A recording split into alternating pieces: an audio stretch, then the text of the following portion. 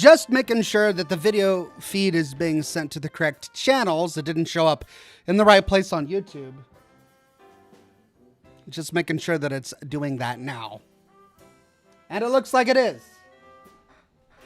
I tell you, this multi-streaming thing is pretty crazy, but I'm live. There we go, I'm live. Good to see everybody. I see all of your comments now. Thank you very much. Welcome to Scotch and Smoke Rings. Today we are going to pick up where we left off with more Outer Worlds 2. I don't know how long we're going to stream today. Maybe 4 hours if I'm really feeling it. 1 or 2 hours if I'm, not. But we're going to be playing some Outer Worlds. And I've got a lot to do. I've been working really hard to cover all of the new content for Fallout that's been released all at once these past couple of weeks. I published my my analysis of the Fallout Season 2 trailer that was launched yesterday. Or not yesterday, last week. After the show last week, I stayed up all night working on that video, and I got it done in time for Friday.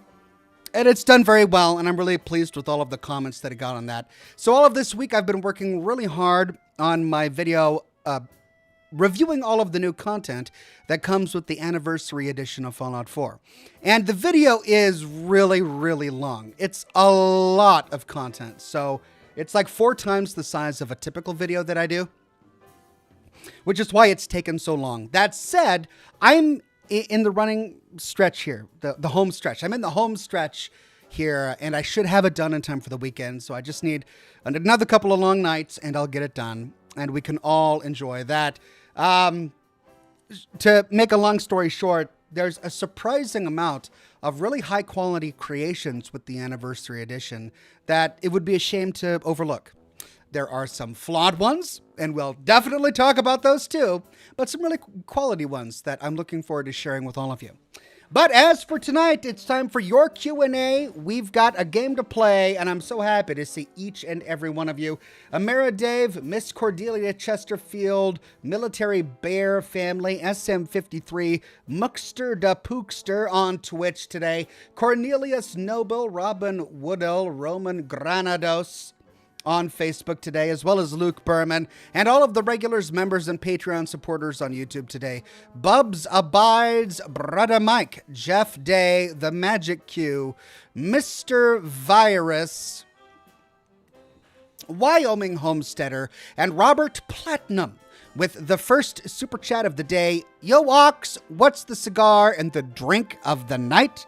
The drink of the night is 12-year-old Glenn Fiddick. Glenn Levitt.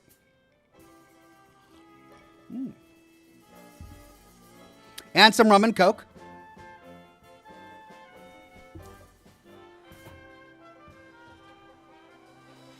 And the smoke is something new. Maroma Cafe Breve. My first time trying it out. It was reasonably priced. Says it was not machine made. I don't know. But I'm 2 cigars into the box, and so far they're okay. They're not as bad as the other ones I complained about on my broadcast. These are smokable. They're smokable. Not the best, but they're okay. They're passable. So far, I'm glad I bought them.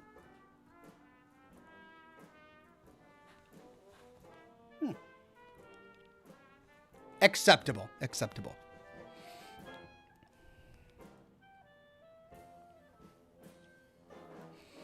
Cheng Yang says, I enjoy the Watts 1000 laser pistol, and it is satisfactory for the Brotherhood and Gunner.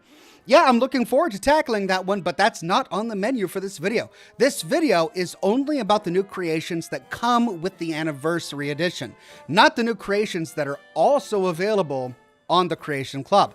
So I've still got my work cut out for me. I not only have to complete the video that I'm working on, but after that, I need to go through all of the new creations that have been published to the Creation Club that were not included with the Anniversary Edition. And there are a lot of them. So that's going to be my next video. For this video, it's just the ones that come along with the Anniversary Edition for Fallout 4. Random Fandom says maybe you should split the video into parts. It's a good idea. And perhaps it's something I would have done in the past, and maybe it's something I still will do in the future because it's going to be a really long video. But I will have everything organized in the description with timestamps so people can skip around to where they want to go. And longer videos tend to do really well on YouTube. So I think I'll just include it all in one big long video, and people can skip around as they see fit. Derek May with a very generous super tip. Thank you so much, Derek May. Says, Ox, just wanted to say thanks for the lore vids and all you do for Fallout. So I wanted to ask your opinion. With House and Bradburton, they had similar in the way they stay preserved. But why was Bradburton so archaic? House had a body and Bradburton was a head. Thanks, Ox. I think it's simply due to the nature of their differing technologies. Bradburton was a cola magnate. House was a technology magnate. Bradburton was able to work on technology due to his connections with the military, but he himself wasn't a scientist. He himself wasn't an engineer. He was a cola drink marketer and distributor, which limited his imagination to a certain extent. It also limited what options he had available to him. He had available to him the options that the military that he was connected with had available to him. And he had a lot of cryogenic technology available to him due to the nature of Project Cobalt that was going on at Nuka World, which led to the head in a jar situation. House, on the other hand, as a spearhead when it comes to advanced robotic technologies, advanced portable terminal technologies, advanced portable Pip-Boy technologies, just all of the different technologies that House himself was not only in charge of, but personally interested in as a really intelligent robotics engineer himself. Of course, he knows exactly what he wants. He knows exactly what kind of technology he wants to preserve his body for the future. And that's why I think his is so much more advanced than Bradburton's.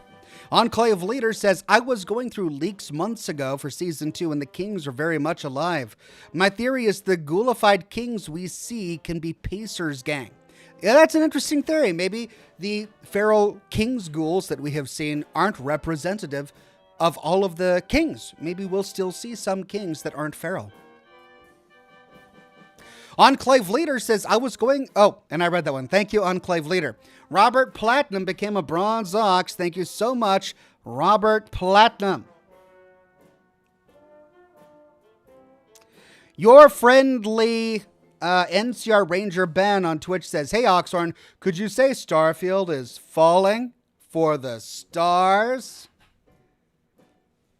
I don't understand what you're trying to say. Are you trying to say that Starfield is a teenage girl who's falling in love with like a Hollywood star? In that case, would Starfield be falling in love with the stars? Or did you mean from the stars, as in Starfield is bombing, and because the game is bombing, it's falling from the stars, not for the stars? Maybe that's what you intended. I bet you that's what it was. I don't know. I mean, it's kind of slipped into its own niche. Plenty of people making creations for the Creation Club for Starfield. Plenty of people making mods for Starfield. There are people who play it every day. Was it a big disappointment? Yeah. For many people, including myself, yeah, it was. Are there as many players of Starfield as there are for any other Bethesda title? No. It's occupying a very similar niche as Fallout 76. There aren't as many people who are interested in a multiplayer Fallout 76, but there are some. And Fallout 76 is a good game for those who want what Fallout 76 is offering. Starfield is a good game for those who want what Starfield is offering. Brother Mike says, hey, Ox, it's the Yes Man House backup theory guy. I wanted to thank you so much for putting that in your video. I've been watching for 8 years, and I thank you from the bottom of my heart. It's a true honor. Well, it was a genuinely good theory, and I wanted to share it with everybody, and I wanted to make sure that everybody knew it wasn't mine because I didn't come up with it. So it was a great theory, Brother Mike, and who knows? We'll see when the season drops what happens. Random Fandom says, have you run into any Cysty Pig-related edibles? I haven't been paying attention to the edibles in Outer Worlds 2, to be perfectly honest, because I'm scared.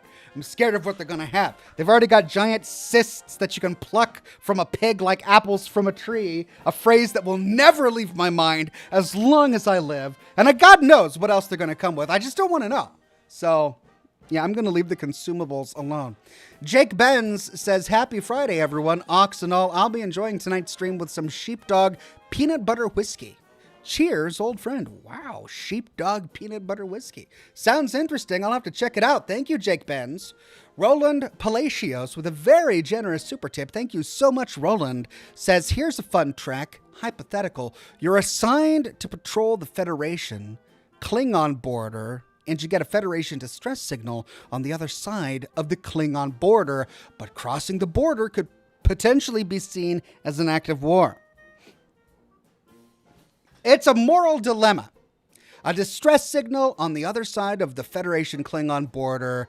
You're there, you hear it, you could respond, but doing so could be seen as an act of war. Do you go and assist them? I mean, there's a lot more that I need to know. I need to know the political situation between the Federation and the Klingons at that period of time. Because could the Klingons be faking a distress signal in order to get the Federation to violate Klingon airspace, just so that they can have an excuse to provoke a war? Because if that's the case, if that's something that they would do, then we have to be extremely vigilant. And I would say, no, you don't violate airspace for any reason whatsoever, unless you want a war with Klingons. John M. says, any plan to play Welcome to Dolltown in February? Welcome to Dolltown. Sure. What's Welcome to Dolltown?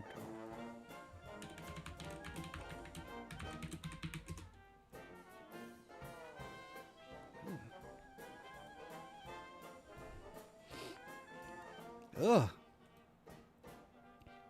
In Welcome to Dolltown, explore a cursed village where lifelike dolls roam.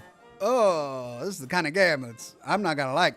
Uncover dark secrets, solve eerie puzzles, and survive the haunted dollhouses to escape a twisted nightmare.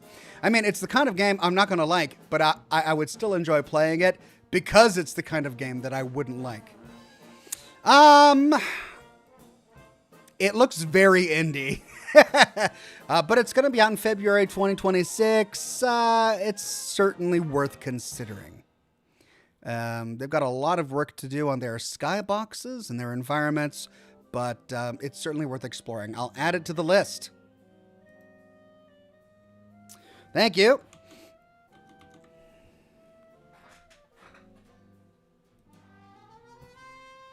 Robert Platinum says, wow, you've been doing this stream for 14 years.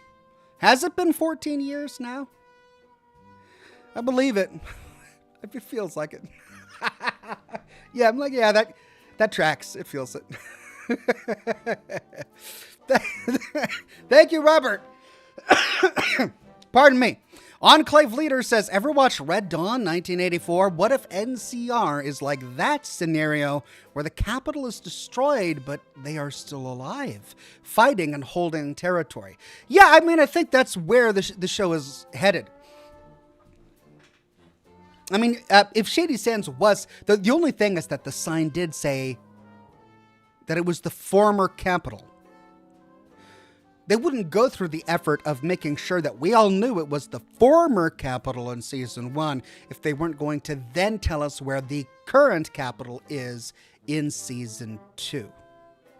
And who are they fighting a guerrilla war against this entire time? Because remember, Shady Sands was bombed a decade ago. Who are they fighting a guerrilla war against this entire time that necessitates them hiding in the shadows? Because it was Vault Tech under Hank McClane that destroyed Shady Sands, and then he went back to Vault 33 and left NCR alone. So there wasn't any reason for them to have some sort of clandestine presence. Unless, and one thing I was thinking when I was watching the trailer is, what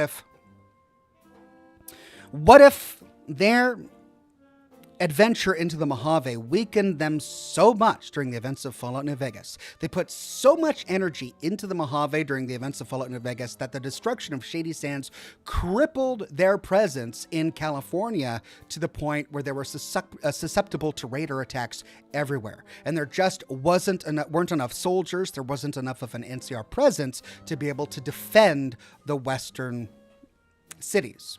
What if there was a situation like that? Because all of their forces were in the Mojave. So that in 2281 or 2293, when the show is set, the NCR is really a New Vegas society that used to have a capital in California until it got destroyed 10 years ago by Hank McLean. Because it's interesting that we go into the Mojave wasteland to find House, only to find the NCR still there. And it's the House ending. So I'll be interested to see exactly what the political situation is in the Mojave when season 2 starts. Jake Ben says it's not the worst unless it's Borstwurst, Ox. Borstwurst truly is the worst. Robert Cesarma says, rewatching your Outer Worlds 1 vids. Great fun. Outer Worlds was so much fun. Got my son hooked on it. He loves the game. Roland Palacios says, Federation and Klingons have a fragile peace treaty at this time, but I'm curious what you would do, Ox. This is one of the tests that a Starfleet cadet must pass to graduate Starfleet Academy. Well, I mean, I guess I would say, on one hand, it's really important to help people who are in help, but it's also important to understand who you represent as a member of Starfleet, as a member of the Federation. Is it worth risking a war between two intergalactic societies to help one merchant vessel? I would say no, probably not. I would find a way to reach out to the Klingons and say there's somebody in need of distress in your airspace. May we intervene? And maybe do that a couple of times until you get a response. And if you don't get a response, then maybe make a decision if it's something that you think is so urgent that you can then move into their airspace and help. Because you've left a paper trail letting them know that you did try to reach out to them. You did try to leave a message. Brother Mike says, my big theory is there was a battle for Vegas between the ending of the game and the start of the show, hence the crashed NCR birds and destroyed strip. I mean, yeah, that would make a lot of sense if House is the one who completely takes over.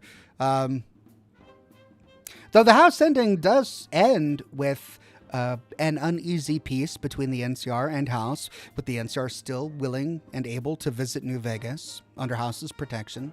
I'm curious to see how they resolve that, how they resolve all the little contingencies in every single ending for Fallout New Vegas to come up with whatever reality we find on the streets of New Vegas in 2293.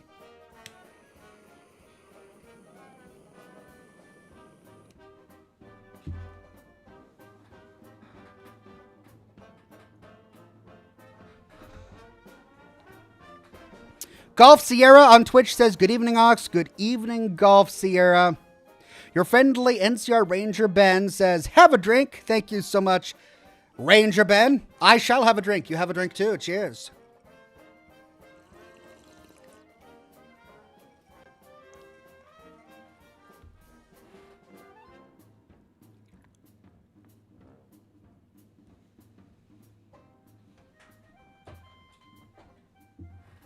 All right.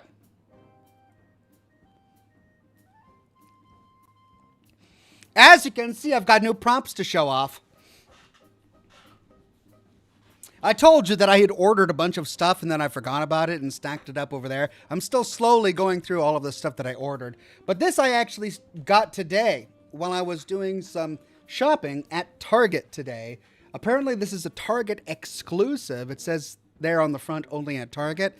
But there's a QR code on the side that sends you to a website where you can buy it. So it's not Target exclusive, but it's a phone holder in the shape of a T-51 suit of power armor painted in Nuka-Cola colors. I couldn't pass this up. It looked so great. There was also a Mega Bloks Red Rocket Truck Stop model kit, which looked cool, but I didn't want, as well as a bunch of little mini cute chibi figurines, which I wasn't really interested in. But this was the only thing that actually looked good that I wanted. So I got it. It'll look great sitting side by side with my Vault Boy. You can't see it on the camera right now, but I've got a Vault Boy version. It's for holding phones and or controllers as well.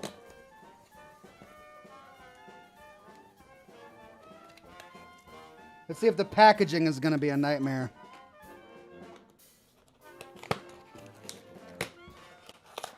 And it is.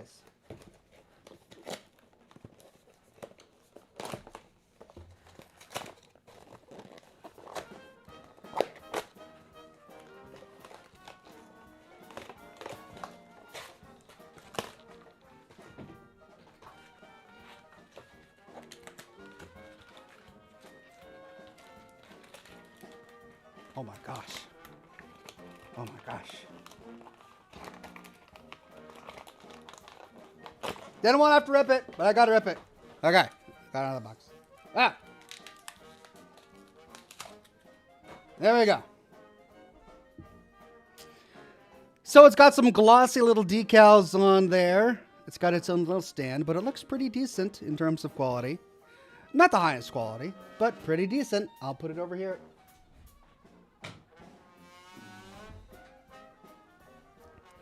Enclave leader says it would be funny if Lonesome Road of Nuking Legion is canon, as it doesn't really do much. Losing one tribe in dry wells doesn't affect the Legion. NCR, well, that's true. It'll be interesting to see how the Lonesome Road endings affect the fate of Vegas. Derek Mays says, Ox, what would be your best guess for civil war for the Brotherhood of Steel? Maybe the mythical elders we always hear about. Do you think this might be civil war of the East versus the West, or just the West Coast civil war? Well, my impression is that the West Coast has been taking directives from Maxon ever since the events of Fallout 4.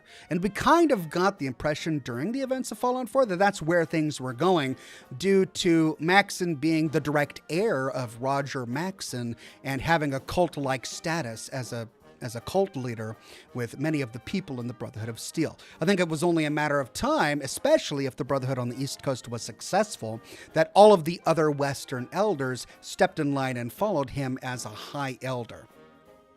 Because remember, John Maxon, during the events of Fallout 1, was the high elder of a number of other elders of the Brotherhood of Steel. My guess is that that Maxon became a high elder of the Brotherhood. But the West Coast still has a ton of other lesser elders, including Quintus. Quintus's chapter was run primarily by him, and we have to remember that every single chapter of the Brotherhood has its own unique identity. Every one is a fingerprint. It's distinct. They follow their own cultural habits while still trying to adhere to the Brotherhood precepts, right? So I think what ultimately happened is that Quintus's chapter was really authoritarian and reveled in power and using violence to achieve power. Whereas there were a lot of other Brotherhood elders and chapters on the West Coast that might not have been like that. We know there was one at San Francisco. We know there was one at Lost Hills, what became known as Maxon. We know there was one at NCR near to Shady Sands that was likely destroyed or damaged during the destruction of Shady Sands by Hank McClain. We know there was one in the Mojave Wasteland, and there could be many more that have popped up all over the place. The one that we see that Quintus is in charge of is new to the franchise, and we don't know anything about it. My bet is that the East Coast chapter of the Brotherhood of Steel either came in person or directed the other chapters to defend themselves against Quintus's attempt to take over the Brotherhood. That's what I think is going on. Roland Palacios says, just curious, would you ever consider playing Star Trek Online or even Star Trek Resurgence, Ox? It's got a full both games take place during your favorite era of Star Trek. Maybe. You know, I don't play a lot of games in my downtime. I play a few games every now and then, but I have been interested in the Star Trek games that have come out. We'll see. I don't know. Robert Platinum says, Ox, when is this year's charity live stream? I'm not sure. I've got a really busy holiday season, but I'll let you know as I learn myself. I need to figure that out. Cheng Yang says, did the U.S. obtain Gauss schematics from Germany? I don't know. That technology is never really fully explained, so I don't know. I think I remember something about the Gauss technology having a Chinese origin, but I don't remember where I read that, so I'm not sure. But next up is the Nuka-Cola Cranberry bottle. This has been available for sale for a while. This, of course, was a regional release. The Nuka-Cola company didn't release the Nuka-Cola Cranberry nationwide. It was regional to the Appalachia area only. Brother Mike says, I also think House's motives have changed since New Vegas by how the strip seems abandoned and run down, especially since he has the chip and an upgraded army. Possible, but again, I don't think we know enough to be able to make any deductions. We only see the strip post-war during battle scenes when there's actual battles taking place. And of course, the streets of New Vegas are going to be deserted during those times because nobody's going to be running around and everyone will have sought shelter during a battle, especially if it's a battle between a Deathclaw.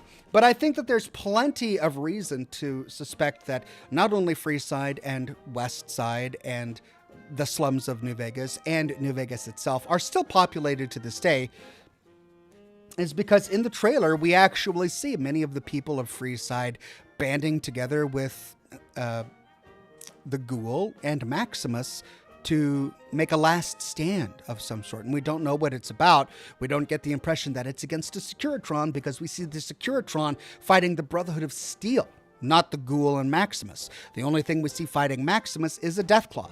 So who knows? Who knows what really happened? All right, there it is. There's the Nuka-Cola Cranberry bottle. It's very pink.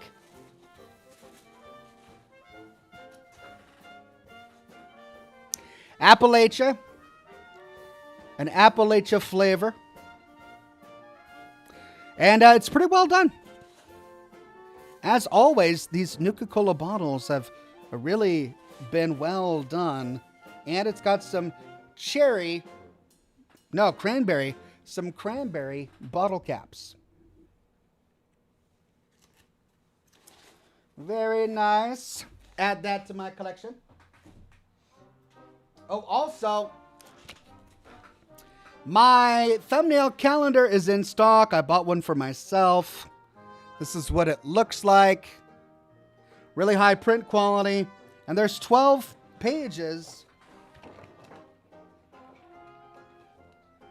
One for every month of 2026. The numbers are all accurate. Print quality is great. These are all of the images that I commissioned specifically for my videos this year. These are some of the best ones that I picked. And you can see it linked in the description or in the comments. I believe I pinned it to the comment section. And yeah. So there you go. You can see previews of all of the different artwork that was chosen. If you want it for your wall, I know I'm going to enjoy it on my wall. Roland Palacios says, Star Trek Resurgence is similar to Until Dawn, minus the horror element. It's more akin to Detroit Become Human and basically feels like the Next Generation movie. Awesome. I mean, I would probably really enjoy that. Thank you. Then, this one is actually new, and it was released recently. Otto von Grimm says, hello, Oxhorn. I don't have much to say, so I'll say something nice. You're the best friend that I have never met. Oh, well, you're very sweet. It's extremely kind. I know there are so many people that I feel like I'm really close to that I've never met as well. But it's good to have you here. Okay, next up is Sunset Sarsaparilla. That's right, they released a bottle. This is Bethesda. It's an official Bethesda prop. Sunset Sarsaparilla, made with pure cane sugar.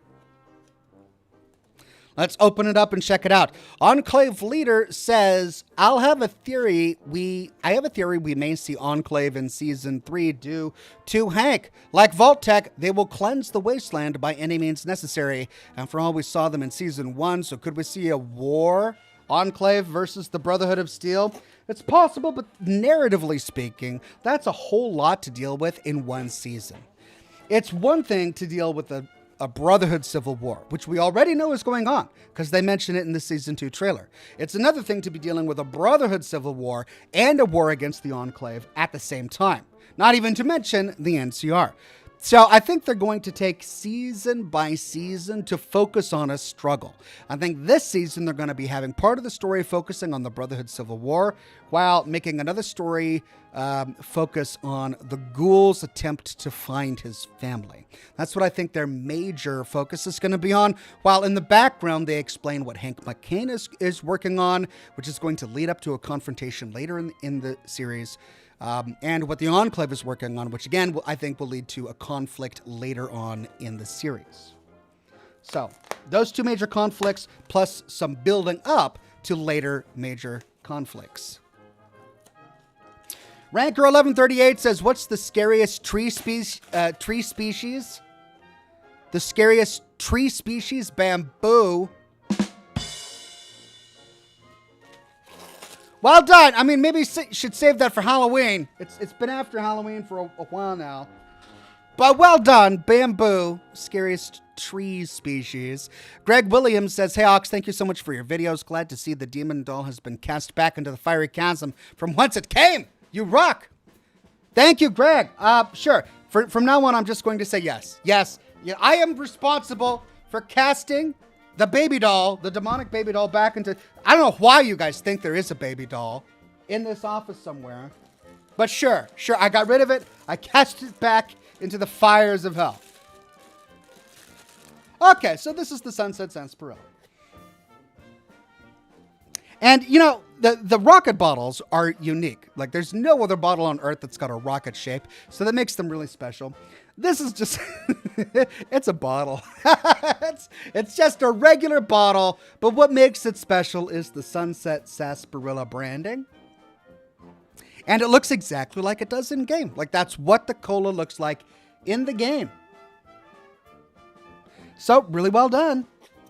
Now, one of these has to be a star bottle cap. Come on. No. Sunset Sarsaparilla. No star. Oh! Hey! And we got a star on one of the bottle caps. All right. How many stars are we going to have if we buy one? Nope. Oh, wow. Nope. Only one? Nope. Okay. But we've got one star bottle cap. I'm so glad they thought of that. Someone clearly put thought and attention into the Sunset Sarsaparilla bottle with caps. There it is. Can't wait to put all of these on display. I mean, I've got them all on display because I purchased fan-made versions years ago. But it's good that Bethesda is finally making official props of the things that we all really loved from the Fallout franchise. Real glass bottle. That's right. Real glass.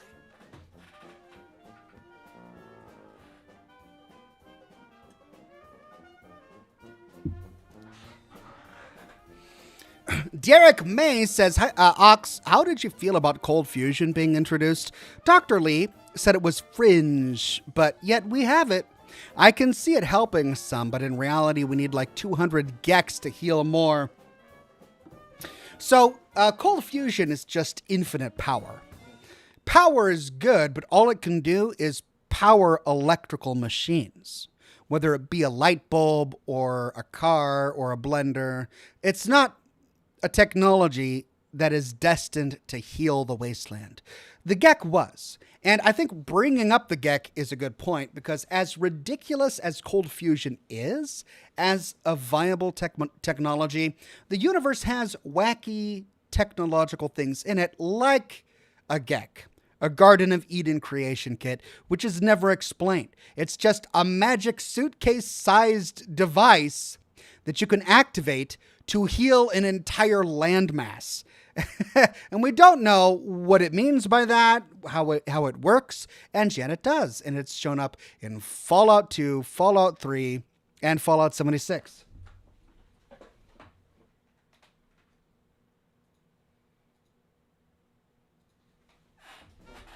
So the Fallout universe is already one that has crazy, unrealistic technologies that really don't need an explanation. And that is where cold fusion fits in.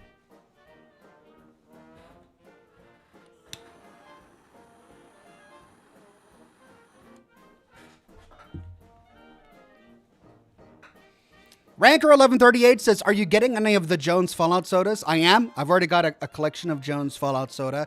I purchased the Sunset Sarsaparilla Jones soda already. I purchased it on their website, and it's on the way.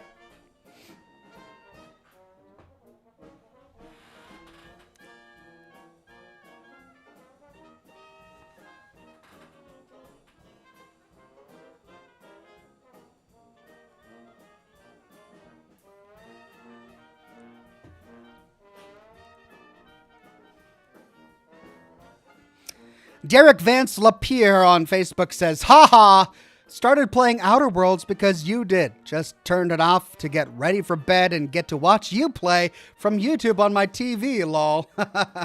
Well, we start the game in just over 30 minutes. I hope you had a fun time playing it earlier. And now I hope you have fun watching me play. Luke Berman on Facebook says, hey, Ox, did you see that they made a new Pip-Boy? Yes, I did, and I bought one. They're marketing it as 2 Pip-Boys in 1, which is really just lame. It's so lame. I watched this marketing presentation by the Wand Company, and I was just cringing from ear to ear. The entire time the marketing guy was talking, because it was clear that he was doing everything he could to try and upsell this thing. But it is a pretty good looking replica of the Fallout 3/Fallout New Vegas Pip-Boy. And he said it's like 2 Pip-Boys in 1 when he pushed a button and changed the color of the font from green to yellow. And that's all it does. 2 Pip-Boys in 1! Because it's got 2 colors for the screen. But, you know, I mean, that's exactly the difference between the Fallout New Vegas Pip-Boy and the Fallout 3 Pip-Boy. So, fair enough, I guess. But it looks like it's pretty high quality. You know, the Fallout 76 Pip-Boy was pretty high quality. I reviewed it when it came out. It did have an easily detachable screen, which I talked about in my video. But I already pre-ordered it, so when it ships and when I get it, I'll review it, and I'll let you all know how I feel about it.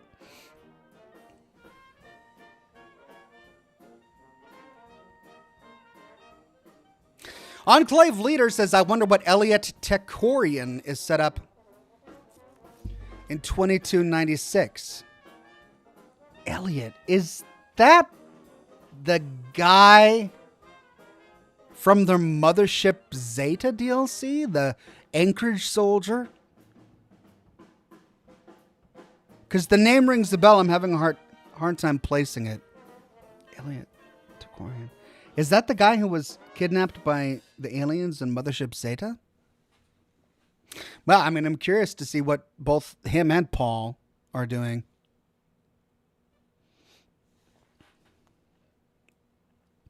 Your friendly NCR Ranger Ben says, Starfield, the game is not doing good. That's what I was going for, Ox. Well, I mean, I haven't played the game since I last streamed it.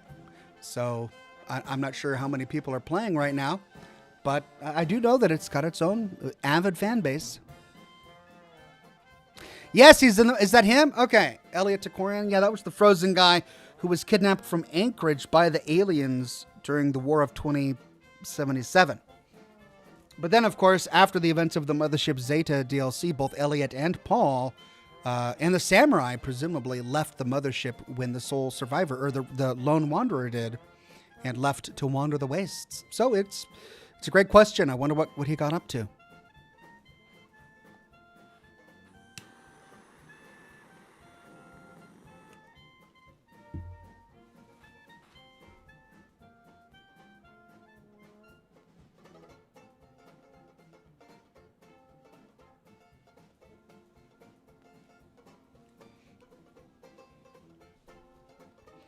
Shadow Snake 8989 says, do you think we will ever see mutated boar in Fallout? They are very hardy creatures and seem like they'd thrive in the wasteland. It's a very niche and specific question. I'm sure that there are plenty of extremely hardy creatures that would thrive in a wasteland environment, the boar among them. But we do see irradiated cockroaches, so clearly the cockroach managed to survive the apocalypse and not only survive, but mutate in such a way that it thrives. But we don't see a lot of boars. You'd think that if it had survived, we would have seen them in the myriad of games that have been published so far. We haven't seen them on the West Coast. We haven't seen them on the East Coast. We haven't seen them in Appalachia. We haven't seen them in Texas. So I guess not. I guess the answer to the question is no. Perhaps they do survive, but they don't thrive. Perhaps they're in forested areas that weren't touched by the bombs. Priscilla says, "Hey Ox, I've been watching the Antagonizer and Mechanist videos. Do you think they will make an appearance in the Fallout show?" I mean, it would be funny if they did. But I don't think they will. I'd love it if they did. We have them in 76. Oh, Chad is saying that there are boars in Fallout 76. Oh, okay. Are there? Okay. Are they mutated crazy boars or just regular normal boars? Are boars crazy enough that they don't need to be mutated?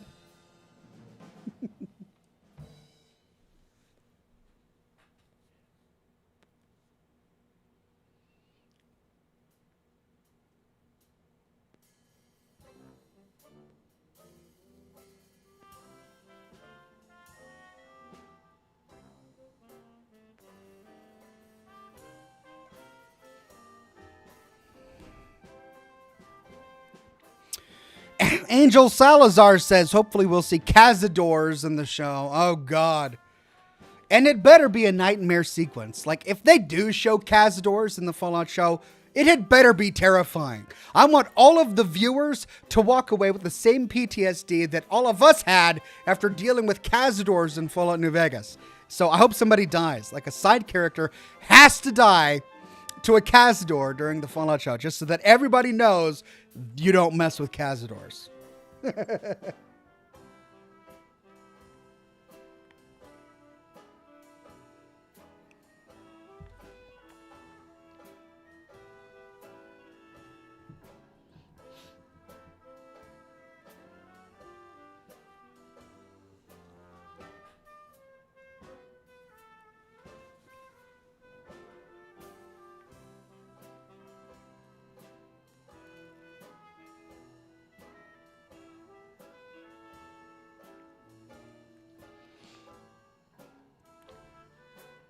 Brother Mike says, what are your hopes for the show, Ox? My only hope for the show is that it does New Vegas the justice that it deserves as a great game in general and a superb Fallout game.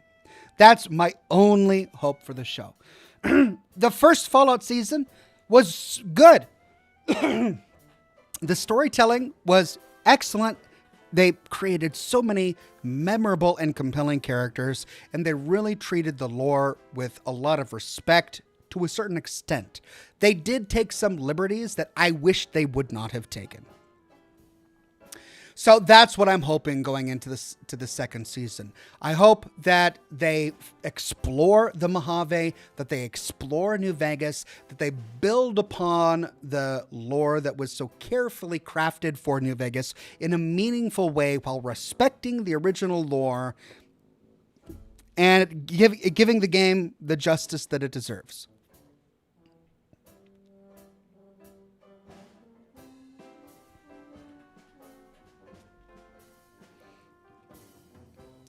Cheng Yang says, Ox, do you think it's easy to hate the Brotherhood given that they used power armor as an intimidation factor? Maybe Madison Lee was right. I think it's a really ridiculous argument because power armor isn't only used by the Brotherhood. Power armor is used by the NCR as well. Power armor is used by the Enclave. Power armor is used by Raiders. And it's clear why power armor is used, because it's effective. Yes, there is an intimidation factor to using power armor, but it also keeps a soldier alive longer, allowing him to achieve more. So it's an obvious choice.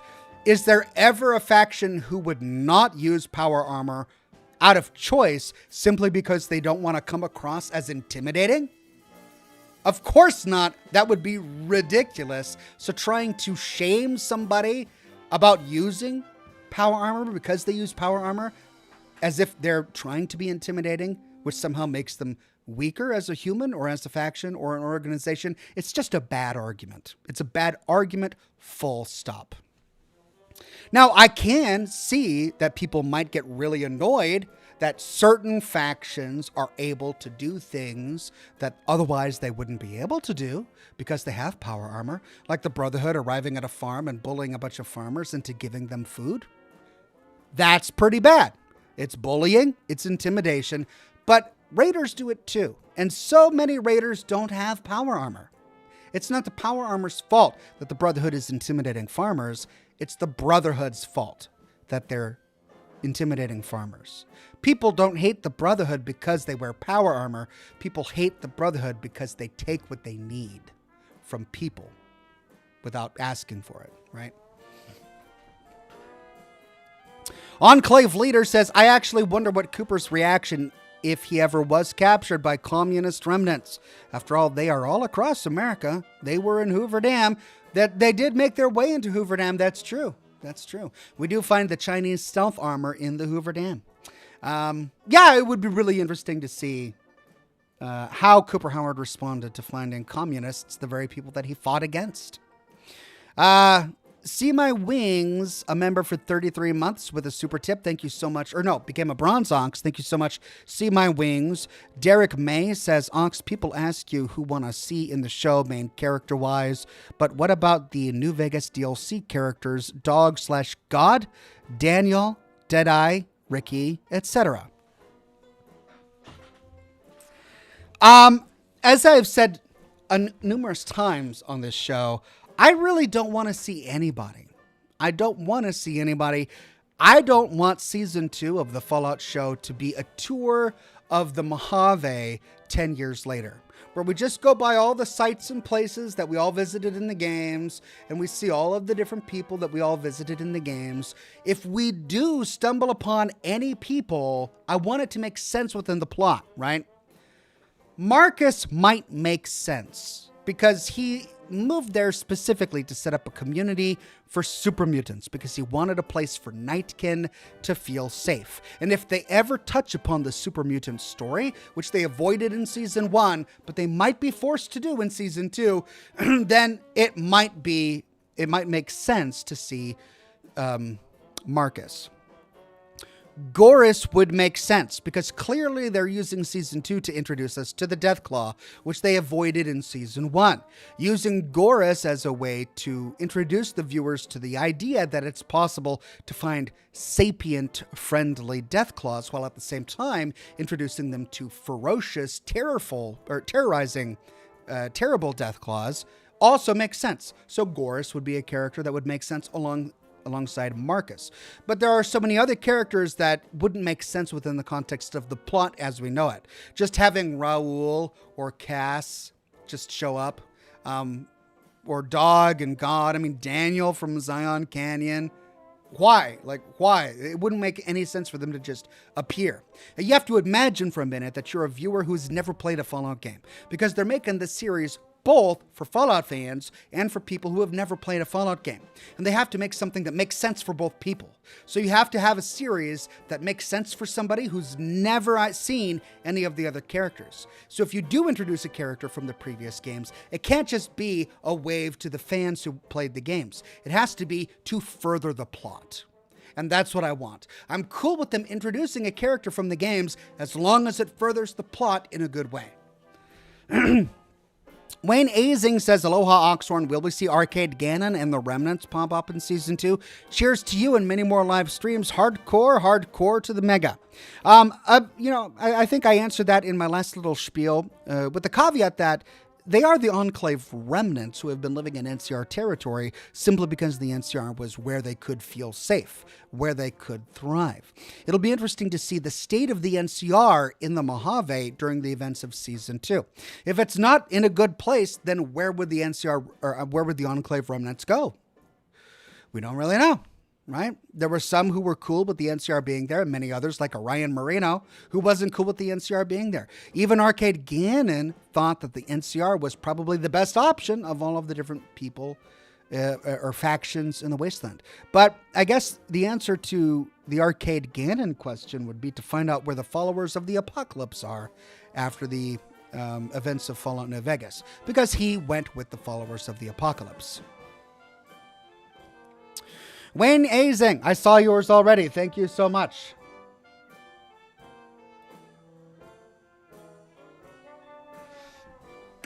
Crosman on Twitch says, I wonder what faction won in this Fallout universe's after Fallout New Vegas.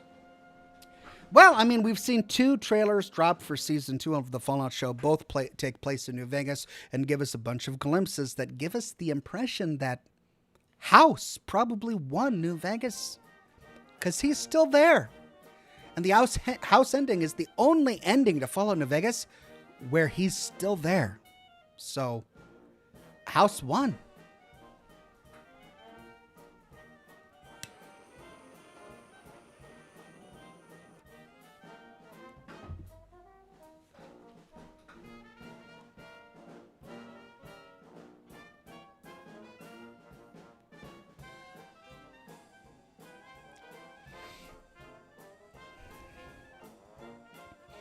Deuteronomus says, P.S. I appreciate that you found some fringe evidence of Goris being in Season 2. Just a fanboy wish of mine, but it's nice to have some validation. You know, I mean, it's really the only thing that fits. We hear a voice, and it's deep, and it's dark, and it's husky, but it's not Marcus. It's not Marcus's voice. So we have to figure out who it is. And it could be any unnamed super mutant that the season throws at us that we don't know yet. But then they give us this vision, this brief vision of a hooded, cloaked figure with the giant hunched back. And the only person in the entire Fallout franchise who's a hooded, cloaked figure with the giant hunched back is Goris. So it kind of connects the dots. It solves the situation of the person in the cloak with the lantern that we don't know about. It solves the situation of the deep husky voice that isn't Marcus. It solves both of those. It's a pretty good theory. Is it the truth? We don't know. We don't know. But it's a decent theory.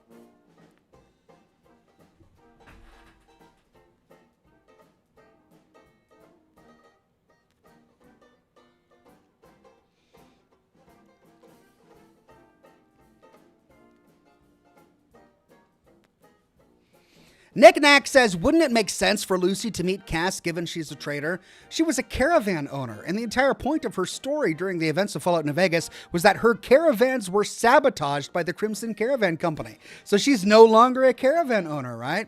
I mean, even one of the endings is that, you know, they defend Hoover Dam, she sleeps with the courier, and then goes off to find her own adventure. We don't know what she's doing after the events of New Vegas. Her caravan business was destroyed during the events of New Vegas. So, I mean, they would have to add to the story and add to the lore and tell us where she went and what she did and explain why she's coming back into our vision during the events of Season 2 if they were to reintroduce her as a character in Season 2.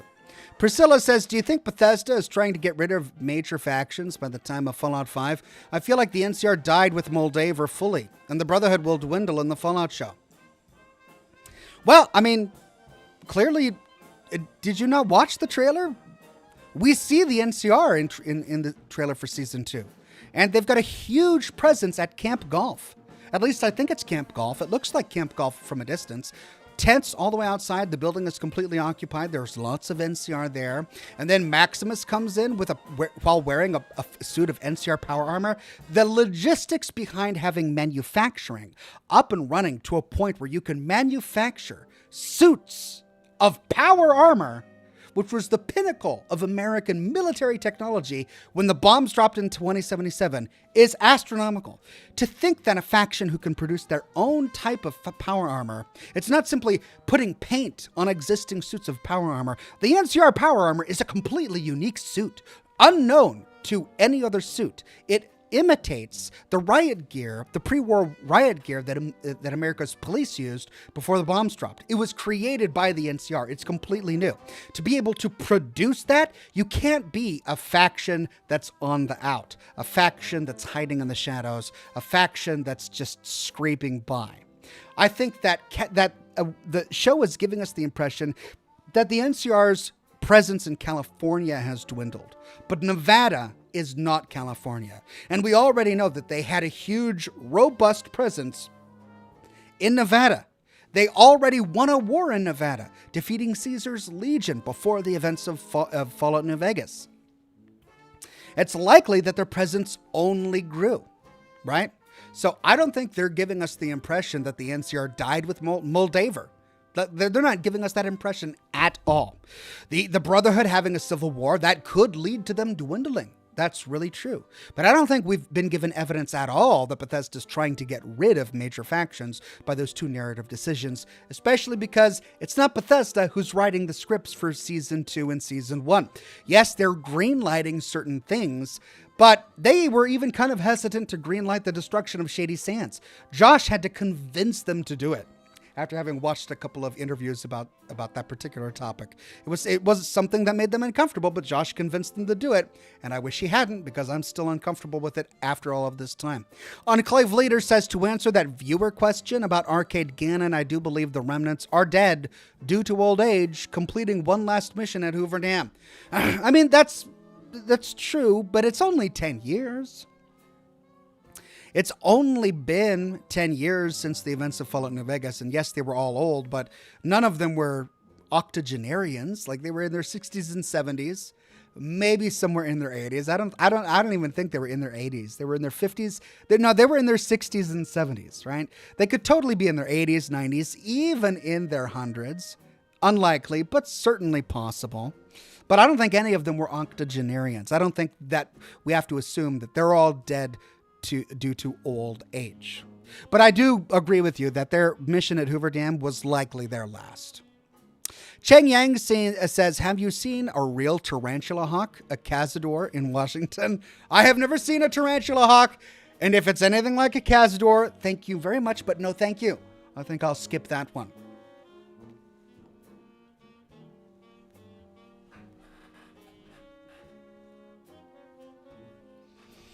Luke Berman says, what if the new NCR armor is pre-war like it's heavy riot armor? Well, we know it's not, because it has the same internal helmet interface as a suit of power armor.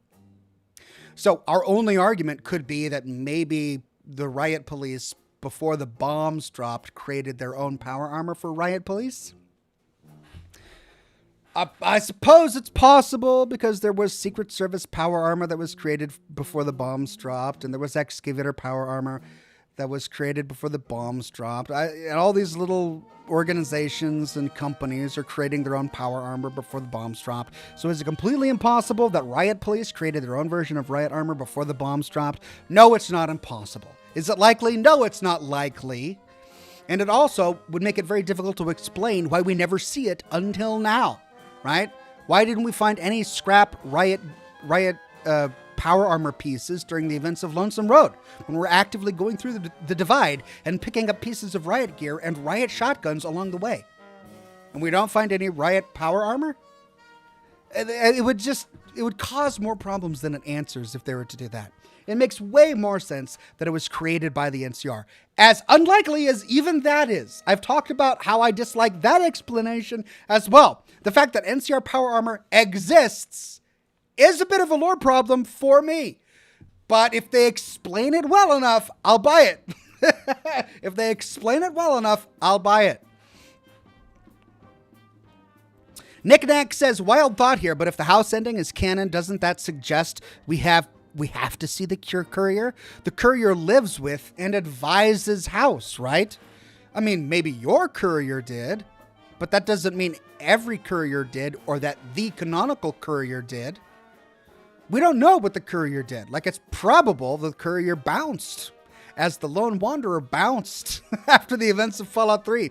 Everybody talks about the Lone Wanderer as someone who just did a bunch of stuff during the events of Fallout 3 and then disappeared from the game. Even the strategy guide has an article published by Moira Brown where she talks about how 10 years after the events of Fallout 3, she's still in her shack in Megaton selling stuff, and people keep coming to her talking, saying, did you really know the Lone Wanderer? Tell me about the Lone Wanderer. Who was that person like? And she's like, well, he achieved all of these things, and then he just disappeared, right? So we kind of get the impression that the main character in every Fallout game just vanishes. So I think the Courier is probably going to have a similar situation. I don't think season 2 will talk about the Courier much at all. They might make some allusions. They might allude to the Courier, possibly House. House might allude to the Courier when the topic of what's been going on recently. If that question gets asked, House might say something like, well, I lost the platinum chip for a while, but thanks to help from a friend, I managed to get it back. Like, there might be some allusions like that, but I don't think the Courier is going to have a role in the season 2 at all, right? Because if they did do that, then it would completely obliterate all player choice.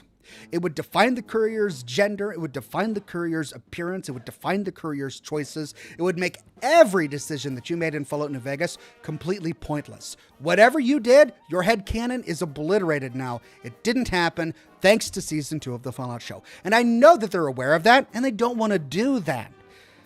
Will they do it? Maybe. Maybe. It is Bethesda, so who knows? But I don't think they want to, so I don't think they're going to mention the Courier.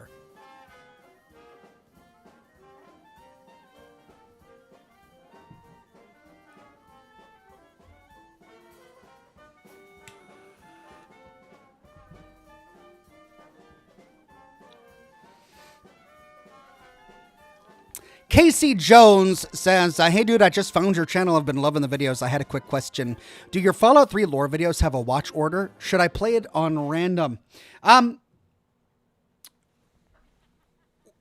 Go into the playlist for my full story of Fallout 3 and watch that in order. All of those need to be watched in order. I have another playlist on Fallout 3 lore, and those are videos that don't need to be played in order because they address a variety of topics. However, that playlist also includes videos in mini-series that need to be watched in order. For example, I did a mini-series on the story of Tenpenny Tower and the ghouls who want in. Right? I did a mini-series on Rivet City, which spanned multiple episodes as well. And those are all in order in the Fallout 3 lore playlist. So it would probably make more sense if you watched that in order as well, instead of random. Enclave Leader says, I believe Arcade fights alongside the remnants with House's ending, allowing him to hide his identity, allowing him to come back to the followers. I mean, if he uses his Ganon family power armor, then yes. But again, that's based on your choices at the end of the For Auld Lang Syne quest. You choose what choice he makes by encouraging him to adopt, to enter his father's power armor and fight in the last battle of Hoover Dam or go off and become a teacher. You help him make that choice. He doesn't make it himself.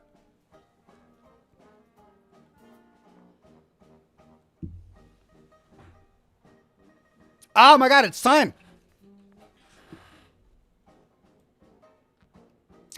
All right, everyone, it's time to dive into the game. As I said at the beginning of the program, I don't know how long I'm going to be able to play tonight. We'll definitely go for a little bit.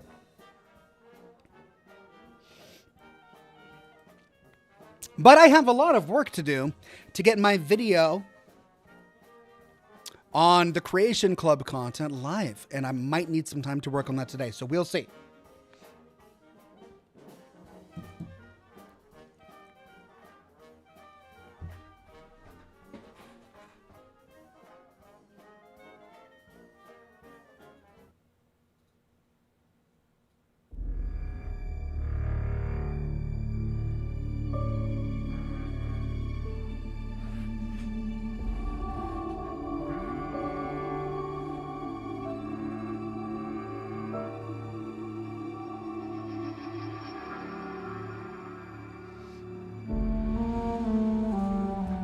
Priscilla says, just for fun, what is one prop you don't have that you would love?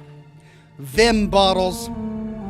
Somebody on Etsy created some really quickly once, and I didn't get them in time. So I actually didn't get my hands on some of the Vim bottles. But I have yet to find bottles in the shape of Vim Cola that actually look like the bottles we get from Fallout 4. But yeah, Vim bottles is like my chalice. If I could find some Vim bottles, I'd be set.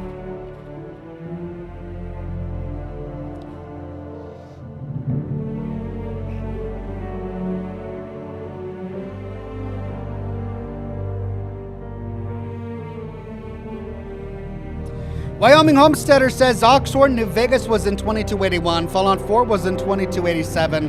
The Fallout show was in 2296. So if the remnants were all of retirement age, the chances of surviving 15 years at that age is slim. And Enclave Leader says, thank you for commenting that. I mean, do you not have grandparents over the age of 70? Like, 15 years is a long time. But if you retire at 60, even if you do the events of Fallout New Vegas at the age of 60, during the events of the Fallout show, you would be 75. There are still plenty of people who are alive at the age of 75. I think the average lifespan for a woman is, in the United States, is what, 79? 80? Something like that? For a man, it's like 74, 75? I'm not sure what it is. But it's absolutely not evidence that they're all dead, right? 15 years is a long time, but they could still be alive. It's not likely that they're all dead, is what I'm saying. Dong Ho Choi says they changed how playlists work, and it's in order they call top episodes for you. You need to change it to all episodes to see it in the correct order. Well, that's annoying. I wish they didn't do that. You like Fairfield. I trust the dusty streets, inescapable advertising, and high-strung citizenry live up to your expectations of an Auntie's Choice Company town? Nick Knack says living into your 70s in the wasteland would be a reach. It would if they were living anywhere else. But NCR territory, assuming that living stability in NCR territory had remained stable, wouldn't be unfeasible. Okay.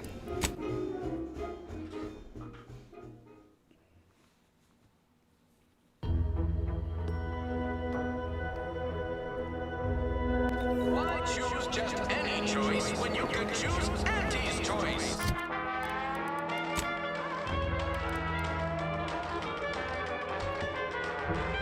What was I doing? I needed to go kill the Raptidon matriarch. I need to rescue the subservives. Unlock the lockbox. I haven't done that yet. Find scribbles. I'm still collecting all of those. I never was able to figure that out. I don't know if I can or not. Let's go back to the ship. Auntie's new line of specialty drinks for the Let's see if we have enough.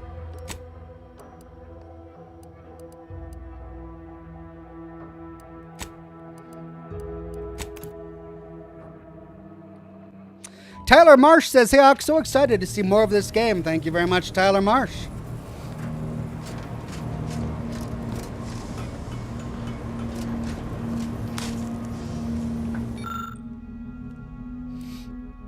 Oh, wow, we have more than enough.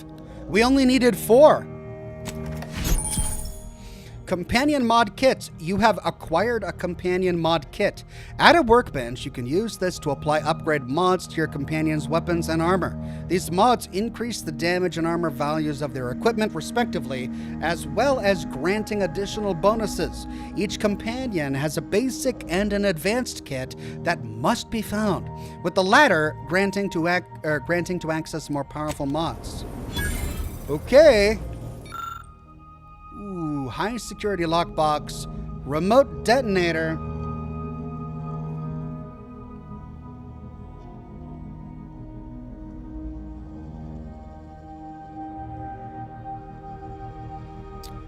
Fires subtle explosive beacons that stick on impact. Reloading detonates the beacons. Damage scales with explosive skill. Okay.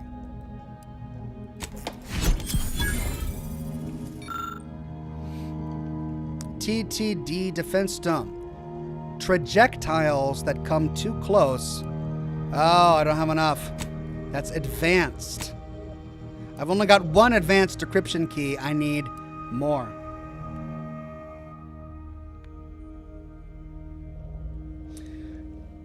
Brandon Beltfed says, my headcanon is side with House and pilot one of the colony ships. He talks about leaving Earth if he wins. They're your pilot there's your plot for season 3. Find the courier in Alpha Centauri. Love it. Tyler Marsh says, hey, I'm so excited to see more of this game. So am I. Jerry Neely says, hello, Oxhorn. Love your channel. Was wondering how you're liking Outer Worlds 2. I like the first game a lot. It seems like a lot of people don't like this game, but I love your channel. Thanks. I mean, you know, it's a niche game. There are people who love it, and I'm one of them. Okay.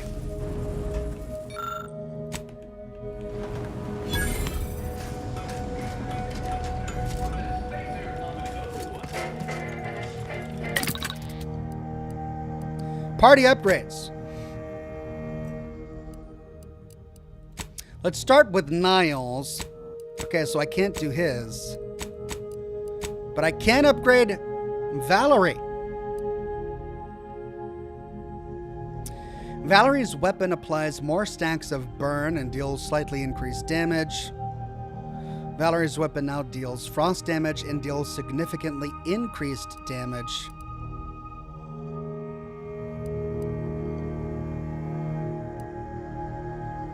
Let's try that.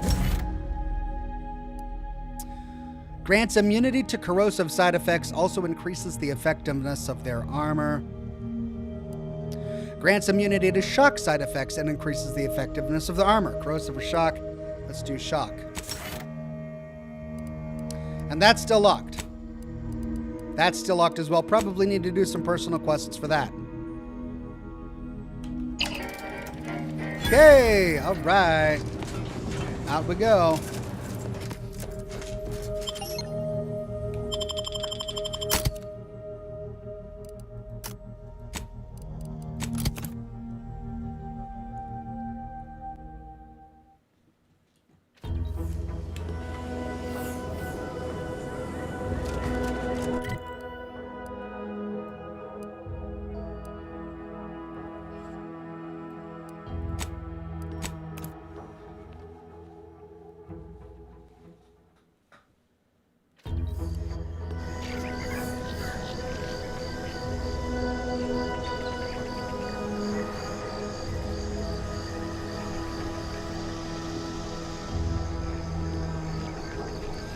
All right, we need to be wary of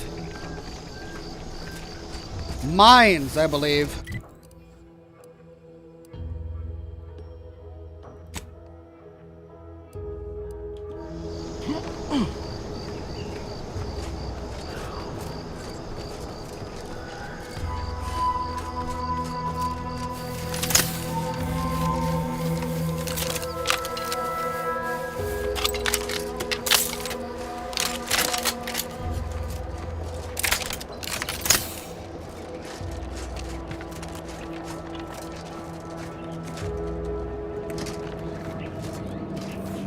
Let's see if we can find scribbles. Ooh. Oh, there's a mine.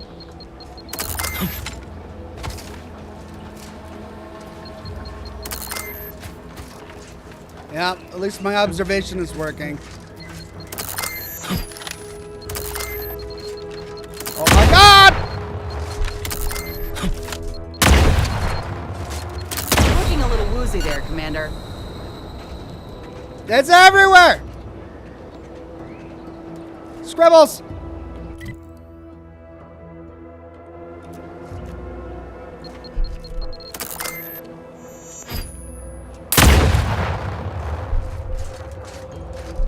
Oh no! First Officer Schultz!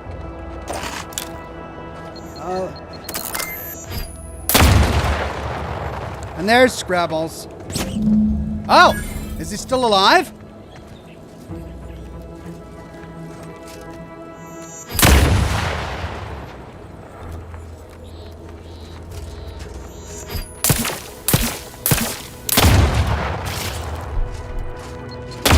That got it!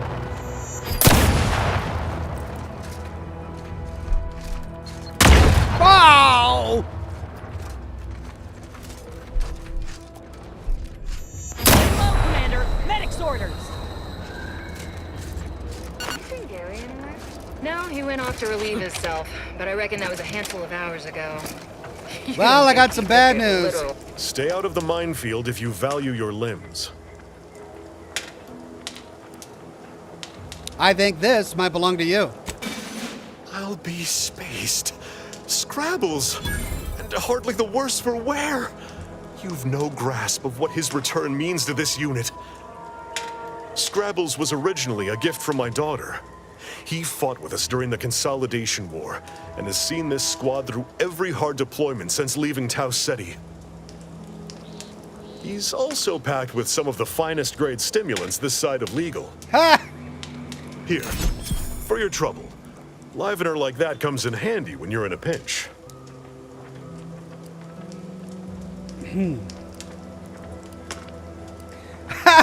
We could say, awesome, I've always wanted to do drugs. Instead, we'll say, with this stimulant in your system, the protectorate at the bridge won't stand a chance. While we appreciate you returning Scrabbles, you'll not provoke me into a course of unwise action if that's your aim. Well, we could pass a speech check to say, think of Scrabbles. What can't you achieve with him at your side? Milver Street's always rambling about signs. Suppose this might fall under one such category.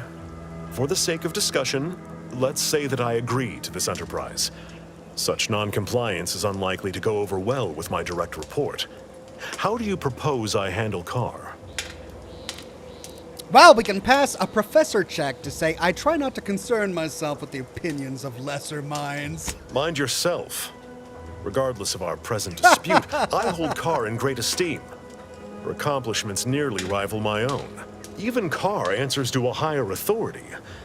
And given how Auntie Cleo places a greater value on ingenuity, initiative, and forward thinking, that decides it. I'll make a full account of my actions after the bridge has been neutralized and victory secured. No point in standing around, let's do this. Forthwith. As soon as we fortify ourselves, of course. Troopers, to me.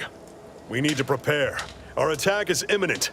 We'll pay those bastards back for Schultz. All right. This is what we've been waiting for, troopers. What all those days and nights of trial readied us for. We're delivering death, free of charge. Forward to victory, profits, and the furtherance of Auntie's glorious enterprise. Show these hellions how Auntie's choice handles its business. Finally, some real action! You there. Keep your hands where I can see them. Covering my parts.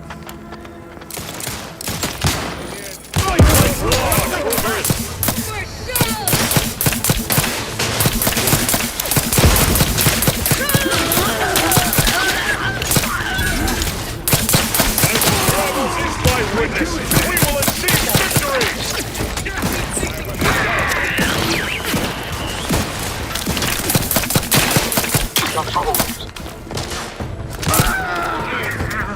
Time to fill our dance party, troopers! With you, Commander! I see them! The protectorate is yours. Disruptive. Be you ally or adversary?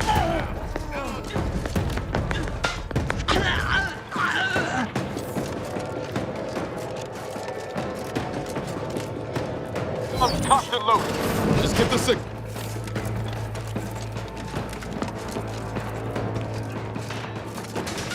I will not.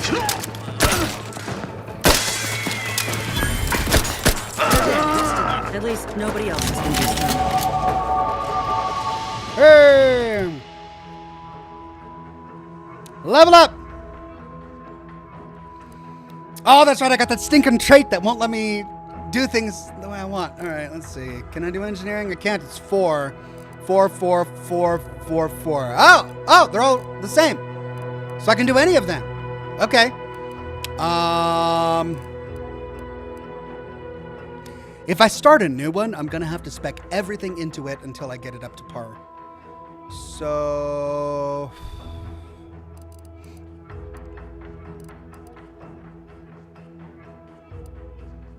I really wish I had lockpick. Or I'm sorry, explosives. I really wish I had hack.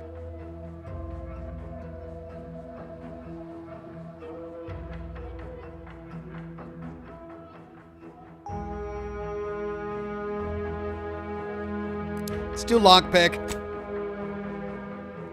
And then I can't do that one, right? But at least I got 2. Let's do engineering. Oh, I've got one more. Let's do observation. Oh, could I do one of these? Nope. I got, all right. Perks. Available. Unavailable. Let's see. Well, goodness. Bribes. Vendor prices.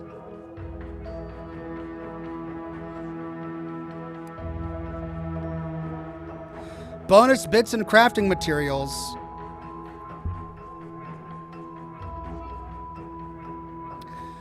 Ooh, bonus damage against humans, and I avoid faction. Okay, I need that one. I like it. Face reader. Let's do it.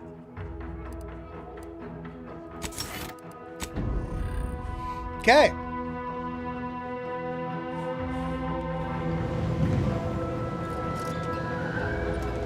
Well, I just came through and killed all these guys. Do I need to worry about stealing?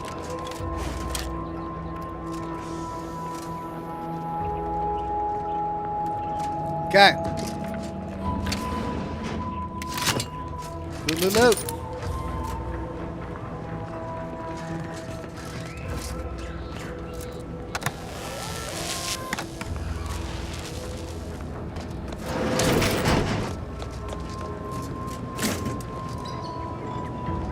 Lower bridge? Okay, I'm going to do that last. I want to loot everything before I lower the bridge. Steel pitchball card, Garby Gonzalez.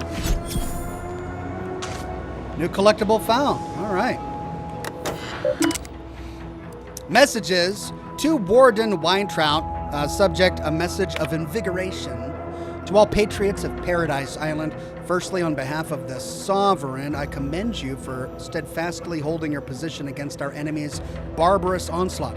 While we celebrate the repelled attack on the Bridge of the Reverent, we must also think upon the strategic losses of Fairfield and Westport. Thanks to the needed sacrifices of those patriot subjects, we have shored up defenses at the Vox Relay and prepare tirelessly for our future advancement. Use this current calm to bolster yourselves for your orders yet to come. Think on your duties and celebrate your loyalty to the Protectorate, for when we strike, we shall prevail. In the name of the Matriarch. To Warden Weintraut, subject cleaning house, devout Warden. Too long have our ranks been sullied by the impious and the weak. If we are to win this war, we must keep our house in order. I have discovered many wrongdoers within the Vox. They and their close associates, and have all been strung up as an example to others. It is imperative you do the same in kind. If sickness is not culled from your ranks, it will spread and lead us to ruin. Remember, a warden's duty is to preserve the paradigm. Now act upon it. Private logs. One too many problems. The enemy base over the hill leaves me restless. I hear their comings and goings day in and day out, and all I can think is how one well-placed strike would put an end to our hypervigilance. But alas, my hands are tied. I see the strain it has had on my soldiers, knowing these very walls around the bridge are but a crumbling cage. But what can I do, save remind them of the paradigm? Sovereign knows that I will protect this land until my last breath. But does Montelli? Should anything make him doubt, I can only fear what it may mean for us all. The day after. For a horde of corporatist barbarians, Auntie's soldiers were clever. They didn't need the strength of their convictions to wound our flank. They only needed a raft full of explosives and a few unpatriotic hands to nudge it across the moat. We held our ground and drained the moat to keep Auntie's at bay, but I must admit to feeling haunted by our losses. Automechs obliterated, good soldiers separated from good limbs, our proud fortifications humbled. What do we have to show for it but the taint of Zeranium in the air? Though we stand unbroken, we stumbled. And each of us knows it. Auntie didn't just blast a hole into our defenses, she drove a crack into our resolve. An unfortunate update. I ordered Cadet Osman into the breach. Priority 1, salvage any automech parts. Priority 2, return with salvage. Priority 3, return alive. Poor kid didn't get far before he tripped and fell into a patch of his uranium. Couldn't climb back out. After he stopped screaming, I heard his hands and feet struggling for purchase. The last spark of his reason trying in vain to complete the mission. The others hailed Osman as a patriot. Well, I went down there myself once the worst of the uranium had cleared up. The automech parts were tainted beyond repair, which meant Osman died for nothing and everything. Montelli won't like it, but I'm leaving the breach open as a reminder to some and a memorial to others. Right. This is where we go to lower the bridge, which means wonderful. We now know where to go, which means we can loot unabashed. Cadet Osman's datapad. Oh no, poor Osman. Weeks have passed since the capture of Fairfield, and I fear we are worse for wear. The enemy set up a camp just over the ridge before us, yet they have not attempted another attack. Why? Are they simply setting lamps on us to tell their leaders back in town? Or is this some sort of intimidation tactic? Do they hope we will be so foolish as to rush them out in the open? I cannot understand it. I can hear their voices even when I sleep, and I see the shimmer of their rifles in the afternoon sun. Without attacking them, we cannot escape them. It's maddening. Every day I join my brothers and sisters in silence to think on the Sovereign and the Paradigm's teachings. I can only hope that they continue to guide and teach me. Cadet Osman. Anarchist69 says, "Hey Ox, are you getting the new Pip-Boy from Bethesda?" Already got, my friend. Purchased it the day it was launched, and now I'm just waiting for it to arrive.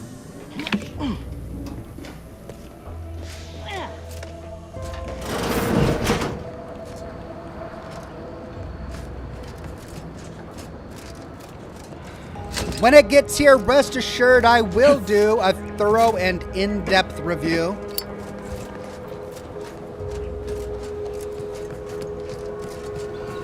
Hello, what is this? Oh. Is this one of the secret back packages? There's a catwalk attached to the underside of the bridge. If we lower it, we might be able to cross without a fight. Well, too late. We already fought.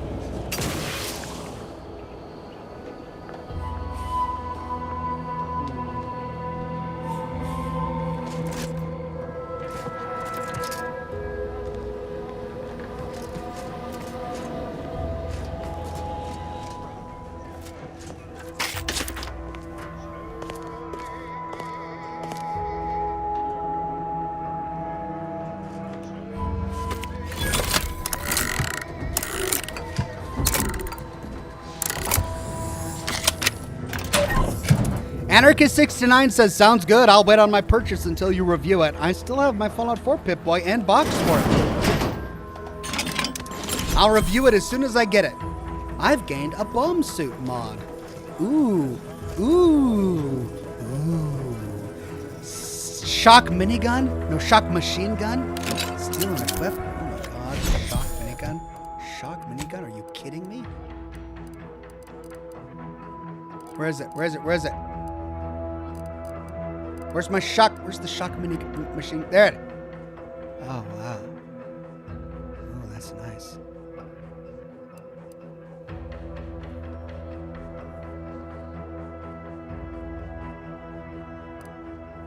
But it uses shock damage which is a really rare ammunition type.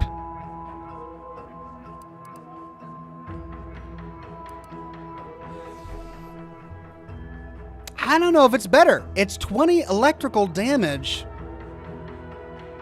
But this is 18 damage times 8. So it's 18 damage per pellet. I mean, it looked really cool, but I think the one I've got is better. Sadly. Remote detonator, heavy rounds.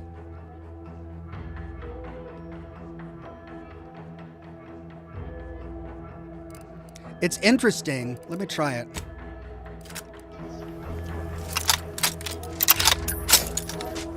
Oh yeah, I've only got like 5 rounds for this. I bet it lobs sticky grenades. Welded helmet.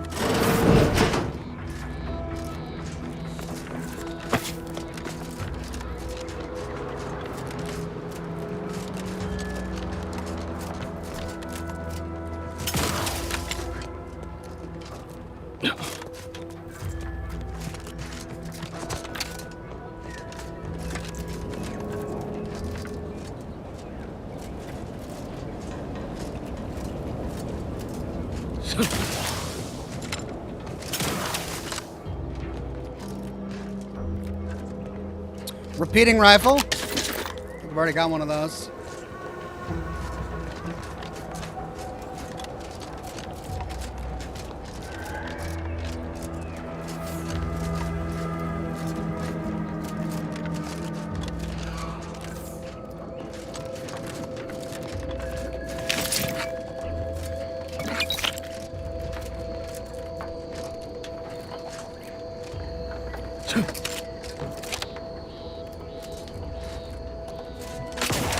Ah, too much. A vigilant trooper is a valued trooper. Always keep your lamps peeled for danger. This announcement brought to you by Auntie's Choice.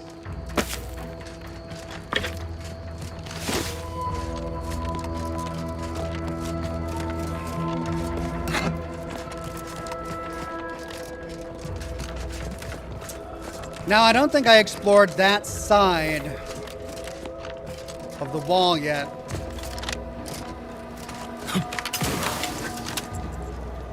Did I explore this side?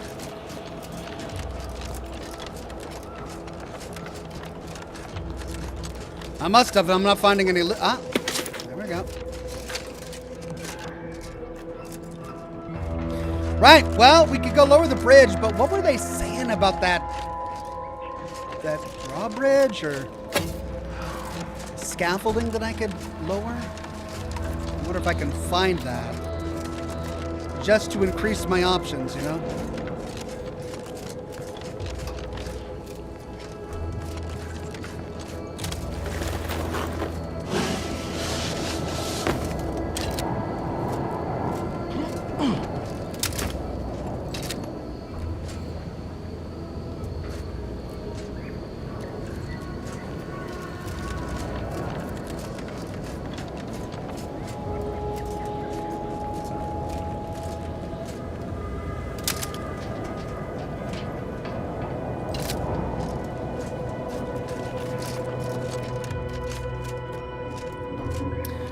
There's no lever in here that I can see. Right, well, all of our quests are on the other side there now. Okay, well, all I know to do is lower the bridge.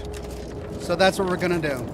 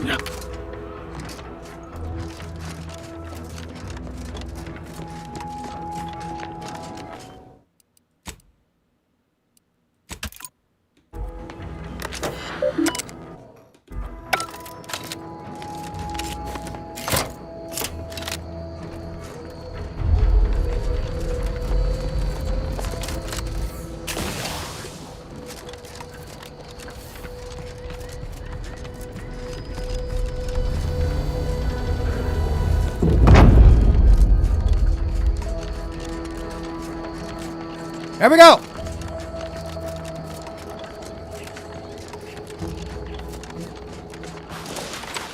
Knock off the funny business.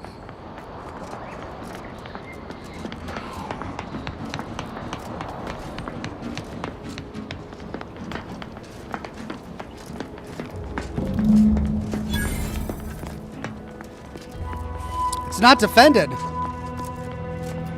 It's not defended. All right.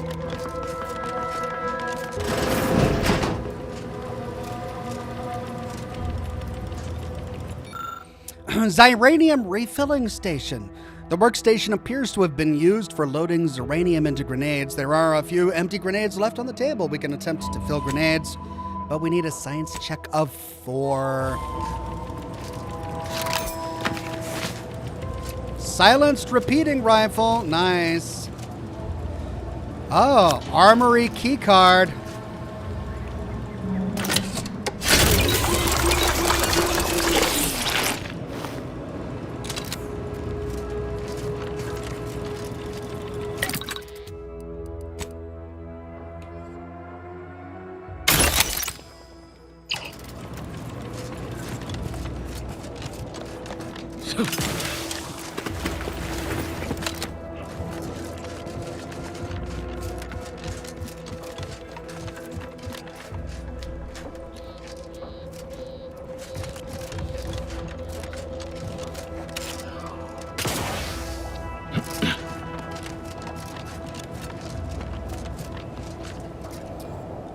Hello.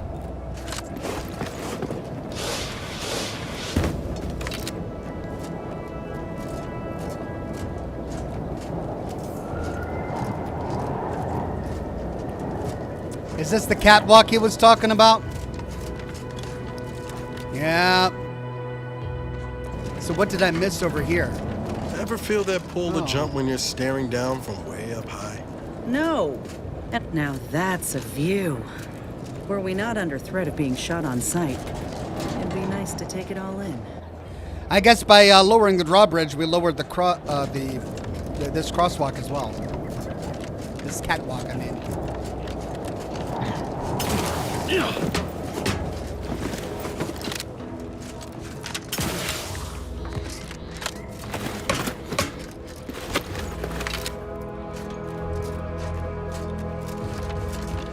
Did we go all around here? I don't think we did.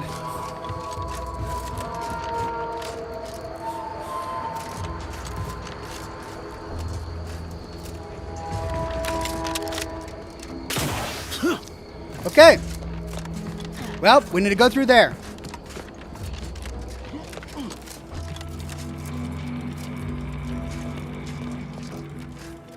And I have a key card. So... The bridge is ours, and with nary a scratch to show for it. Thanks for your contributions to this great and honorable endeavor. For as long as we hold the bridge, safe passage is yours.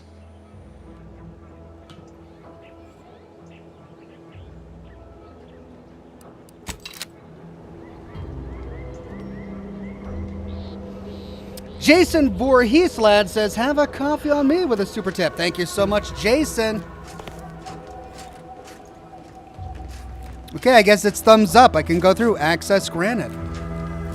Oh, that's all it was. Okay, so we finished the bulk of what we needed to do there.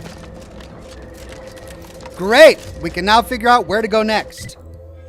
So we've got save the subversives, infiltrate the Vox relay, find the drainage entrance, investigate the Raptidon Matriarch's cave, or we could just walk into some of these other areas. But I think the main quest is probably going to send us there. So let's do this one.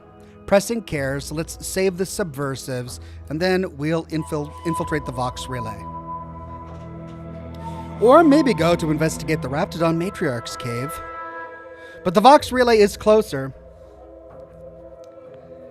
Jason Voorheeslad became a bronze ox. Thank you so much, Jason.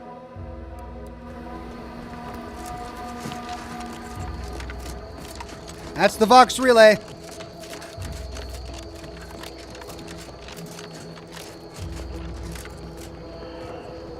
The Sovereign Prisoner provides, 34989-393A. There is no place for you in the Paradigm. You are hereby sentenced to death for the crimes of desertion.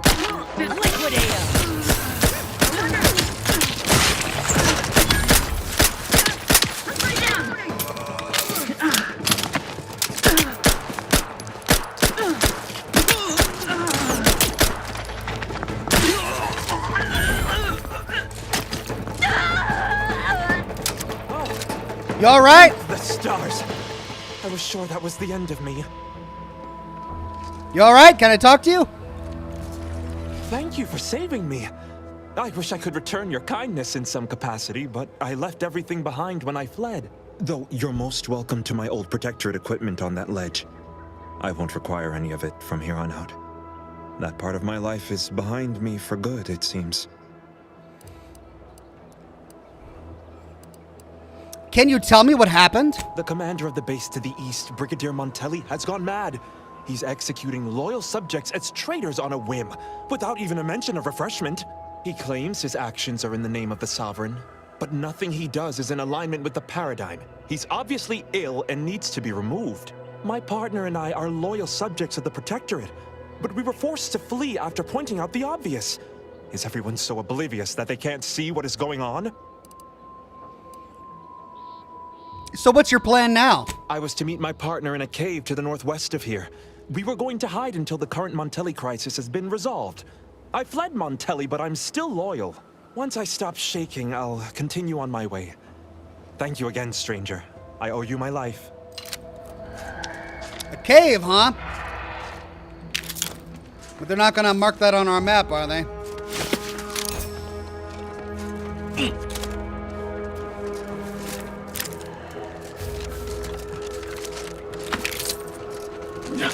Did he say gear on the ledge? Or was that the gear we picked up?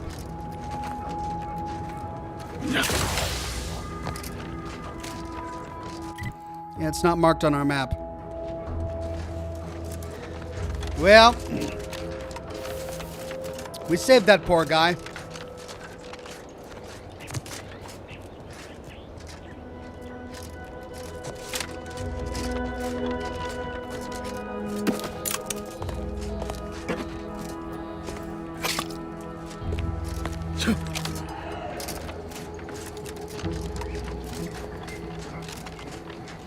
Jason gifted 5 Oxhorn memberships to the community. Thank you, Jason. Congratulations to Andrea Irvin, Matt Butts, Mike is wet,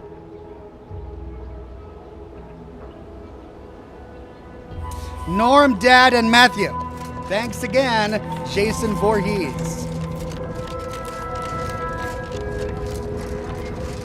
Children. Some of you act like children. To do your job is a virtue.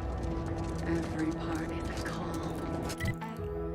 Every subject ensures glorious bounty.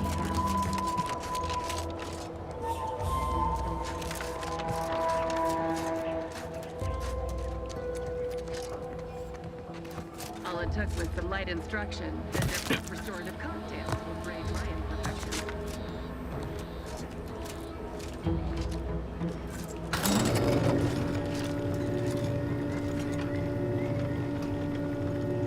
Figure this ship would have been bad by now. You know how Sentinels are.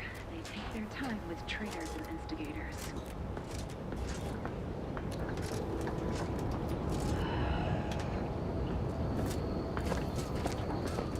Never more content. Never more content.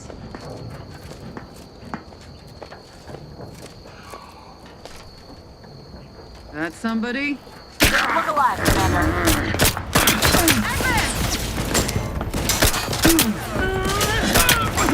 Looking pretty scathed, Commander.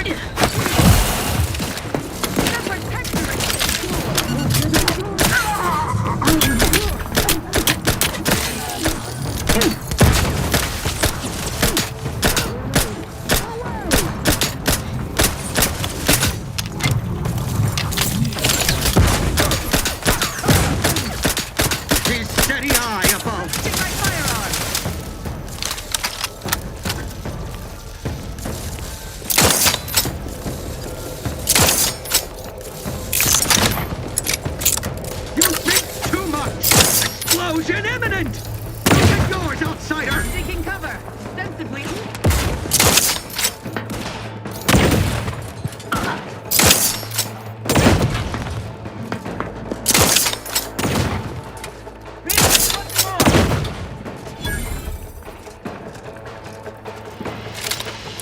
It's an interesting weapon. I don't think I like it as much as my shotgun. Where did it go?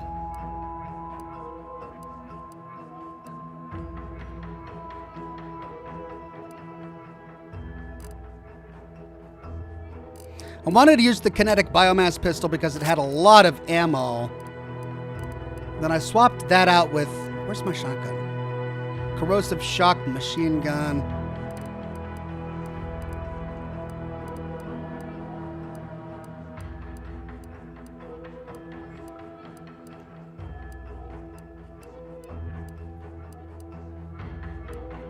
Oh, I have it equipped. Never mind. Huh.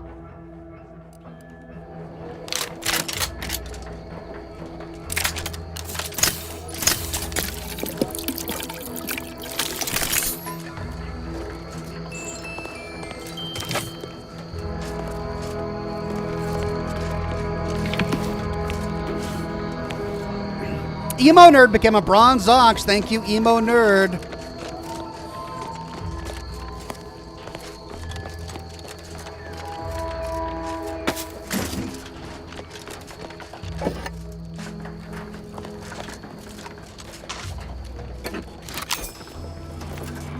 Holographic repeating rifle.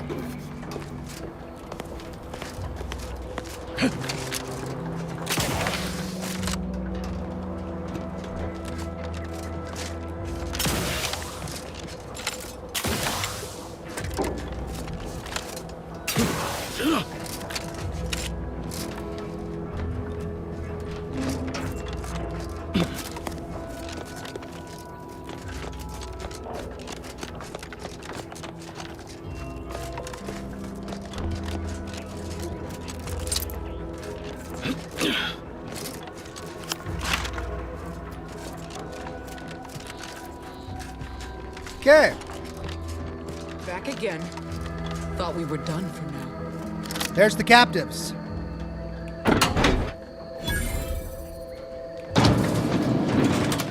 You again. I heard fighting. What's going on? We're not Protectorate. We're your ticket out of this hotbox.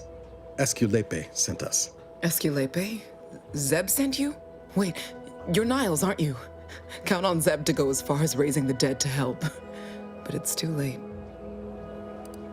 What do you mean too late? Where are the others? I gather you haven't noticed the bodies in the pen here. Oh. The others don't look like they suffered easy deaths. What happened? Montelli, damn him! He executed March and Pharaoh outright, ranting about traitors. Then the Consul Sentinel arrived to conduct a preliminary interrogation. She tortured us for information. The others didn't survive her enthusiasm for the work. I'm only here because the Consul wants someone brought back to him, alive. Lucky me. What the I was wondering why you looked like crap, we could say. What sort of thing is that? Zebulon mentioned he needed a cipher. Can I get that from you? The cipher, right. I managed to memorize it before I was nabbed. 02519W. Should help Zeb decode the intelligence we sent him a whole lot faster. Great! I already unlocked the pen. You should head back to Zebulon now. Please don't think me ungrateful for your efforts, but I'm not going anywhere. If you're too hurt to walk, I'm sure the commander and I could... No, it's not that. I need the Sentinel to take me onto that transport. I want her to think she's won. And then, just as we leave orbit, I'm going to blow her pretty ship to pieces. That might just be the most ruthless bait and switch I ever heard. Your friends ought to be proud. Thanks. Funny what ideas come into your head after losing a molar. Requires explosives. So many things require explosives. I'd probably say the exact opposite if I was spec'd into all of the things I'm not... Or if I wasn't spec'd into all of the things I'm spec'd into. You know, it's usually best to blow up ships you're not on board. I'm no martyr. If there was another way to protect Zebulon and our cell, I'd take it. But if I escape, the Protectorate will pursue me, and everyone I care about will be in danger. I'll make it look like an accident. Mechanical failure. When I was being tortured, I saw some frayed wires near the fuel system. With the right spark, I think I can ignite it. We can pass an engineer check to say that won't work. Most ships have automated fire suppression systems to put out fires. You know your stuff, Commander. I was just about to point out the same problem. What do you propose then? Not blowing yourself up for starters. You know how relentless the Protectorate is. But if I die, that's the end of it. The Consul will turn his attention elsewhere, and our cause can continue in the shadows. Please, if you can help me sabotage the transport, then help me. We don't have much time. Might be I could sabotage the transport from the outside. Make it look like negligent maintenance. What do you think, Commander?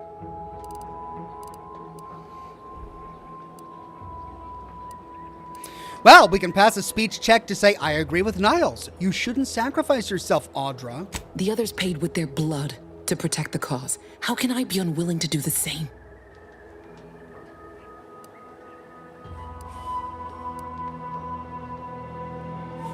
Don't you see?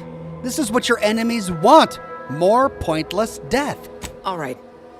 I'm going to trust you on this, if only because I don't feel my head screwed on quite right at the moment. I just hope you're not wrong.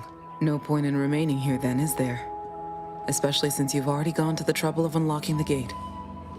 Tell Zeb I'll rendezvous with him later, somewhere safe. One last request. Don't damage the transport. A lone escapee is already insult, but a sentinel killed, her transport destroyed? The Protectorate won't ignore such outright injury. Anyway, thank you again. Look after yourselves. I know what Audra said, but what if she's wrong? I can't help thinking we shouldn't leave without bloodying the Protectorate's nose first. You have something in mind? I could still go through with our plan from before. Sabotage the transport, make it look like an accident. Wouldn't be hard. I'm torn. On the one hand, Audra might be right. But when else are we gonna have a chance to take out one of the Consul's lackeys and a Protectorate vessel in one go? Requires leadership. No.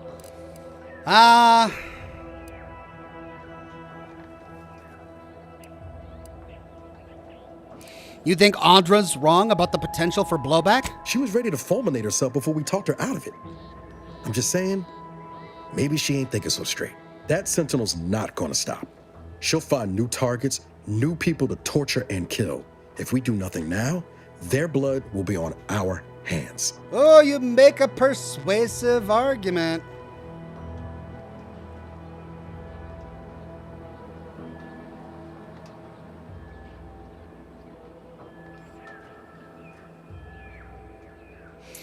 But for the moment, let's say I know you want to make a difference, Niles, but are you sure this is the best way? I've spent 10 years on the sidelines watching people suffer, not being able to do a thing about it. We can do something here. So shouldn't we?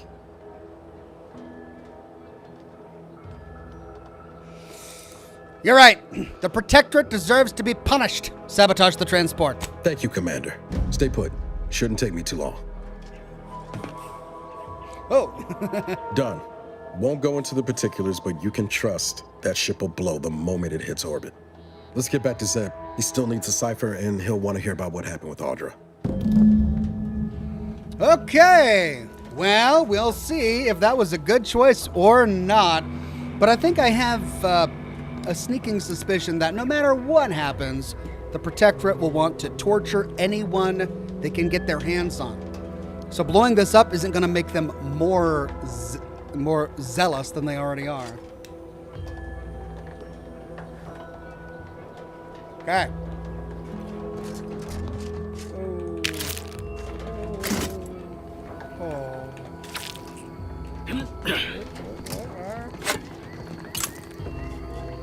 He had an explosive grenade in his cell. All right. Well. Done and done.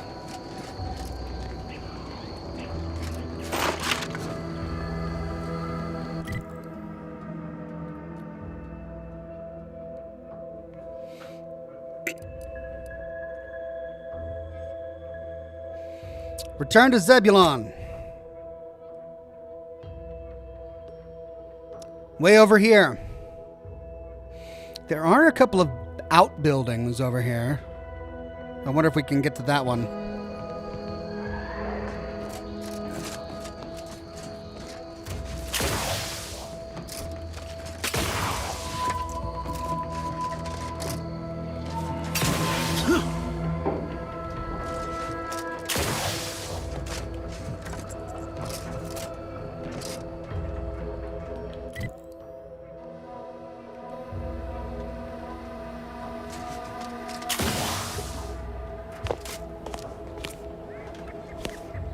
I could probably make that, but I might die getting down there. How else would I get down there, though? That's the thing.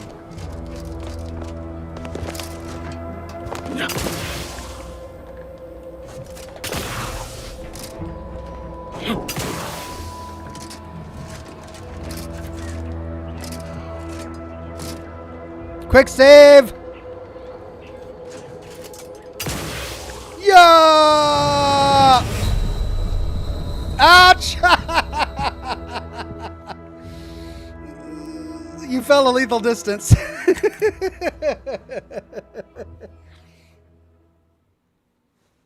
Well, I've got to save my double jump if I'm going to do that.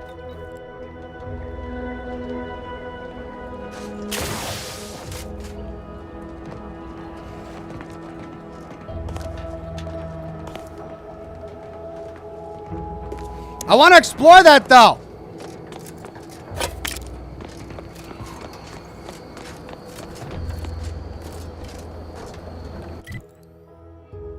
And that.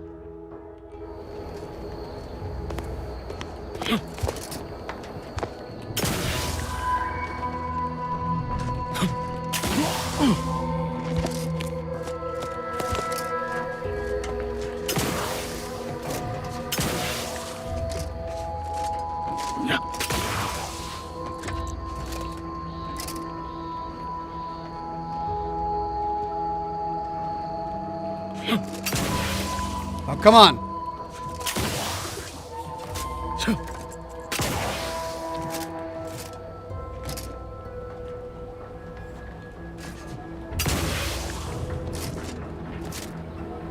Aha.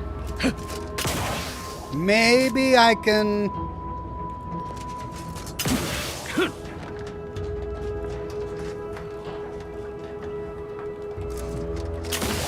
No!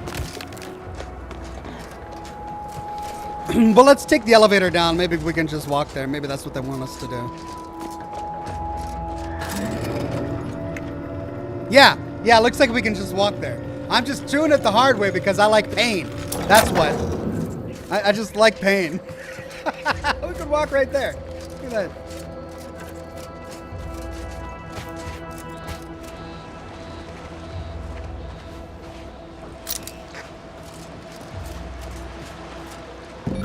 Hey! Science Adventure Quarterly, Volume 4 of 10.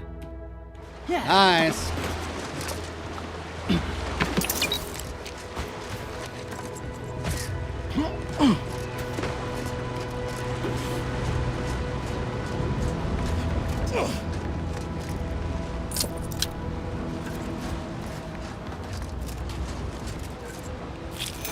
You.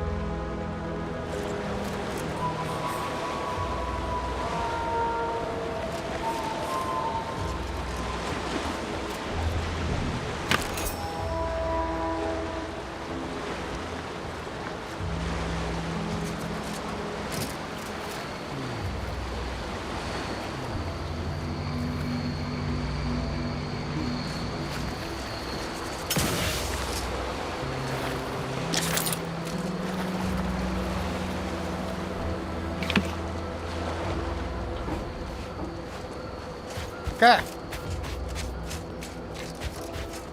Let's see what's over here. Guns cocked and loaded. Just get the signal. Hit what in the where now? Yeah! 3 holes ahead. I'm the one you need to worry about.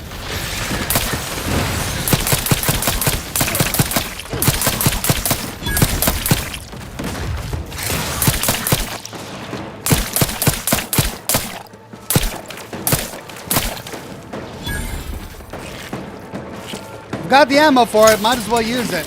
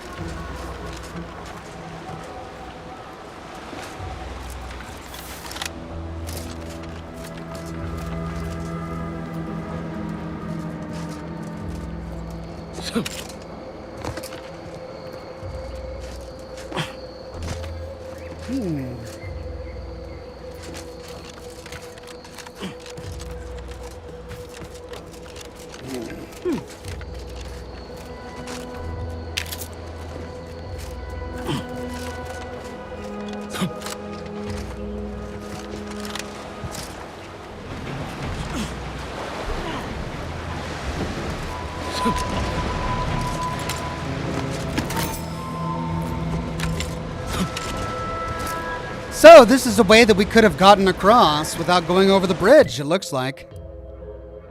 Yeah. And this will take us straight to Niles, or Zebulon.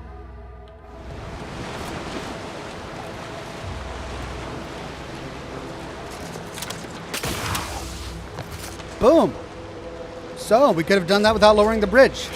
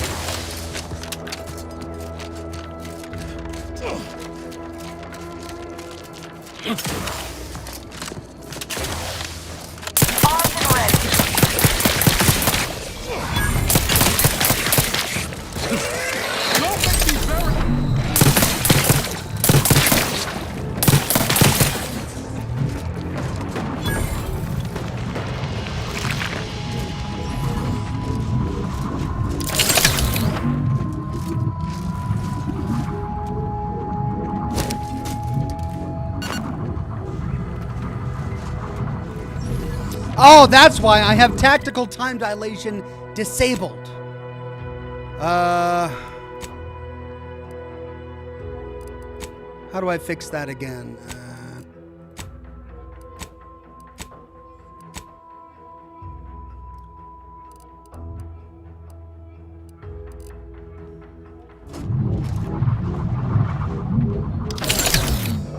There. That's tactical time dilation. Oh, right.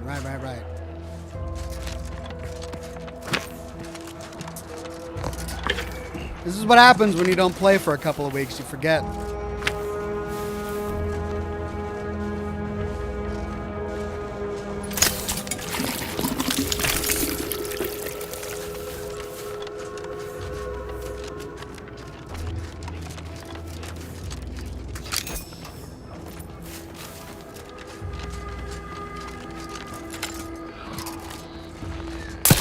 Looks like a fight.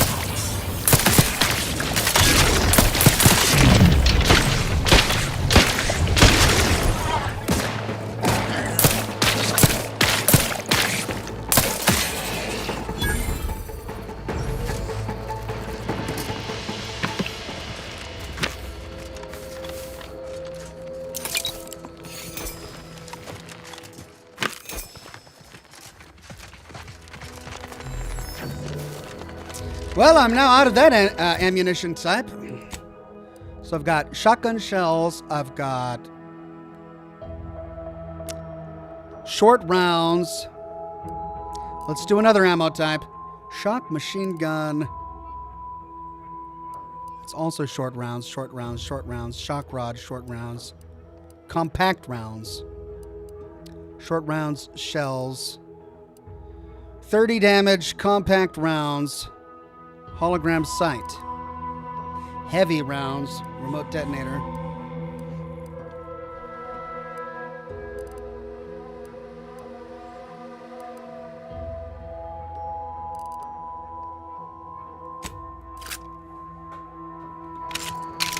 Got tons of compact rounds. Oh, it's like a flex sight.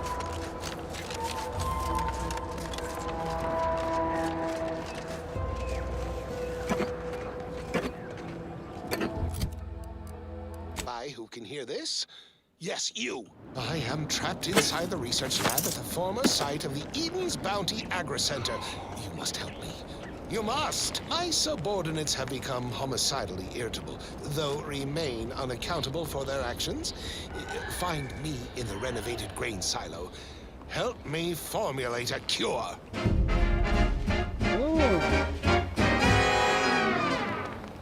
Okay, got a new side quest out of that. Look at that, the lab that shouted incoherently and often. Find the person trapped in the lab. Well, one thing at a time, game. You're giving me all these quests. All right. Well, let's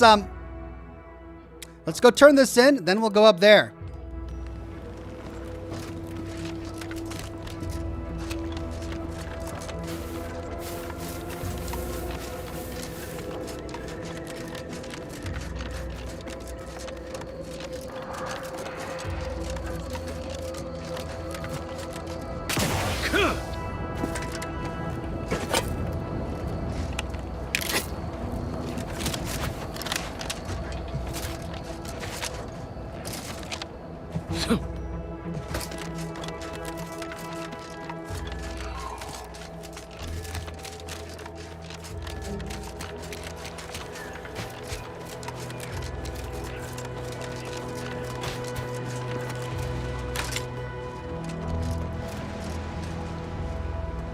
You've returned, but where are the others? Hold a moment. What's that in the sky? A Protectorate transport?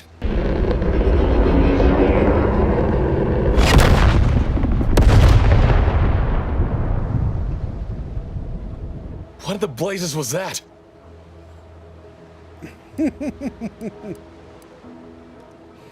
Oh, that little explosion? That was all Niles' handiwork. What of my team? That wasn't the vessel sent for them, was it? Tell me they were not on board. A sentinel worked them over bad. Only Audra was still alive when we got there, and she was ready to blow herself up to take out that ship. Luckily, we found another way. Damn the Protectorate. At least you were able to get through to Audra, and still find a way to avenge our fallen comrades. And what of the cipher? 02519W. Thank you. I was beginning to fear I'd have to decipher this intelligence the hard way. Perhaps I was mistaken about your commitment to making amends, Niles. Thank you for being true. Can't fault you for having doubts. But I have changed. I am changing. I hope you'll both forgive me my earlier disposition. I'm not normally so surly.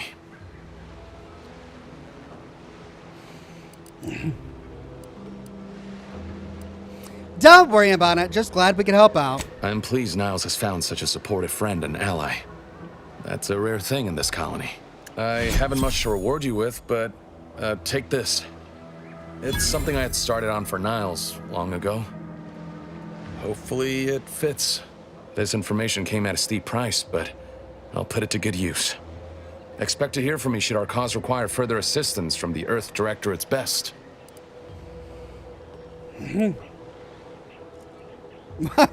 Good luck, Zebulon. We'll be ready when you need us. Okay. Pressing care is done. Let's see. Do we have any new gear?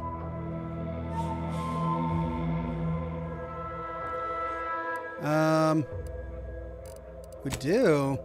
The dose. 40% toxicity drain rate. While standing in a Zeranium cloud, gain 20% crit chance. Zeranium poisoning is gained 50% slower. Well, that'll be useful, but not right now. 10% weak spot damage. Grants additional weak spot damage relative to how far away the target is. I think I like that for now. Let's see, there is this though. Bomb suit, extra cushioning. Heavy with 9. That's heavy and 9. Damage resistance 10. Damage resistance 10. Damage taken from explosives is reduced by 90%. May recover parts from mines you step on. Okay. I like it.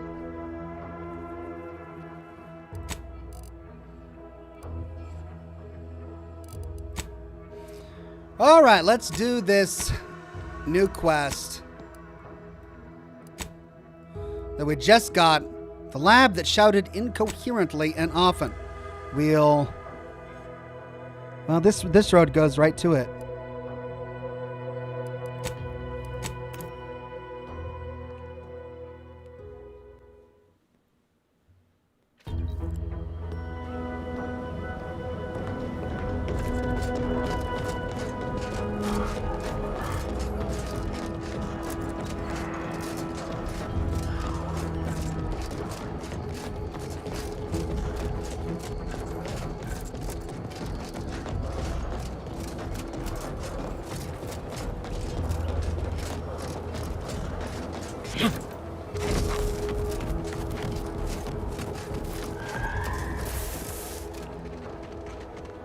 Oh, wait.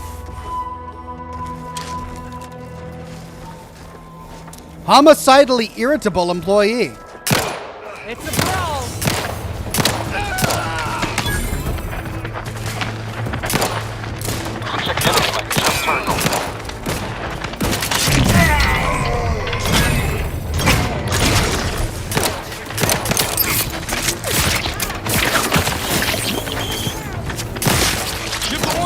Take care of him. Lay low, Commander. Medic order.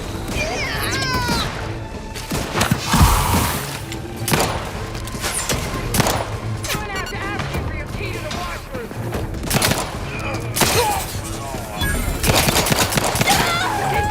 You left couldn't hit the back side of the flare. I'm not ready to be downside. On this quest.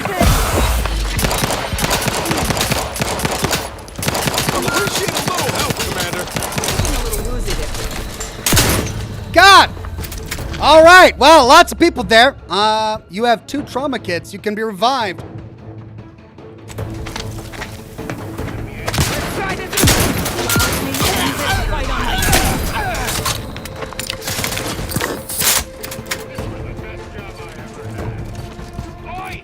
I can't. Am I out?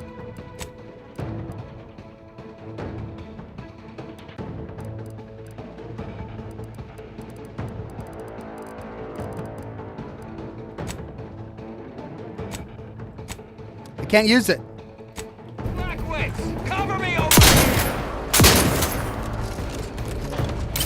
I'm the aggrieved party here. Doggone it! Your companions don't have any available. Aw, man. Let's try again. That's a lot. Where am I? Oh my God, here?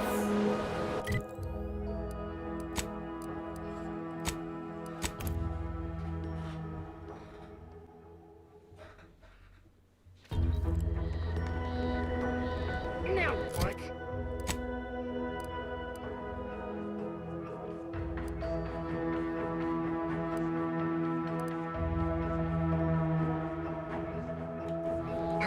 Looks like a fight.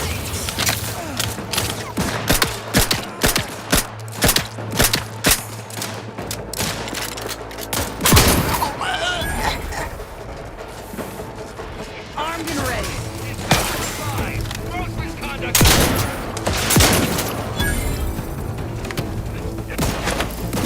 Give the order. Still here. Squaring up. What customers is up?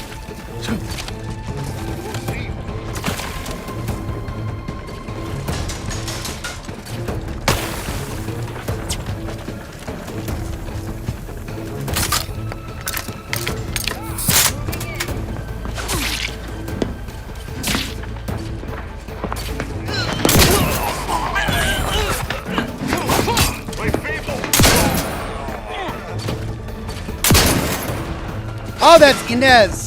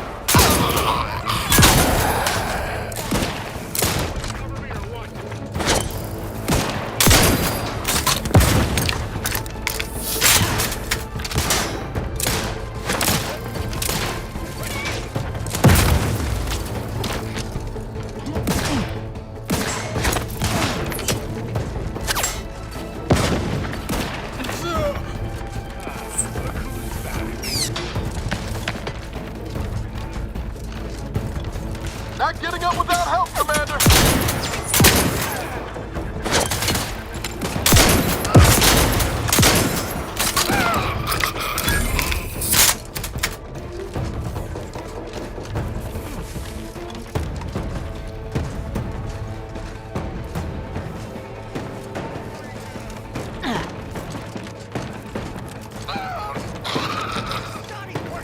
I tell you. Looking a little woozy there, Commander.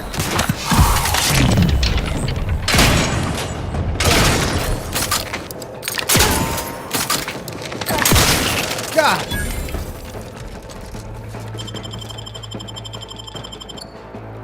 Knew you had my back. Ooh, I almost died there. Everybody says I shouldn't be killing them. You need a distraction. What? They were automatically hostile to me.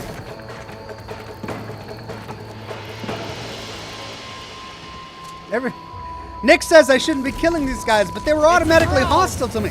Homicidally irritable employee.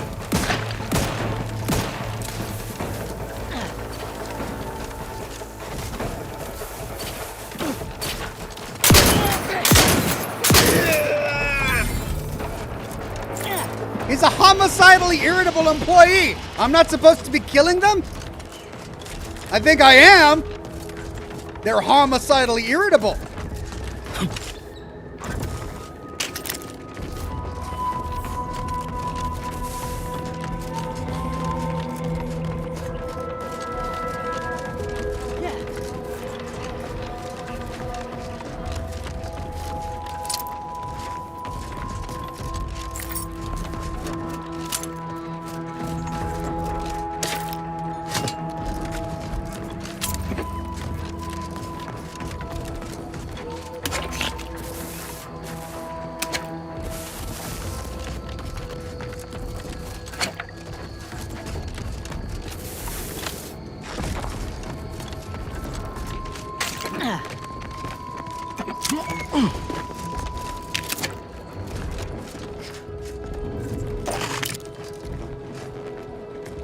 Look, see? They killed scientists. That guy was dead even before I got here. Here, Terminal, we're gonna find out what's going on. And I'm gonna prove that they're bad, I guess. Memo to staff. I, your humble product envisioner, want to thank every single one among you today. Oh no, what have I done? I have killed them all. They were probably mind scrambled by some gas or something. When we first arrived to this facility, it was literally a barn in here. We'd seized from the Protectorate a modest use agricultural landholding, a rundown old farmhouse, and barn, a few harvesters, a seed silo that leaked when it rained. Whoever thought such a meager farmstead could be transformed virtually overnight into the most innovative research center on the entire island? Let me tell you, I did because I believed in you. You did because of your deep trust in our shared vision. That's how together we make audacious advances. Lab notes. So this next batch of samples could be interesting. They were taken from a nearby spire with a distinct red color. Its color comes from a species of red plant indigenous to that area. It releases many of these red spores. Oh no. Which color the surrounding landscape. There's nothing else like it on Paradise Island. I have them laid out for our initial examinations, which I'll commence after lunch. In the meantime, I'm submitting all the raw data from our analysis so far to memorialize it. Per standard practice, I must say, what I've seen so far is both curious and rather intriguing. Confidential memo to all local managers, from Product Envisioner Omid Ormsby to senior staff. As you're all aware, our important work here at the lab is being hindered by a handful of incompetent, quarrelsome, wholly irredeemable personnel who've become a liability on our quarterly reports. Normally, I would transfer such resource-draining employees to frontline combat, yet that is not an option with hostilities at a standstill. Rather than further demote these sluggards and sycophants to even less industrious positions, I appeal to their base natures by inviting each to participate in a promotion acceleration program. ostensibly a series of outdoor skill-building exercises located at spires around the island. We ran into a couple of those guys. With the promise of molding these select staff members into VP material. In reality, PAP's 5 hazardous wilderness exercises leverage participant ineptitude to achieve maximum mortality. I'm confident PAP will offload our most irksome personnel. As an insurance policy, the final activity is set on the northern tip of the northern island, an area infested with corporate Raptidon assets turned feral. Your cooperation in concealing this ruse is much appreciated and also mandatory. We can download data. I have farmhouse lab data now, but I don't know why I need it. All right, see, bad guys. They try to kill people for no other reason than that they're not high performing. Right? Bad guys.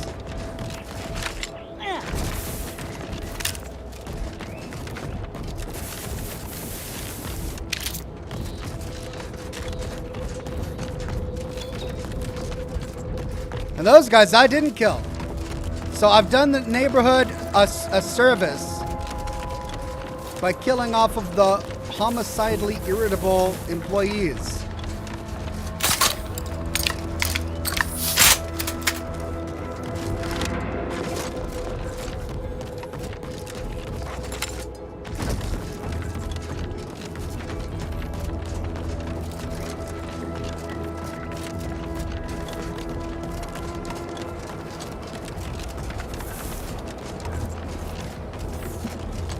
Right, I think that's all the bodies.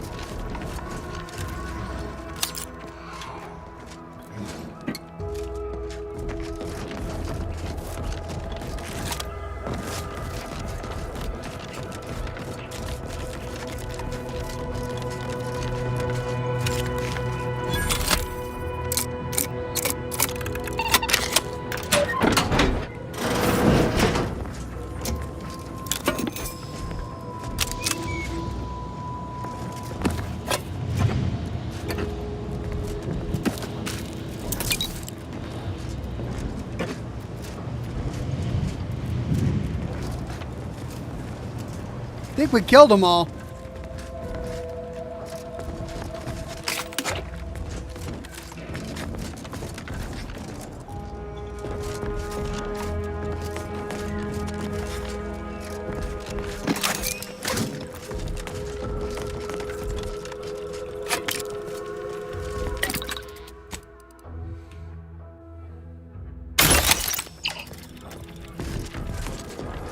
Place is in shambles.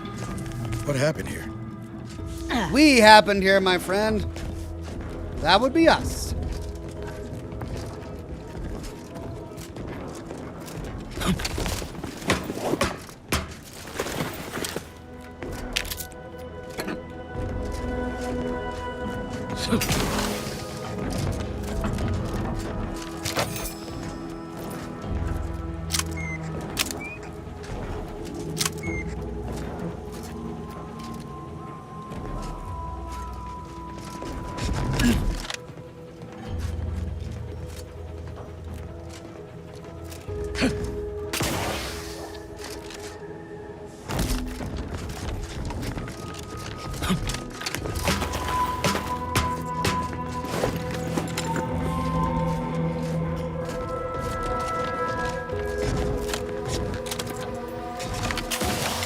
Oh, come on, get going. Commander, you're bleeding.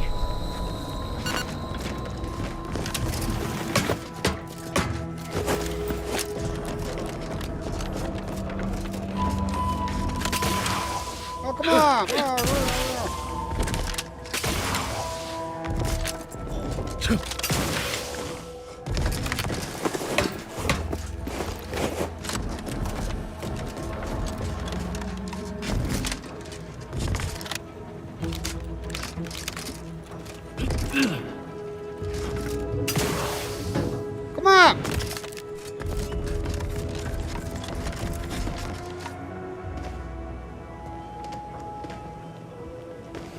Deuteronomus says, remember that you have a flaw that gives you 50% more ammo per clip, but lowers damage for 8 seconds if you empty the clip. Oh my god, you're right. Totally forgot about that. I've counted at least 6 horrendous death screams since you arrived. You must be affected as well. Oh no! Could it be? You seem an honest-to-goodness rational human being, unhindered by bloodlust, unshackled from their basal ganglia. Well then, by the Loeffler Risk Intercession Act, under Outbreak Provision 5A, I hereby press you into service to aid me in our present crisis. I, Elmet Ormsby, Product Envisioner, Department of Proprietary Methodology and Audacious Advances, am your interim supervisor. This is the guy whose note to management we read on that terminal.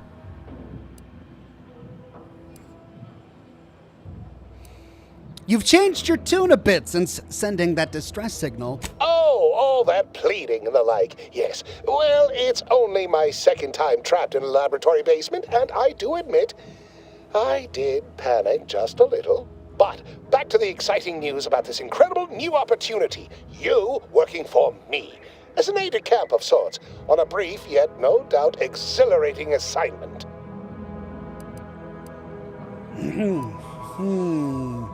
We should discuss my fee before we get any further. Assuming success, your fee will be based on the length of your involuntary impressment, dangers from exposure to undisclosed hazards, etc. It should be quite fair. We can pass a speech check to say, I wouldn't accept anything less than a healthy addition in the amount of bits. We of course value your time and effort. Now, with that out of the way, allow me to tell you a little about our process here. You see, our lab is a far cry from the others. You're part of something bigger here. The individual not only thrives, but shines even more brightly with the help of their brethren. It all requires a certain devotion. In the end, it's really quite in the best interests of everyone's careers. A rising tide raises all boats, as they say.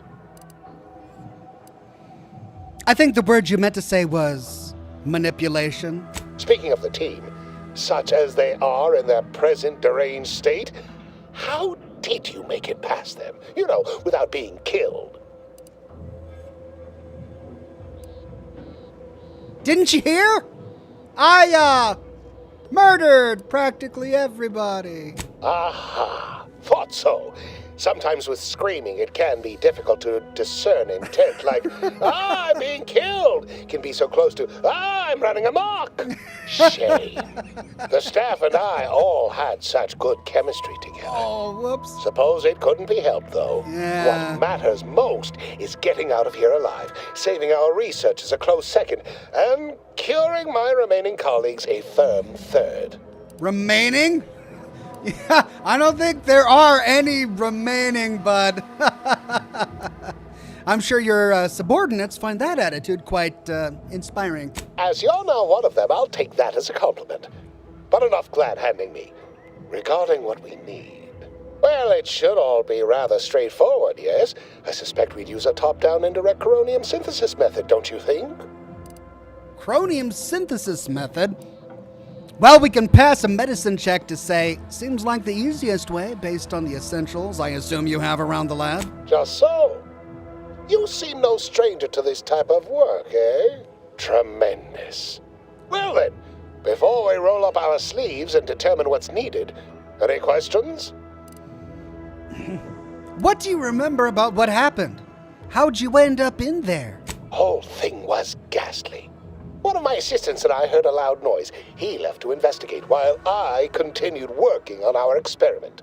When he failed to return, I peeked outside and saw the others run in, bloody, gibbering, hunting for targets. They'd clearly been exposed to some virulent new form of experimental agent. I ran back and locked myself in this test chamber to avoid contamination. Well then, anything else before we proceed? We can pass a professor check to say a visionary lab like this gets to set its own agenda, right? Well, you'd certainly think so, but management sets the goals. Our humble research team works to deliver. But as much as I'd love to natter on, we probably ought to get matters underway. Yes, less nattering, more antidoting. We'll need two things: fresh samples of the red spores and the findings from the expedition that originally uncovered them. After that, an antidote should be possible in relatively short order, with your skilled assistance, of course. I'm gonna cure them all. I'm gonna find an antidote to cure everybody that I just killed. And you did try to warn me, too. Look, beat you to it. I collected all the findings from the expedition. How exceedingly fortunate. Just one thing left to gather, then. Spore samples may be taken from a red plant indigenous to an area of tall rock formations northwest of here, ingeniously referred to as the Red Spire. I'll be off then. Once we have an antidote firmly in hand, we can save my remaining colleagues, so best not murder them all in the meantime. Well, now that I know, I think they're all dead, man. I was pretty thorough. That's one thing about what I do. I'm always thorough.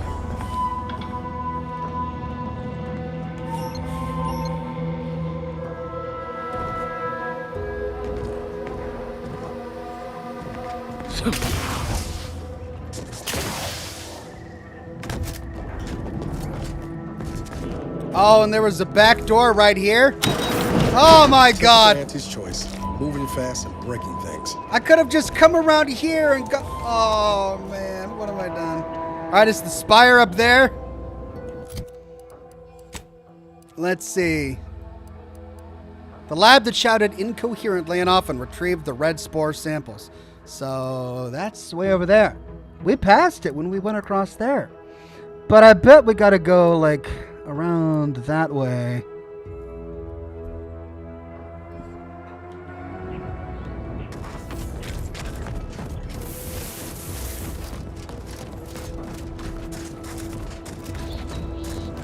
Because the cliffside was too tall. And look, that looks red. Right, how am I doing on ammo?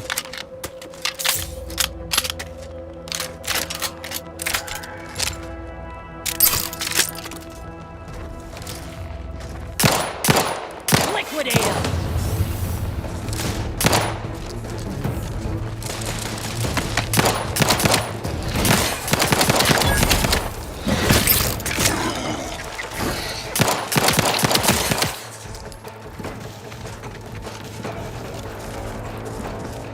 Where'd it go?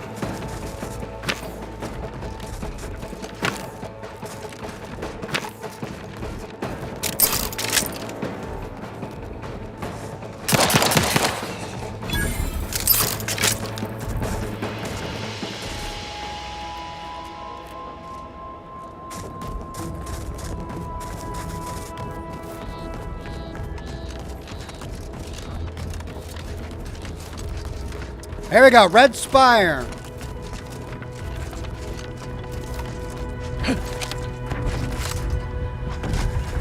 Time to earn my commission.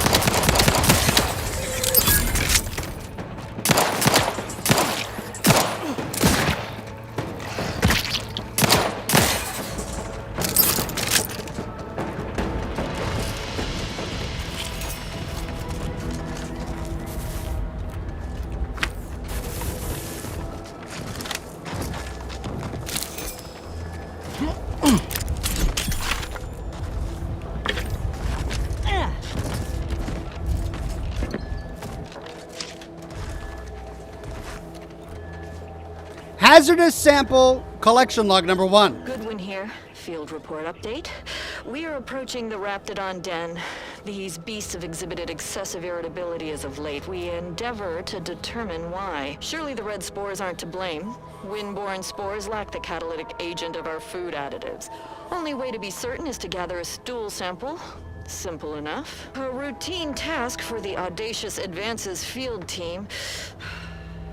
Quiet now as we approach the rap's nest. Certainly this spirited variety will offer... Oh, no! Oh, okay. We need to run now! Desoot A member for 3 months and a bronze ox says, Nate and the Ghoul. Cooper Howard, squad mates in Alaska. I mean, it's always possible, but literally thousands of troops were sent to the Alaskan front. We know Nate was there. We know the Ghoul was there. We know Elliot was there. Did they all know each other? I mean, possible, but we have no evidence to that fact.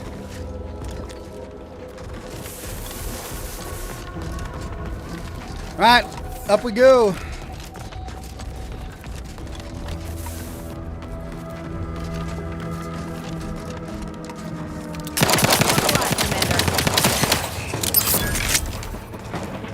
Whoa, whoa, whoa, whoa! And we thought Bethesda ragdoll bodies were bad. That was pretty wild.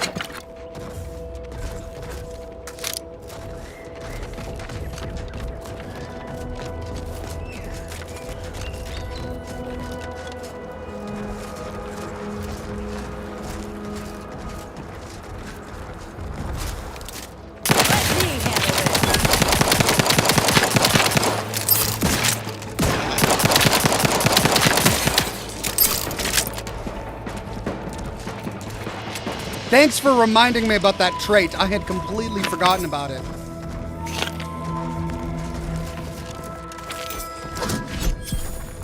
High security lockbox. Nice. Foraging time's over. We should have what we need. All right, we got the spore sample. Wish we could get up there. Looks pretty cool. Wonder if we can get up there.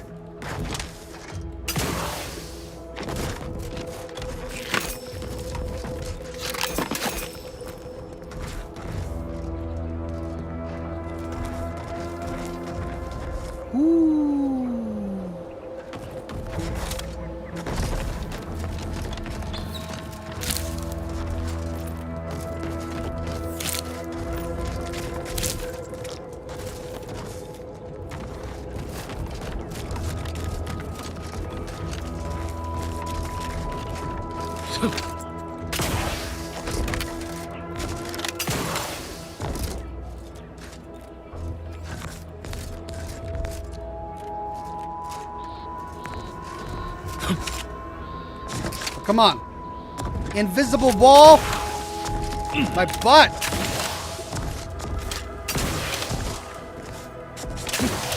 Ah, we can't get up there.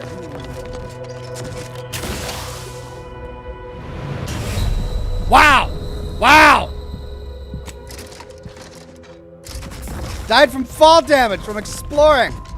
Ah. Wanted to climb the mountain. Fine.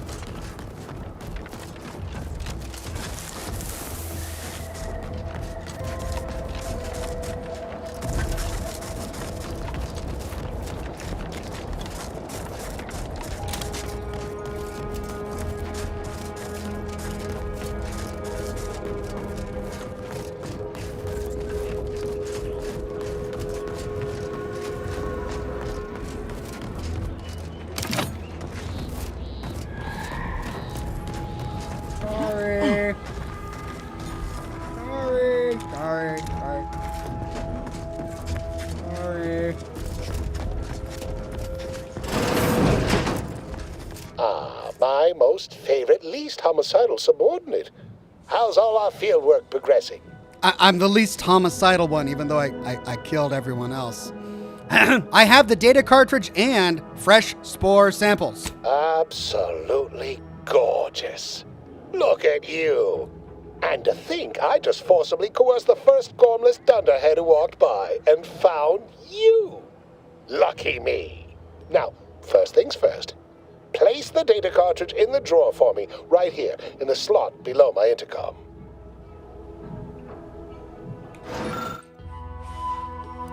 Okay, a designated area where test samples can be safely passed in and out of the chamber.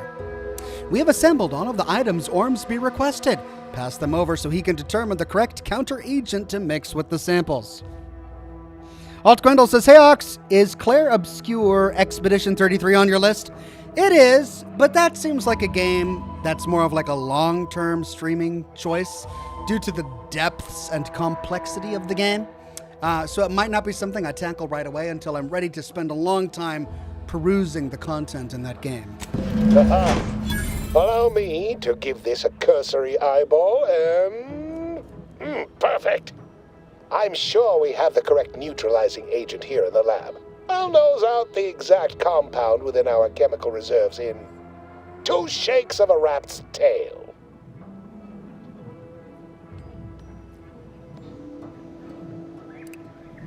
Guess you're not overly surprised about the effects of this chemical agent. Well, it's a textbook example of the medulla oblongata wagging the cerebellum. Although, frankly, there's a plethora of ways to stimulate the reptile brain into such a flurry. None of the previous methods were anywhere close to being this commercially viable. But where there's a will, there's a way to make a profit. Honestly, this whole process is 1 part scientific testing, 2 parts improvisation, and a dash of pure, undiluted panache. Exactly what we do best. It's only a matter of time.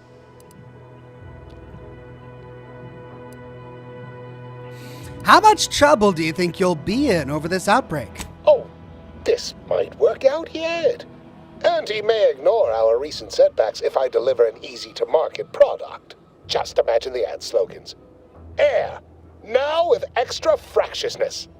Though, I suppose it only works on other Auntie's Choice employees, not our preservative-free rivals. Ah, there.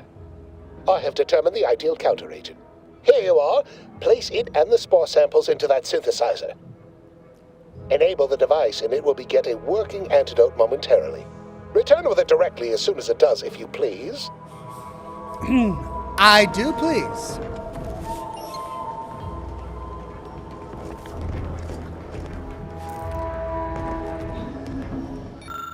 This formulator is well worn and has been routinely used to combine various chemical substances. With the right ingredients, it can be utilized to synthesize an antidote for the homicidally irritable behavior affected personnel in and around the labs. Well, we've got 2 options to do it with the chemical counteragent. Sure, let's use my skill.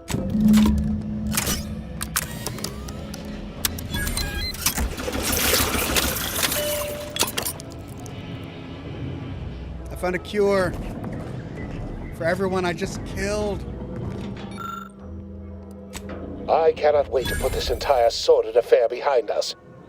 Though in the end, this should turn out to be quite a lucrative day. I saw you working the chemical synthesizer. I presume you were successful in creating an antidote? Yes, but I'm afraid it'll cost you more. Nice try. But you don't possess nearly the negotiating power you might suspect. But it was a Not speech when I can check. simply bide my time and wait for another gormless dunderhead to stumble by. Why, let that thick-headed boob amble off with your reward. Not budging? Oh, all right. I suppose I'd be willing to throw in a little extra as a merit bonus for your superlative performance.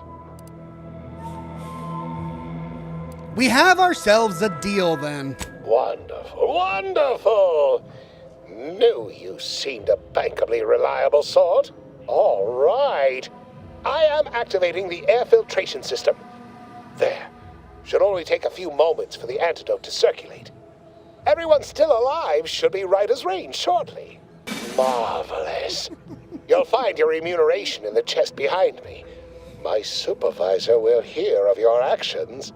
Oh, and before I forget, I, Omid Ormsby, under the power granted me by the Loeffler Risk Intercession Act, hereby free you from impressed service to Auntie's Choice. Be seeing you. Be seeing you. Hey, escape suit. Light fortifications.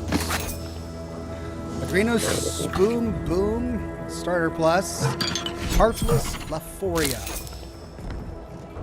Alright. Is there anyone left alive? Anyone? Is there anyone left alive? Did I kill you all? That's the cure. The cure's right here, everybody. I developed a cure. Oh no. Oh, I'm sorry. I'm so sorry. Oh, you're all dead. It's my fault. Okay. Right. Next up. Infiltrate the Vox relay. Oh, and I walked. Is this really our quickest fast travel marker? What's this building? I want to know what that building is. Let's go here and find out what that building is.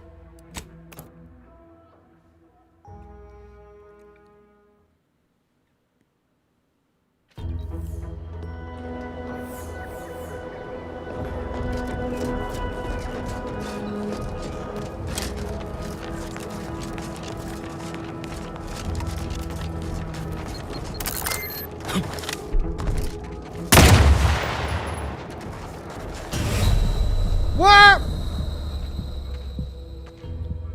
What'd I do? What'd I do? Did I walk on a mine? I trod on a mine, didn't I? Aw, man.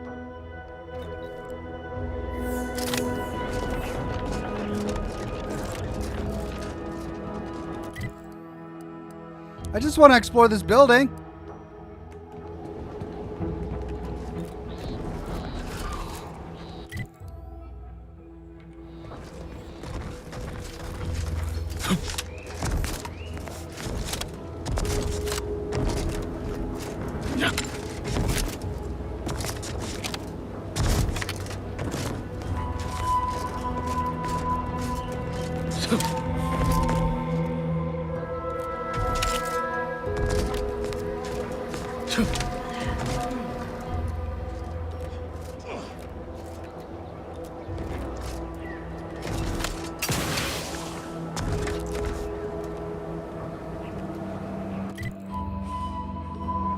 It's up on the mountain.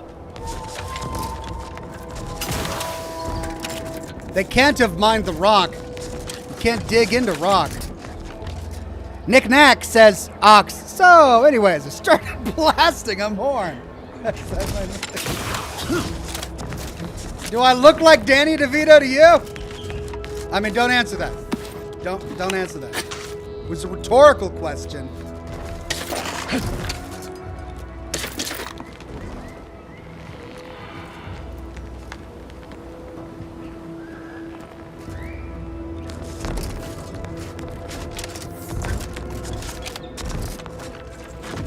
Okay, I think we're out of the minefield.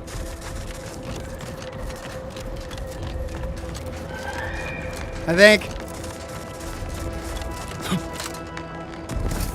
Yes! There it is! Building!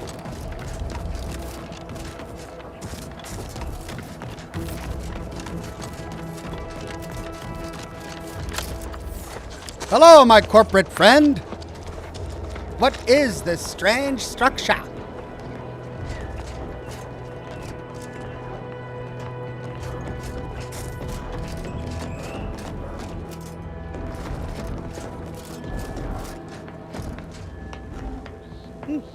Another triple barrel shotgun. Corporate hireling. It's just an outpost, really? Nothing here? No lore? No loot?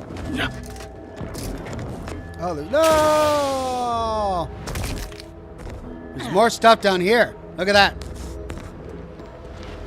Oh, hey. Oh, hey, what is this?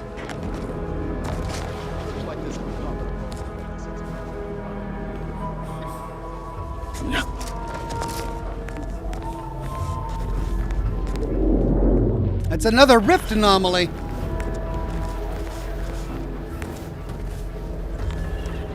Hearing good things. I'm behind you 110%. What's the point of the rift anomalies? I quick saved. What happens if I touch it?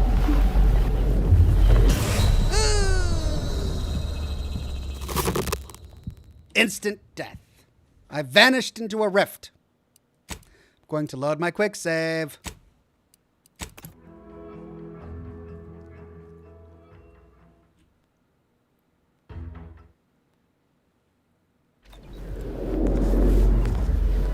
Okay, well, we discovered another rift anomaly, and they do appear on our maps, so I guess that's important.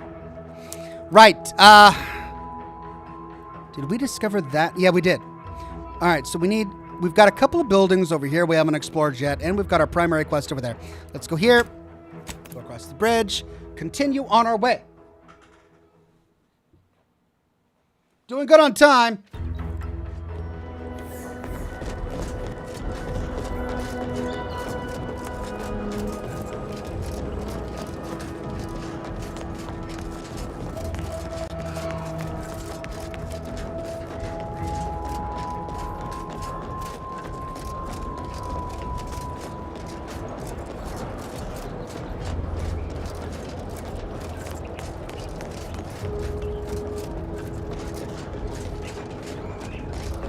Find the drainage entrance.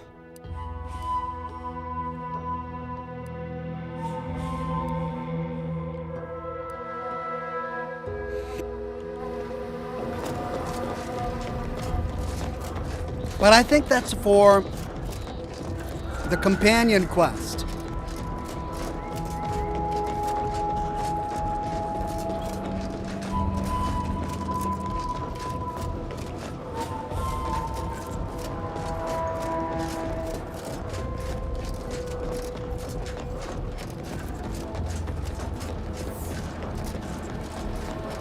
Okay. There's the Vox relay. Stringing up their own people. Sick bastards.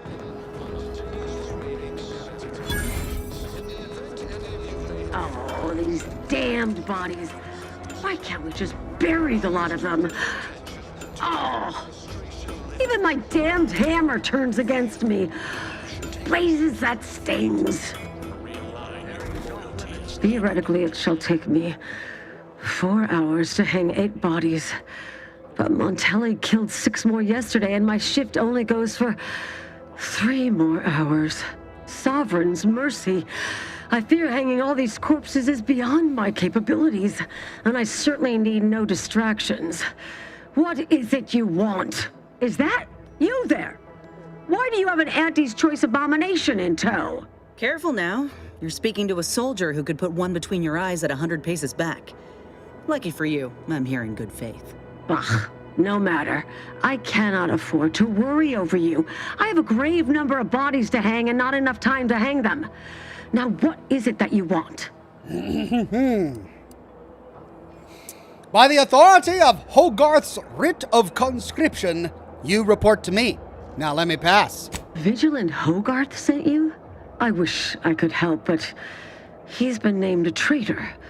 These credentials might as well be stained in Protectorate blood. What? That being said, I am from Westport. If Hogarth trusts you, let's just say I'm willing to listen. The Brigadier sees enemies everywhere, sappers in every shadow. Approaching him under questionable license is to risk being shot. It's too dangerous for us both. We can pass a speech check to say, you've said it yourself. Hogarth's trustworthy, and his orders are valid. Please let me in. While it pains me to act in what might be contrary to the Brigadier's personal conviction, I do believe the Sovereign would expect me to honor the Vigilance Station. Still, I can't simply have you saunter through the gates. It would cause a terrible stir. Though there must be a way. The gibbets.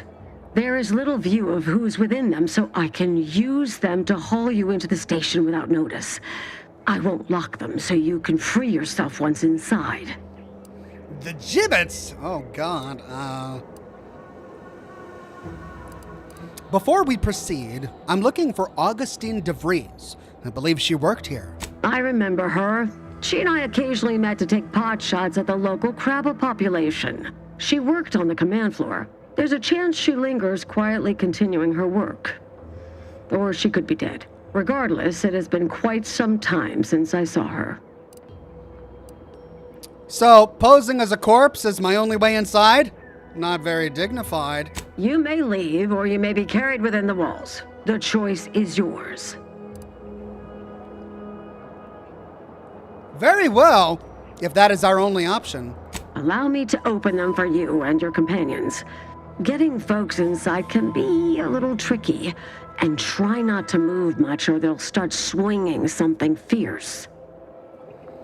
Okay, we're posing as corpses. Lovely.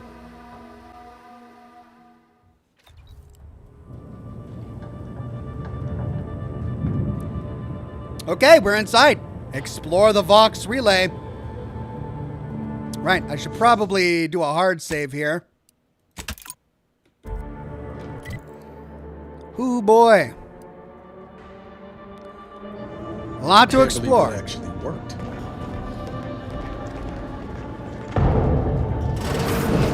This cannot be happening. Not again. Marshal Corbin. Come, quickly. We must all bear witness. So this is the guy. Technicians Acna and Gastra. You stand accused of manufacturing a fatal flaw in one of our valued dragoons. Have you any last words to express your shame? That dragoon was already defective. Oh, we were only rebuilding the logic assembly so that... At last, the truth alights. I hope this belated confession unburdens your conscience, though it will do nothing to commute your sentence. On the charges of sabotage and treason most contemptible, I find you both guilty. No, please! This is all a misunderstanding! We're loyal!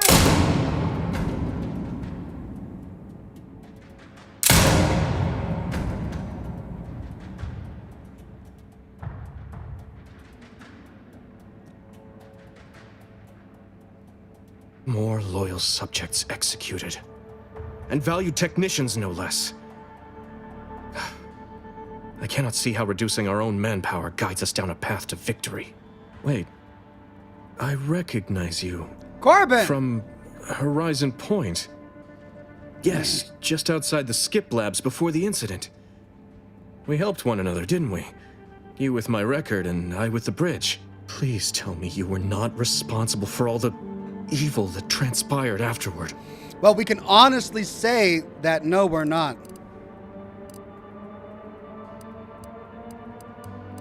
We can show the writ. Relax. I'm here on behalf of Vigilant Hogarth to help you overthrow Montelli. Others named Hogarth a traitor, but I never believed it. If anything, Montelli is inflicting more injury to the Protectorate right now than the whole of what Hogarth is accused of. In any case, the writ all but obliges me to aid you. Perhaps now we can put an end to all of this lunacy. If I can just speak with Montelli, maybe I can persuade him to stand down. Go to his terminal. Search for any information on it that may be deployed against him. Also, while you're there, notify High Command that I'm taking control of the station. Hogarth warned me you'd want to try that. He thinks it's a bad idea. I'll admit there's some risk in having my actions misinterpreted. I could be named a traitor, as Vigilant Hogarth was. Or sent to mental refreshment. No. Surely High Command will understand the need for this transfer of power. What I do now, I do for the Protectorate, not myself. Besides, Montelli is not merely my superior. He's also an old friend. I must make some attempt to get through to him. Remind him of what true service to the Protectorate means. Required info not found for the bottom. But we've got a number of required info that has been found and speech options that we can pass.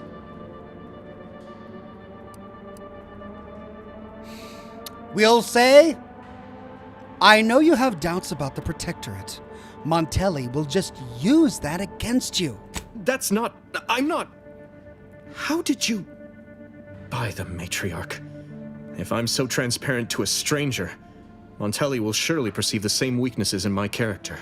Much as I prefer a peaceable solution, you're right. The Protectorate would be made stronger by his passage. If he cannot serve as a general, He may yet serve as an example. It would still be best to investigate Montelli's terminal for anything that might unsettle or unbalance him before our confrontation. I know this will be difficult for you, and I'm sorry. Difficult? No. It's necessary. Practically mandatory given Montelli's behavior. It's what the Protectorate requires of me. What does it matter if I am disquieted at the thought of sullying my hands with my friend's blood? Such rumination is only a gateway to further turmoil and vexation. No. This is honorable. The right thing to do. It has to be. How am I supposed to get upstairs, by the way? You will need your own access card to get upstairs. Blank keycards can often be found in the contraband room, and there's a terminal for encoding access in the security office. Head through the door to the right and continue down the hall. You should find your way without much trouble. Oh, but mind the guards. They'll still attack you on sight. I will join you as soon as you go to confront Montelli. In the meantime, I'll gather what weapons and allies I can.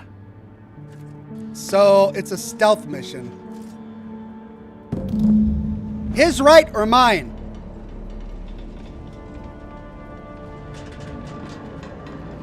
Okay, let me swap.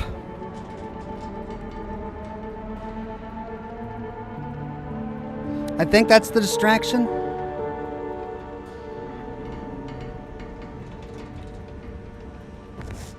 I'm gonna guess my right. The Vox Relay has a lower operations floor and an upper command floor. The command floor requires credentials to access. There are a few points of interest in operations. On the East Wing, a contraband storage room contains items deemed a threat to the Protectorate.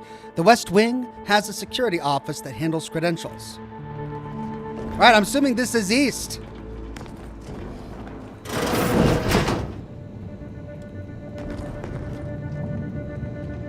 Did you hear Montelli lock the thrusters? I heard nothing, and neither did you.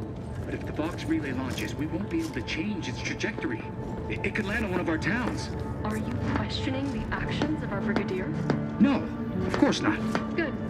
I was sure I misunderstood you. Trouble ahead. Quick once over. There! Found you.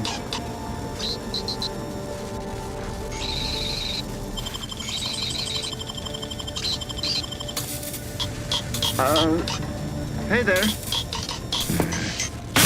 And I'll take care of you, Commander.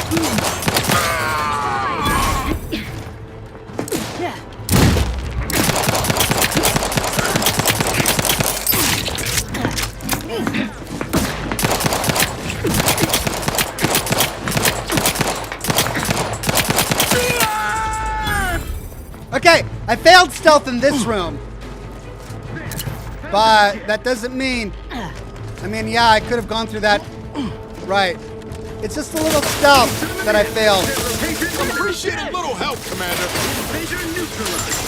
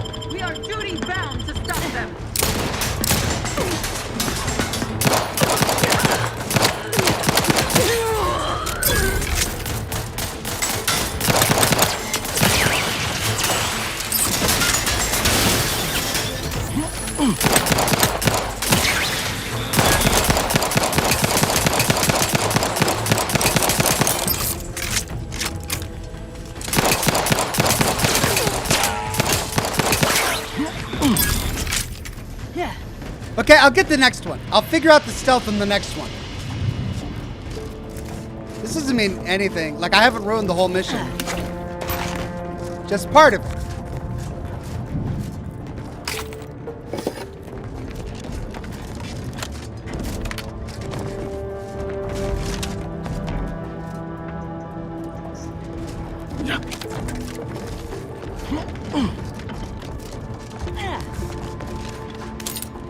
Right. I was supposed to go through there. Vox Relay Station, Technician Jahan messages from Brigadier Montelli, subject, felicitations for your recent rise in standing. Technician Jahan, I would like to remind you that all of the Vox systems, each and every one, must be maintained to precise perfection. At times I will take a personal hand in the functional operation of this station. You are not to interfere in any of my adjustments, no matter how insignificant they may seem. Nothing I do is absent of reason, including my recent realignment and locking of the engines. Should I find that you have undone any of my work, you will be terminated for treachery and high treason against the Sovereign. Congratulations on your promotion to the position. I hope that you succeed where your predecessor failed. Brigadier Montelli. Memo, contraband storage. The Brigadier wishes to remind everyone stationed at the Vox that perfection requires good ventilation. Anyone caught sneaking illegal goods from contraband storage into the West Wing by way of ventilation shaft will earn themselves a swift execution. When greed impedes our perfect heating and cooling systems, the matriarch herself weeps for Arcadia. Memo, evacuation protocols. Technician Jahan. Due to the death of our previous maintenance technician, the relay's emergency evacuation protocol was never sufficiently installed. Please do this forthwith. It should say the following.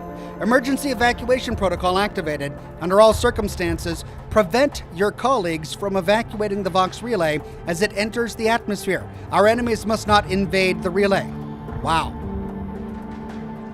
The system must be in order as soon as possible in case the Brigadier ever asks, and as perfect as possible should you wish to live. Thruster alignment monitoring. Northwest thruster 2, nominal. 3, nominal. 1, nominal. Atmospheric entry system active. Thrusters locked. Let the record show I was not able to complete my routine maintenance of the Vox thrusters because someone locked them down. How can I faithfully serve the Protectorate if I cannot even service the Vox and its basic systems? Unless, could Montelli have locked the thrusters? Were that the case, I suppose the thrusters would not require maintenance in their current state, but I would have appreciated a little notice. Technician Johan. So that should take us to contraband. Let's see if we can get there up here as well.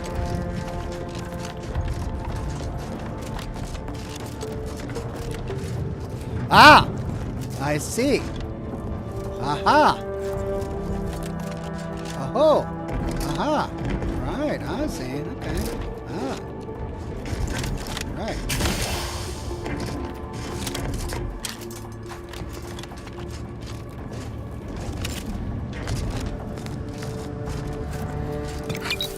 Turlets.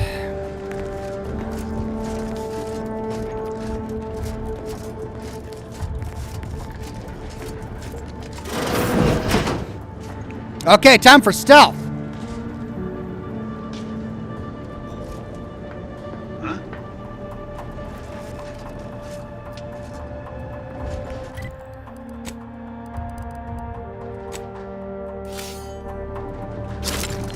Huh? Guess not.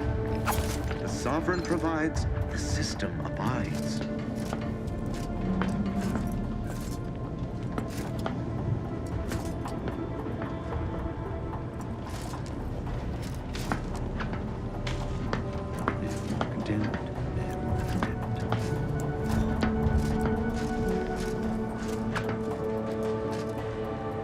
Enemy too strong for a sneak attack.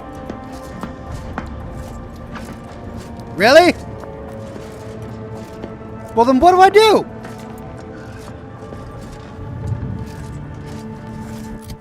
Screw this stealth stuff.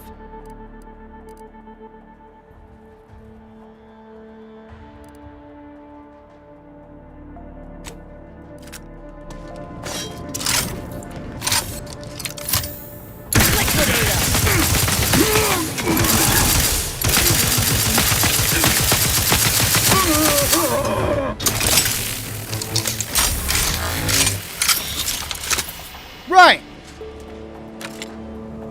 Too strong my butt.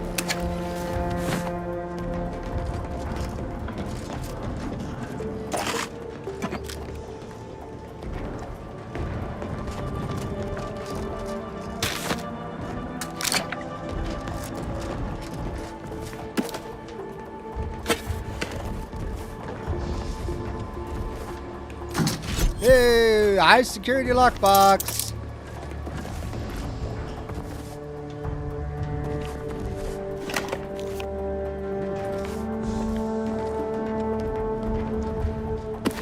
Yeah.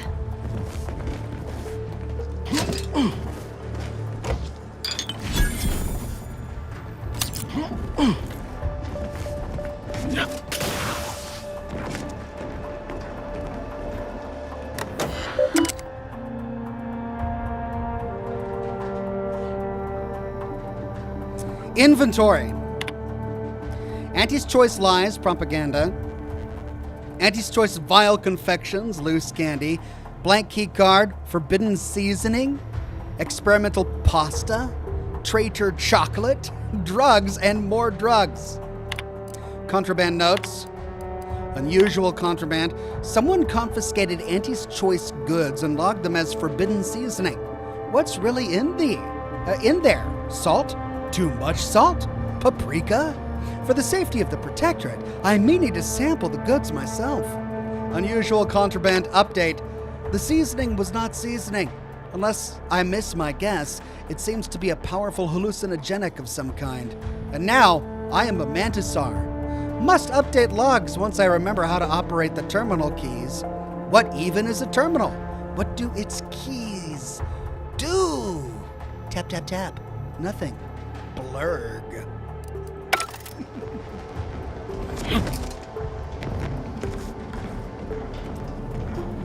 Okay,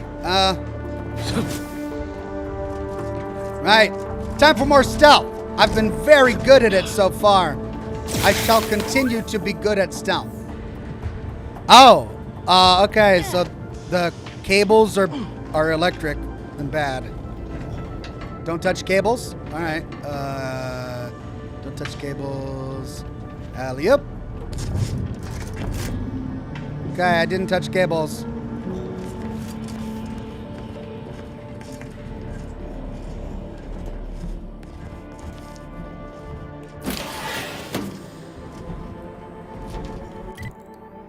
Okay, looks like we're going west. We've infiltrated contraband. We have the blank key card. Cables bad?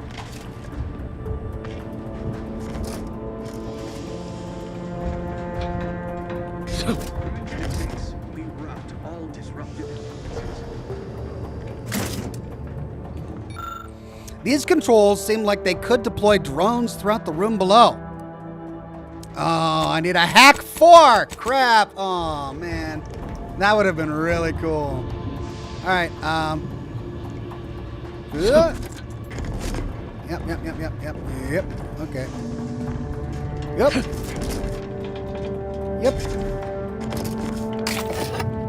Hello.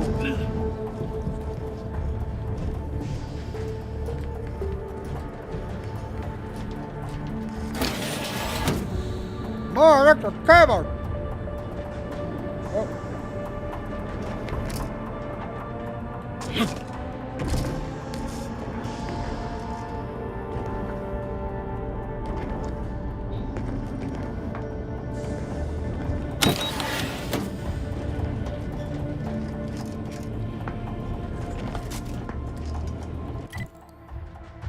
Okay. I'm in the West Wing now. More stealth. Great.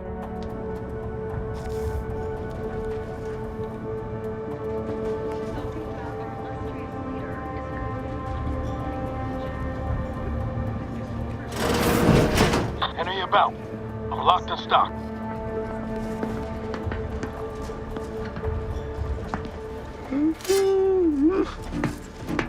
Enemy too strong.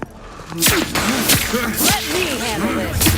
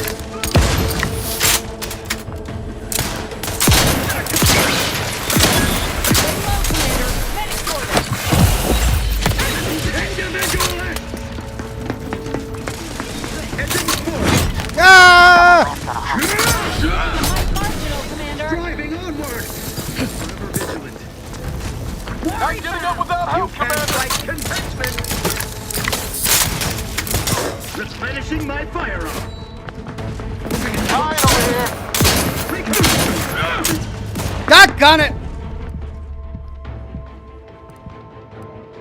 I'm gonna load game. I had a quick save over here. I can't stealth kill any of them because they're too high level. There's ball crap. Okay, I've got my triple barrel shotgun. I've got the shock machine gun. I've got the acid soaker.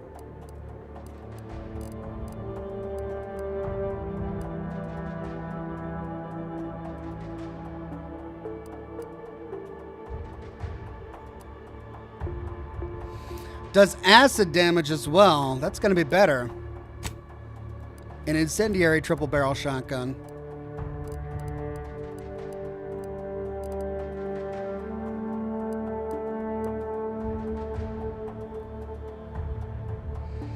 Wait, where's my weapon that learns? I need to use Rookie's Reward. Okay, one at a time before I open that door.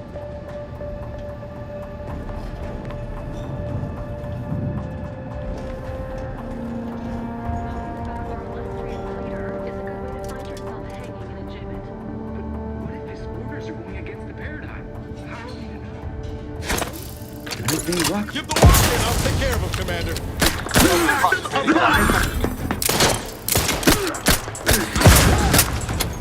Advance!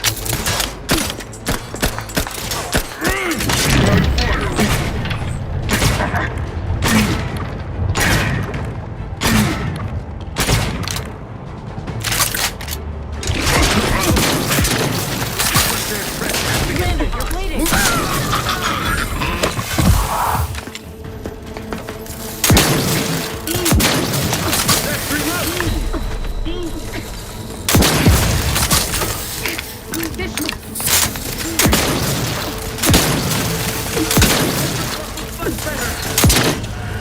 Doggone it, these guys are heavy dudes.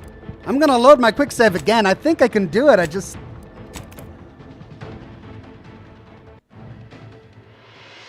think I can do it.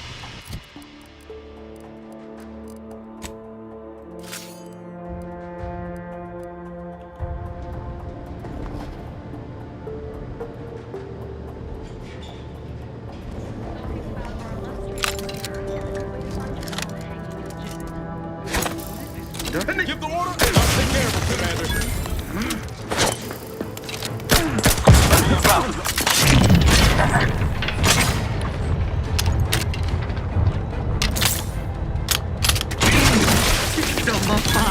Advance! Looking a little woozy there, Commander. Move forward!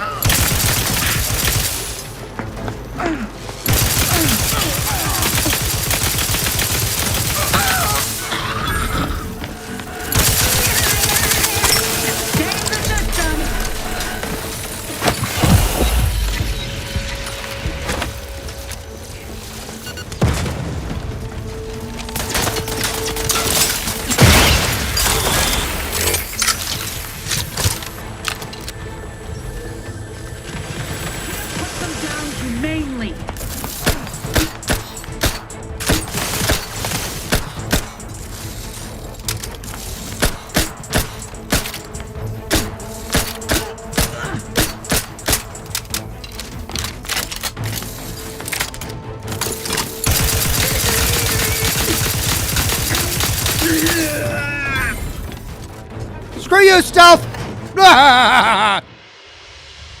Wasteful! What was that? I get another trait? The Earth Director had found a flaw in you. Wasteful. Conserving and preparing for the future are overrated. You can be careless, but sometimes things just work out. You'll always find ammo when scavenging things you kill, but your reckless demeanor makes you an easy target for vendors. Warning, once selected, flaws cannot be removed. Effects, plus 20% vendor prices. Killed enemies always drop ammo. Oh, this is easy. Forget vendors. Yeah. Give me all that extra ammo.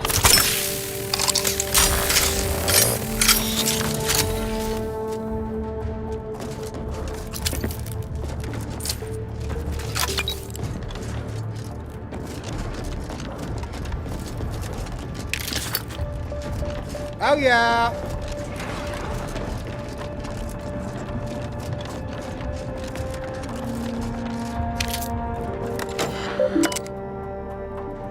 Personal messages from Alonzo Martinez, subject reinforcements. Mavis, Westport awaits reinforcements from the Vox Relay, but none seem forthcoming. Some here say we failed the Protectorate, that we're traitors or worse. If this is true, I shall take your silence as the only confirmation I need, and hereby renounce all connection to you. To Alonzo Martinez, subject regarding visitation. Error! Message unsent due to blocked external communication port. Victor, please do not send messages. Please do not message me further. I do not wish to draw the ire of my superiors by communicating with outside individuals.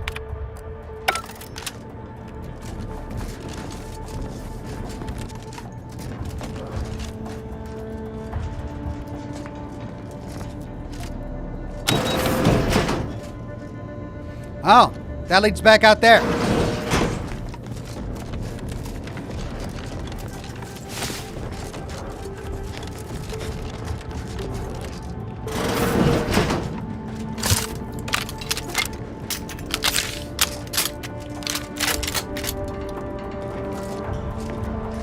Yeah.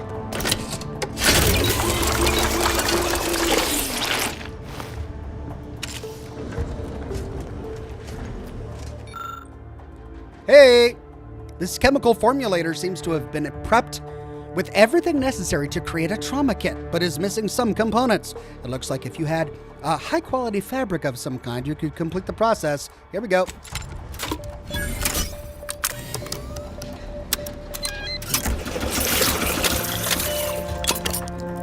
Oh yeah.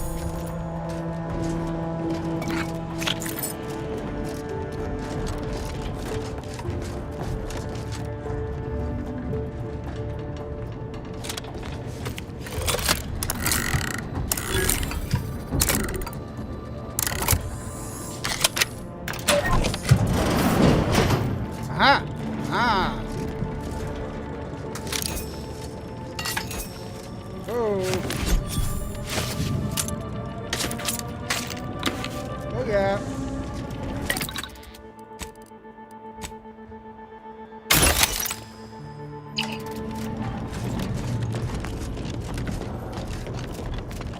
Okay.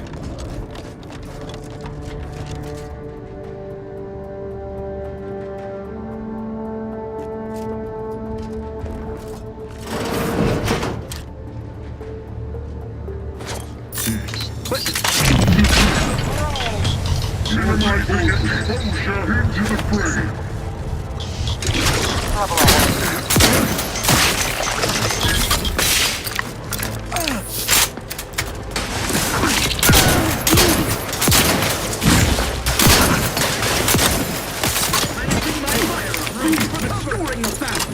Not walking this off. Stand it back up. Commander, you're bleeding.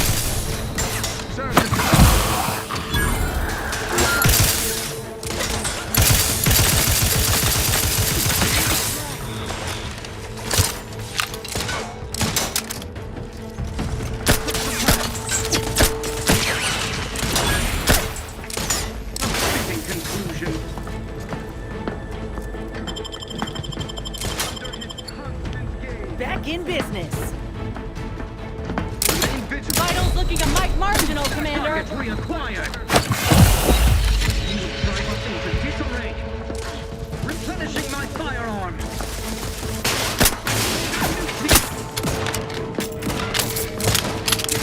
Help me end this fight on my feet.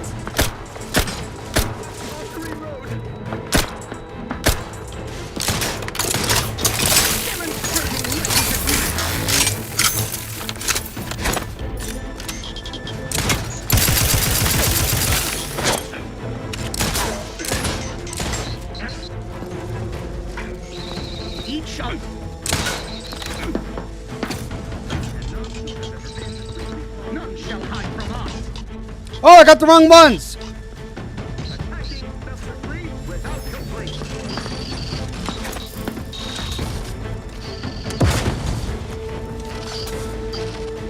The Protectorate endures. Taking cover. Is that a... Carefully reload. Was their trespass against...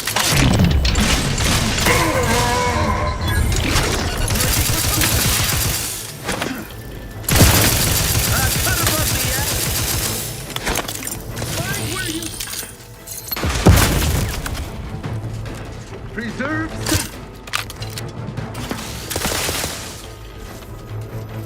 Seeking cover.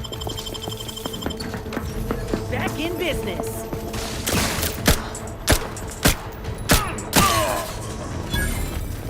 Ha! Knew you had my back. Yeah, I had your back there, Niles. That was me.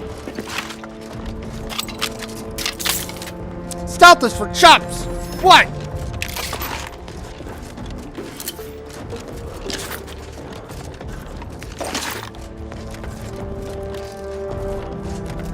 I'm totally not going to regret all of this when we face the boss. I didn't need all of that ammo anyway. I'll just stare at him sternly and he'll back down. Oh, look at that. No, wait. Is this where I want to go? If I go, can I remain unsullied under the command of a rambling, nonsensical persecutor? You all right, cadet?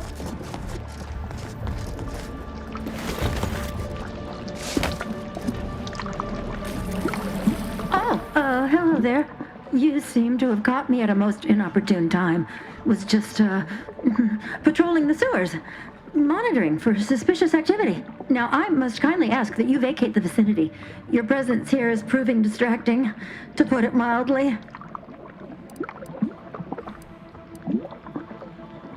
What are you doing in the sewage system? Only patrolling one of the most vulnerable parts of the station. Yes, that's it. Very specialized work. Discreet, confidential. You'd never comprehend the value of this task. I don't work here. I'm with the Earth Directorate. The what? Word to the wise. A protectorate station is hardly the place to be making light of one's affiliations. Brigadier Montelli would be ecstatic to hear you spout such humorous quips. You'd be labeled a heretic. But I'm sure he'd chuckle as you swung from the gallows. I wasn't joking. I'm a trained agent. Forgive my unease. I thought Montelli sent you to see to my execution, or some other absurdity. I don't know what's going on here. The station's changed. It's become a damn charnel house, stained with the blood of my brothers and sisters. I don't know what to do. I just don't wish to die. I can't. Well, we can always pass a speech check to say you can always try leaving through the sewers. Save yourself from what's happening here. That'd be a fine idea. If only there weren't a group of starving raptidons that saw fit to make a den so close to the grate. Ooh. Well, we could lie.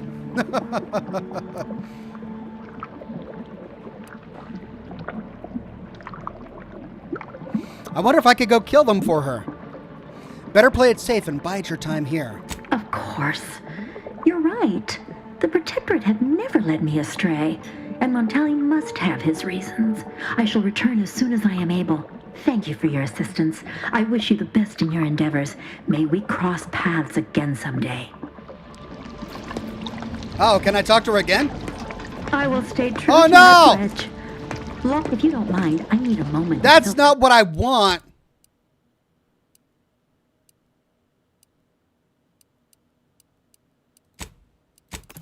I wanted to save her. If I can. She's probably not even that important. Oh. I will stay true.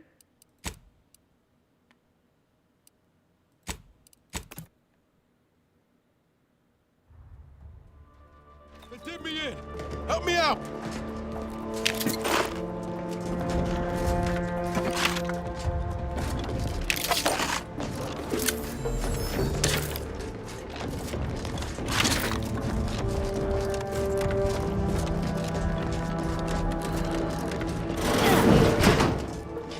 Okay, so that leads down to the sewers. That leads to the room I'm supposed to go to.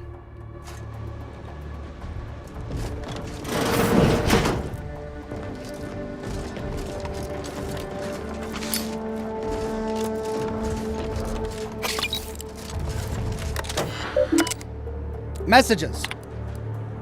From Brigadier Montelli, subject clearance credentials authorization procedure.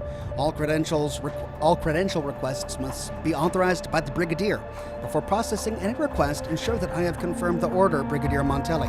From Cadet Warren Adderley, subject desperately requesting credentials. To the personnel of credentials and clearance, I have misplaced my identification credentials. I'm well aware what would happen if Montelli were to learn of this lapse, and I'm also aware that you are honor-bound to notify him. Please, just this once, aid me. I know it's my duty to follow orders, but this punishment is most cruel and most unusual. Punishments like these should be relegated to traitors, but I am not a traitor. I have simply made a mistake. Please, I beg you, help me. Cadet Warren Adderley. Access clearance protocols. Insert credentials. Please take their credentials and keep them in a safe location until delivered to their intended owner. Right. Now, let's go help that person in the sewer.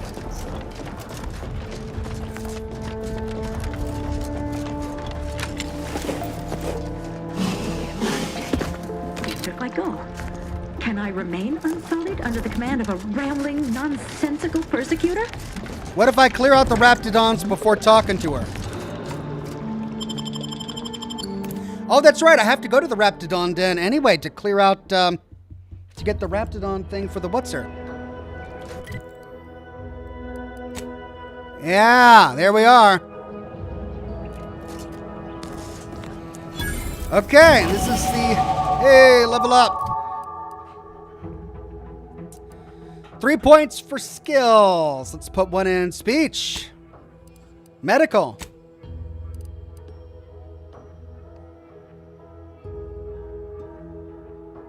And speech.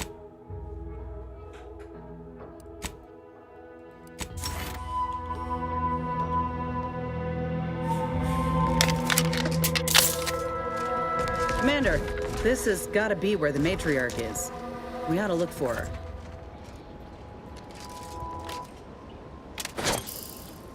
Give the order, and I'll take care of him, Commander.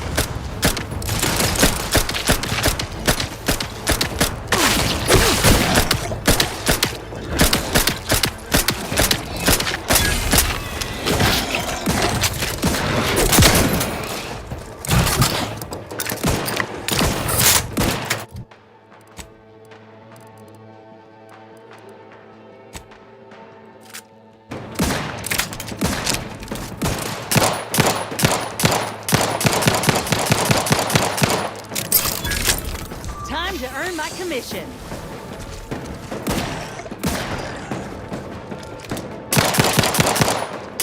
Yep. Here, all right. Let's put our heads together. Armed and ready.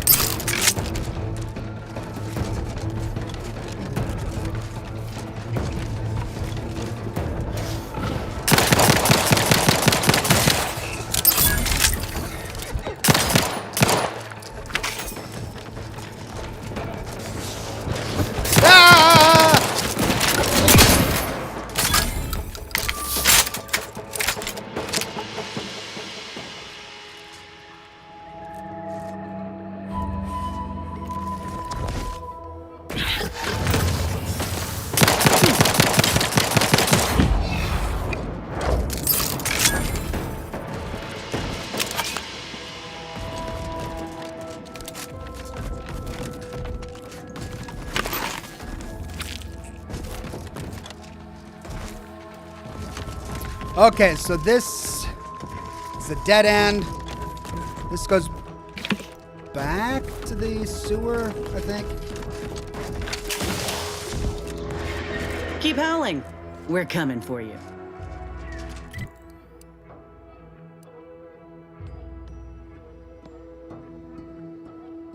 No, this goes deeper in.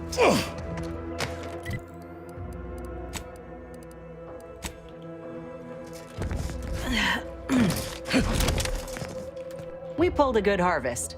Doc Tinsley's going to be pleased. But if we could hunt for the other beast before bringing this specimen back to her, I'd be much obliged. Anyhow, was there something you needed, Commander?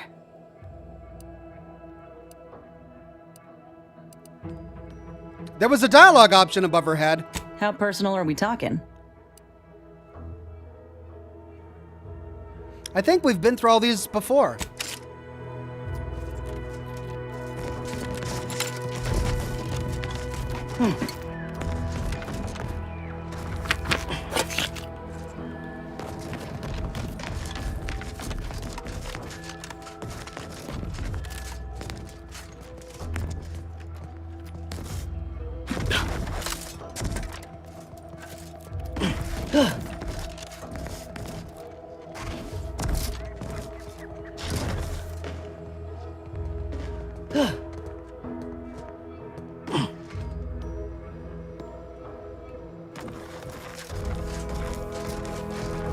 Yep. Matriarch's here, all right. Let's put our heads together. See these half-eaten remains? They're a sign. Matriarchs lose their appetite when they're on the verge of going into a state of torpor. She'll have retreated into hiding to conserve her energy. But I got one way to get her attention.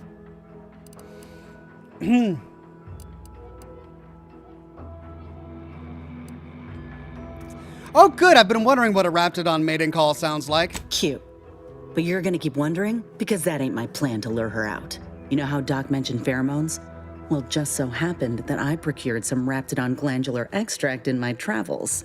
Should do the trick. A matriarch with 3 full stomachs ain't coming out of hibernation unless she senses a threat to her authority. She hates rivals. Oh, crap. Well, I can't do the science check. You just so happen to have the exact pheromones we need? Ain't one who leaves anything to waste. Any hunter worth a damn would say the same. If I can't find a practical use for what I've salvaged, it'll find a use in research or in exchanging for bits. Lucky for us, this extract ain't exactly in high demand. Any other questions, or are you ready to meet this matriarch? No, but I get the sense you'll get started anyway. I'm eager, so sue me. Except maybe don't. I ain't got so much as 50 bits to my name. All right, let's do this. Ah, great. Yeah!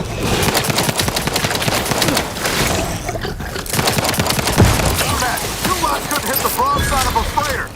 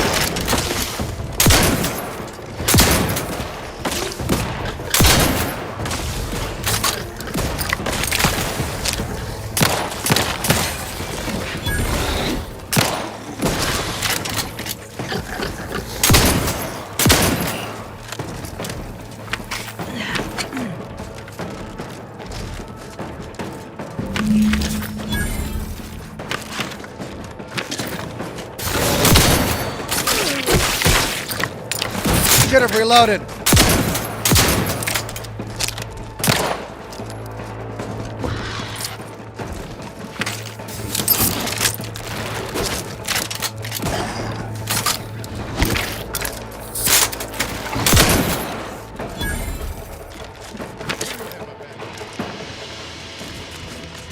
Woo! All right.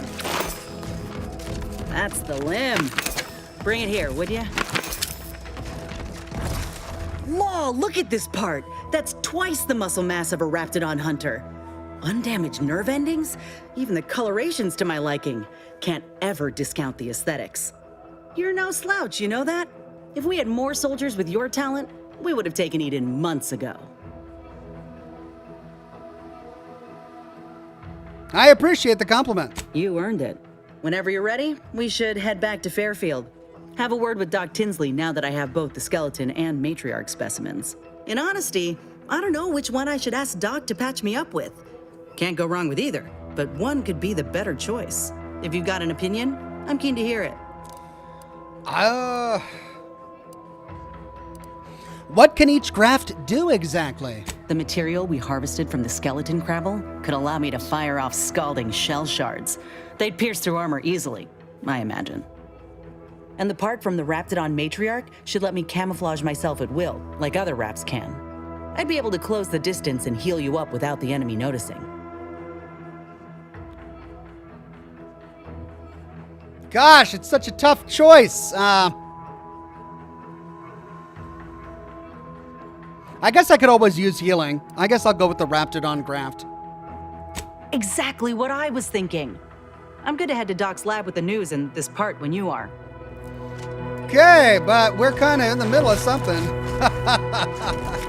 Oh, we're back at the sewers.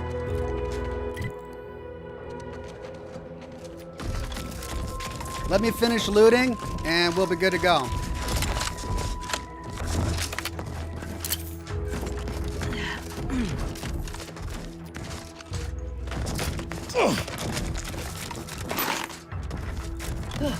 Okay.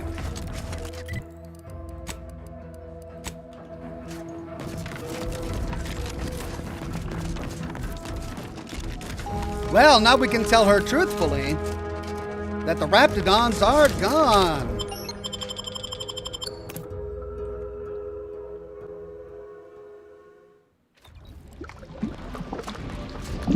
Hello there. Now, I must kindly ask that you vacate the vicinity.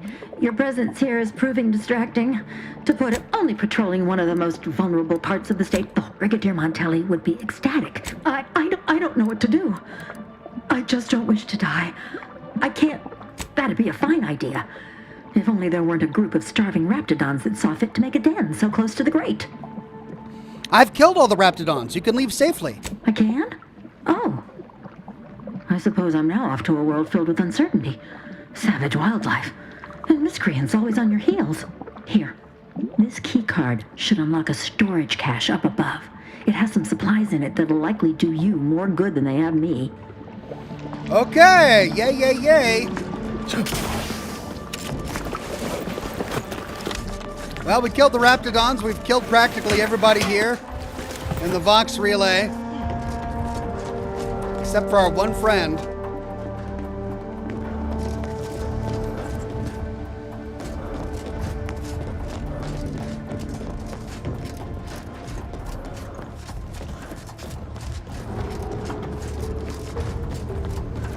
And I have a feeling we're in for a very difficult boss fight.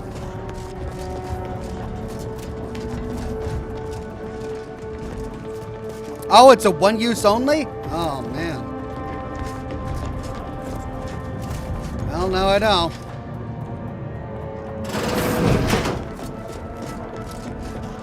Okay. Do I take it back to what's his name, or?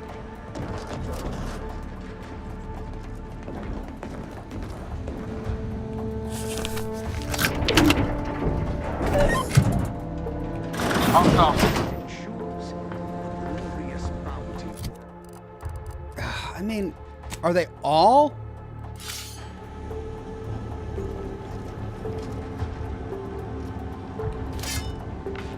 I can't sneak attack. We rout all disruptive influences.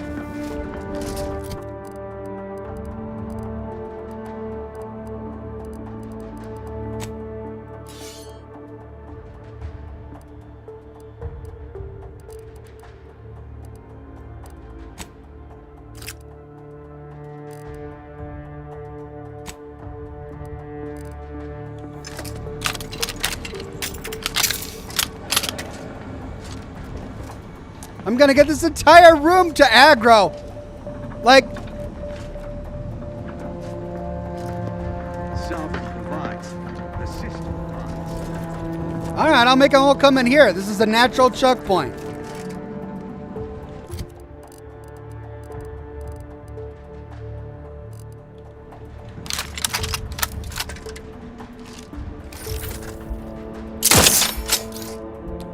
Wow! How did I miss that? Look alive, Commander.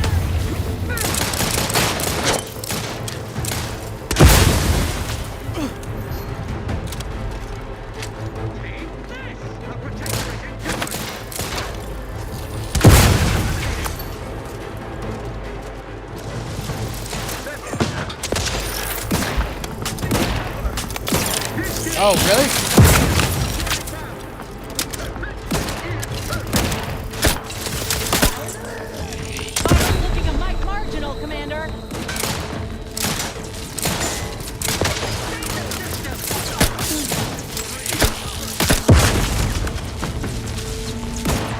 choice. On your command.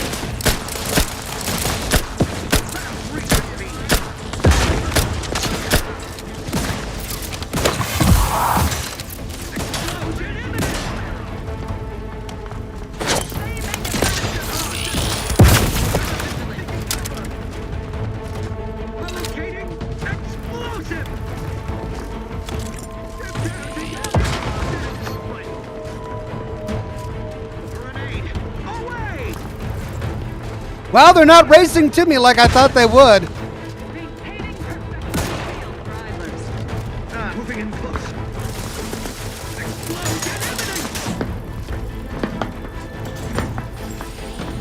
I repudiate all Babbitt's commercialists. An explosive! He's... Endure!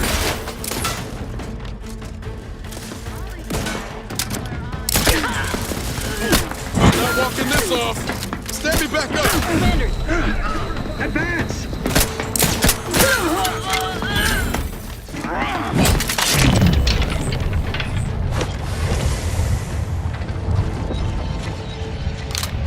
Marching boldly. Into the fray!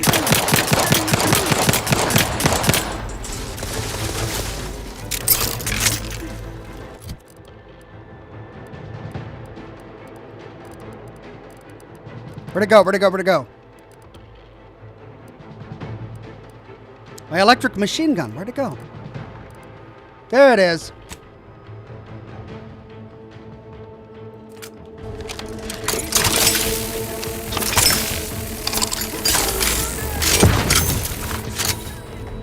Locating explosives!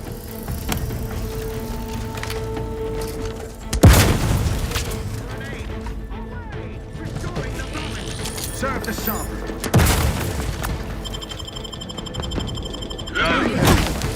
Move! Not getting up without help, Commander.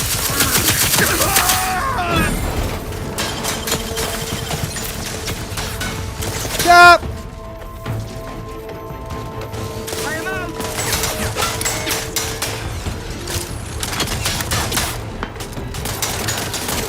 Oh!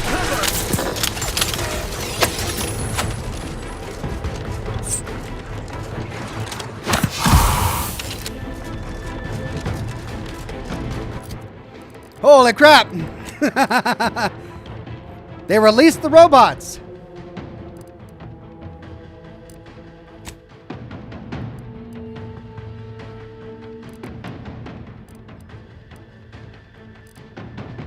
Short rounds.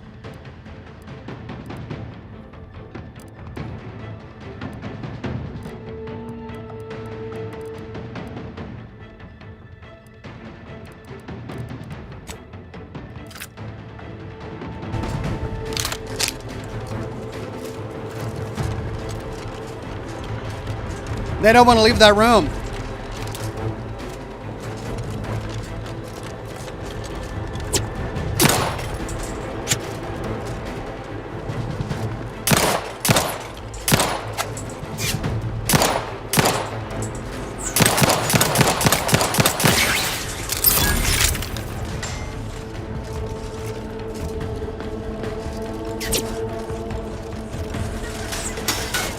Forever vigilant.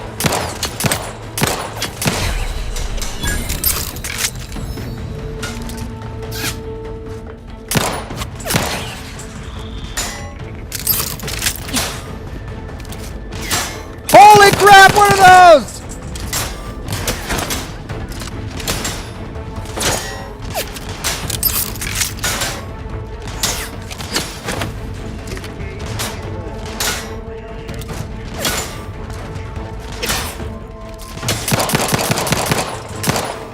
Oh my god, what are those?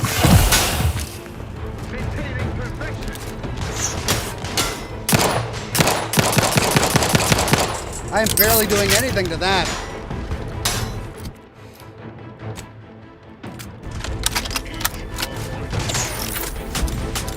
Oh, I'm out of heavy ammo. Crap.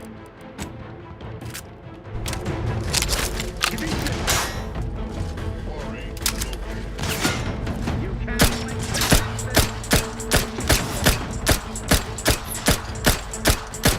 What the heck?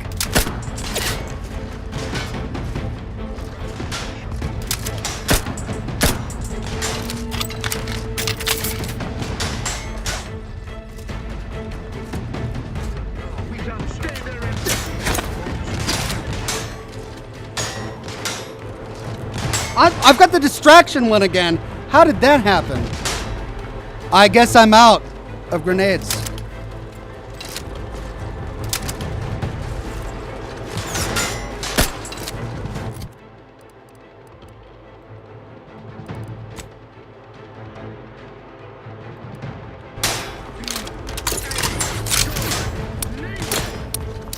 I'm out of electric ammo as well. Well.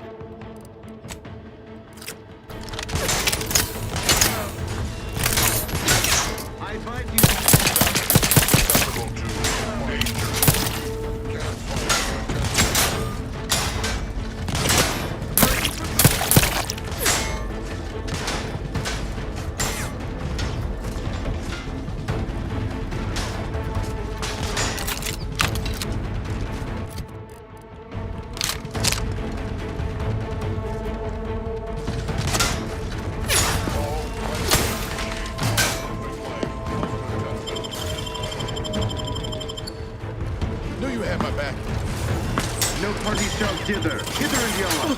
Back in business. Recommencing.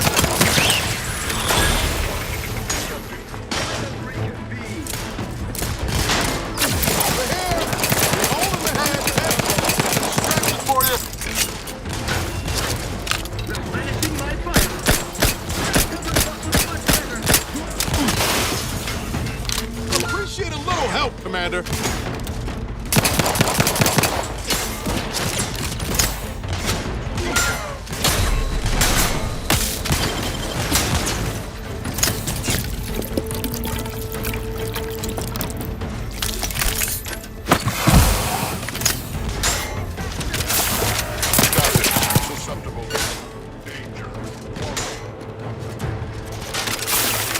No. Why was it that?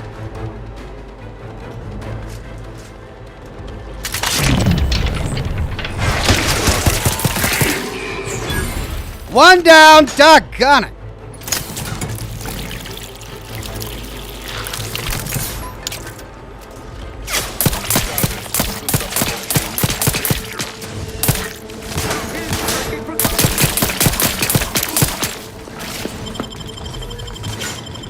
Back in business. Knew you had my back.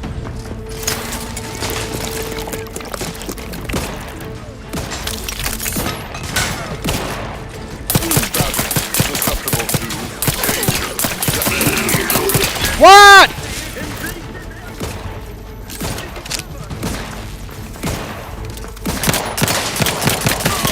What, son? You're looking pretty scathed, Commander.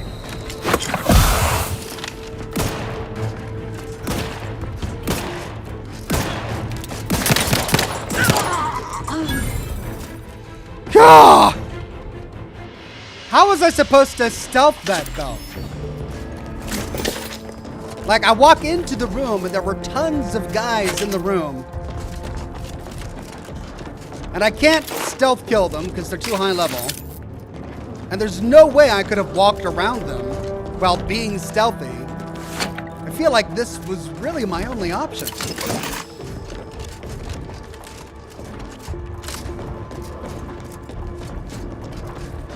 At least I've got that trait that's gonna give me more ammo on all the corpses.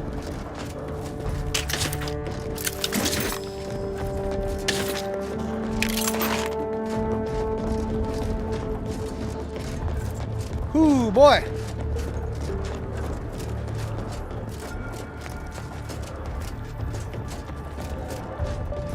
Okay, I need to go that way. We got a couple of rooms here, though. Do we? No.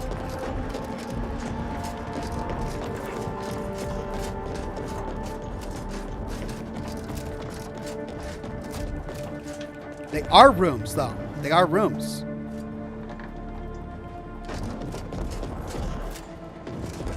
So like a terminal I can use to open those rooms?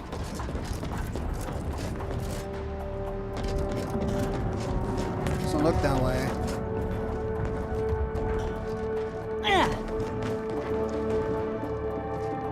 Okay.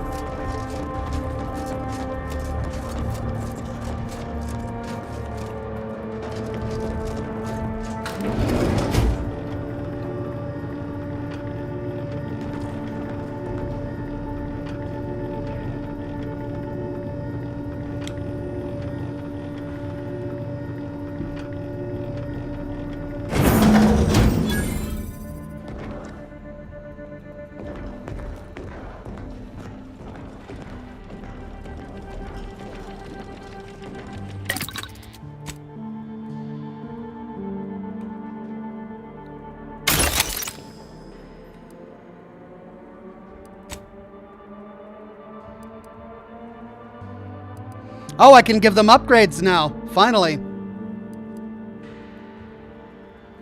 Plasma damage and deals slightly increased damage. Shock damage and has slightly increased damage. Immunity to shock side effects. Immunity to corrosive side effects. Let's do plasma damage.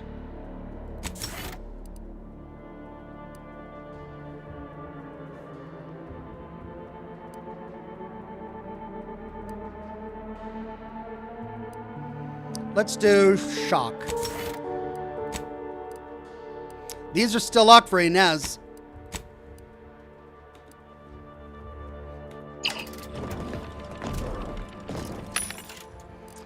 Ammo. Let's see. Yes, please. 25% surcharge. Oh no. 1,500. I've got 9,000.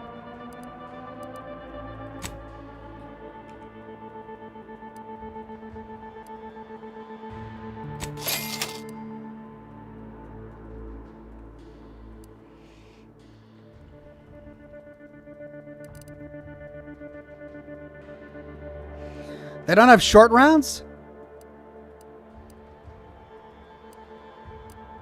Oh, there we go.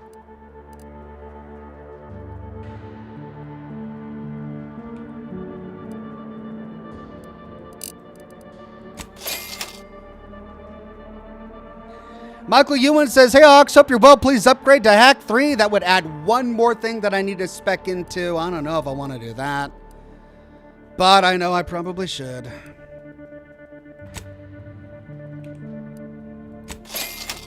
Okay.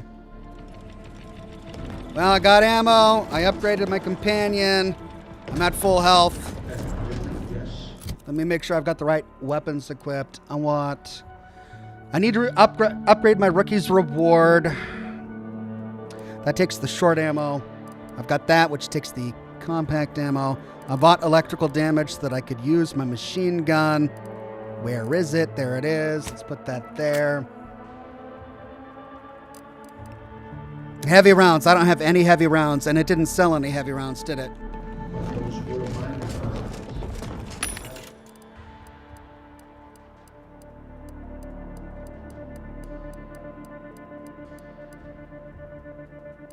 Recipe.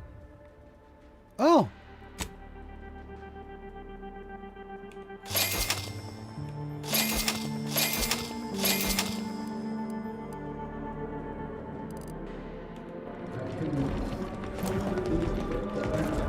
Now's not really the time for a chat. You need something? I'll see what I can do.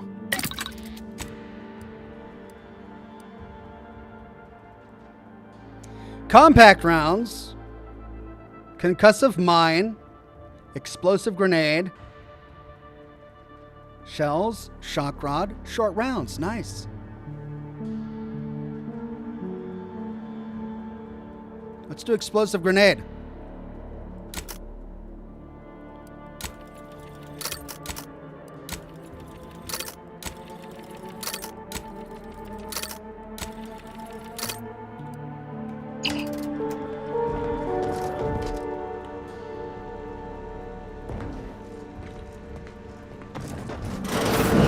What now?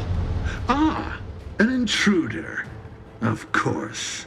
I was warned the paradigm would test me, and here you have arrived. And Corbin. By your presence, am I to understand that you've turned renegade as well? Of all the serpents writhing beneath my boot, you were the last I expected to strike at me. The only renegade here is you, Umberto. You forced my hand through your paranoia and cruelty. I'm killing traitors, seditionists. I am purging our prized garden of chokeweed and all manner of slithering things. My methods may seem callous, but a swift response to treason is necessary to prevent this crisis from worsening. Crisis? Are you talking about the war with Auntie's Choice? Auntie's Choice? Bah! The invaders are vacuous opportunists dead from the collar up. They would not have found purchase here if not for the festering rot already in our soil. Festering rot? Hell of a way to speak of your own forces, Brigadier. Or perhaps your Auntie's Choice simply lacks the standards to separate out mediocrity. Nevertheless, I am not afraid to speak what's true. Our great protectorate has lost its way. Years of comfort and plenty without stricter enforcement have softened us, made us weak, undisciplined. If only the Sovereign heeded his consul's wisdom, he could restore the protectorate's honor, instead of shaming his forebears by leaving such a grave task to others like myself.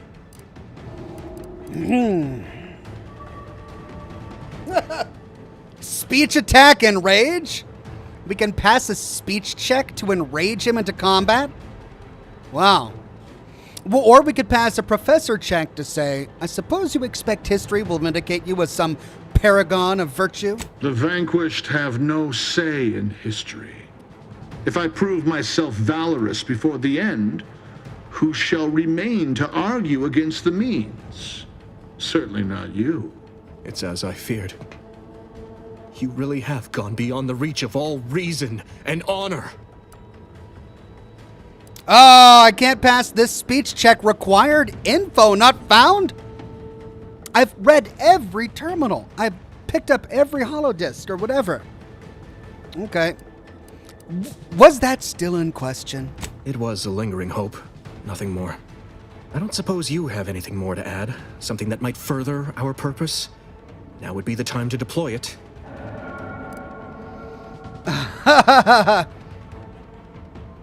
Oh, right, you wanted me to look on Montelli's terminal. Did I not look on his terminal? Oh, right, you wanted me to look on Montelli's terminal. Oops, I forgot. You incompetent! I asked you to do one thing! Trusting the enemy to do your How did I bidding. miss his terminal? You always were a guileless fool, Corbin. Were it up to me, I would sentence you to the slow and painful traitor's death you deserve. But given the circumstances, your extinction must come quicker. Guards, purge this loathsome treasonist and his odious ally from my sight. Leave none alive. Enemy about. Lock your stop.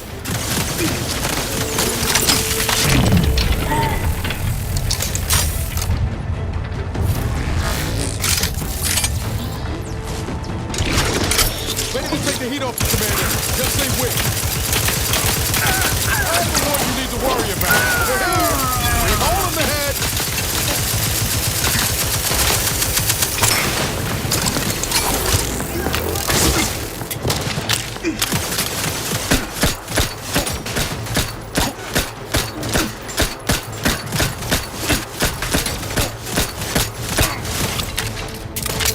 They covered our dues, replenishing my firearms.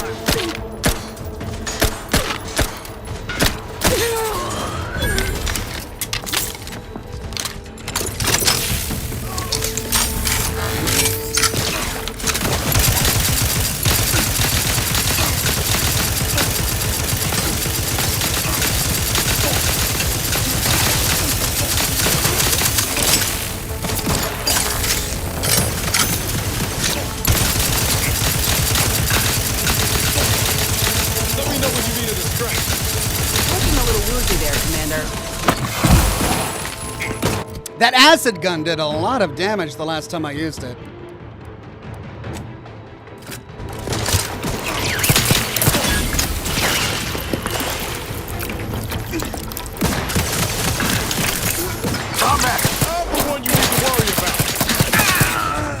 Does really well on highly armored targets.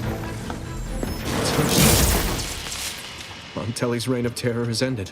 If you'd have told me all those years ago that this is where my future would lead, standing over Montelli's corpse, I'm not sure I would have wished to survive that disaster.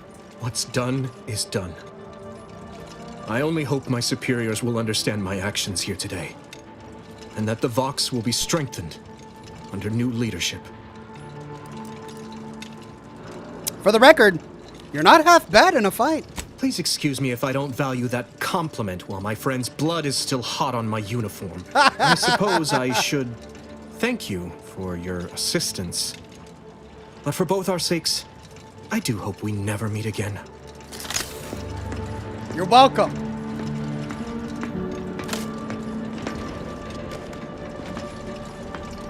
How did I not check that dude's terminal? I thought I went to every room and read every terminal.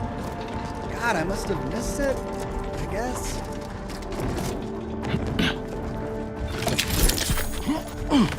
Chain spark cannon. Yeah.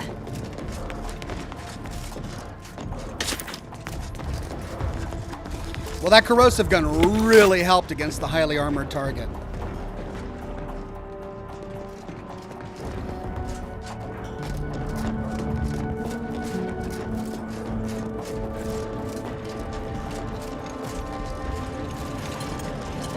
Control. The breeze must have left some evidence. Let's poke around.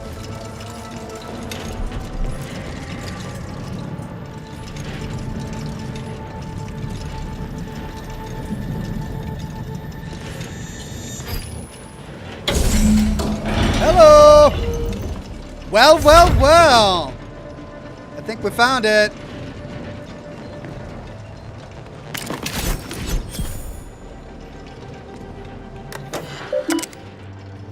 Access stored messages. Lock Aider.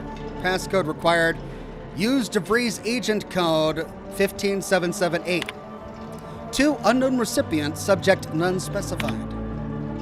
It is well past time that we face the order to follow the correct course, and the Earth Directorate surveillance satellite stationed on the outskirts of Arcadia will supply us with the necessary tools to do so. It has been collecting information since before my arrival here, and I've been monitoring, obfuscating, and discarding reports of it as the situation warranted in my time at the Vox. Unfortunately, I'm unable to access the information stored on it remotely, so we must bring it down. And by we, I mean you. I know you can find a way to access the observatory's transmitters. You'll need to transmit my old Earth Directorate code to access its guidance system and alter its trajectory so that I may recover it. The time for action, for action is now. Which reminds me, tell you know who to never identify himself or me by name when communicating. Better yet, tell him not to communicate at all and to stop with the excuses and get his job done. To Augustine DeVries, subject I deserve respect. From Victor Clemens. Augustine, your harangues are becoming vexatious. If I am to achieve our noble goal, I must commit every bit of concentration I can muster towards it, without interruption. I am not your addle-pated lackey, preparing to kill without a moment's hesitation. My work is the centerpiece of your violent goal. If something were to befall me or the others here, I shudder to imagine what you would need to do, or what would become of Arcadia. We've been assured that your preparations are as essential as our own, but danger nips close to our heels here in Golden Ridge, and I've not heard any plans of yours to intervene on our behalf. But do not concern yourself unduly, though I'm certain you won't. Barring any mishaps, we will be ready when we are needed, and I will continue to communicate in any manner I see fit. And that's it. I don't know who you are or how you accessed my private terminal, but it won't do for prying eyes to have evidence of my activities. I've triggered the Vox relay failsafe ejection routine. But worry not. After launching, the station will take several minutes to achieve its pre-programmed self-destruct altitude, so you'll have plenty of time to enjoy the ride before your death. Oh, great! Great! Failsafe protocol unable to be fully executed due to launch protocols are currently locked to 2 possible trajectories only by order of Brigadier Montelli. Holy cow, he saved me. And I killed him. Current landing coordinates set for Fairfield. Escape! Escape! We gotta do something. If the box crashes into Fairfield, it'll kill a whole lot of my people and innocent civilians. Use the control panel. Do the right thing.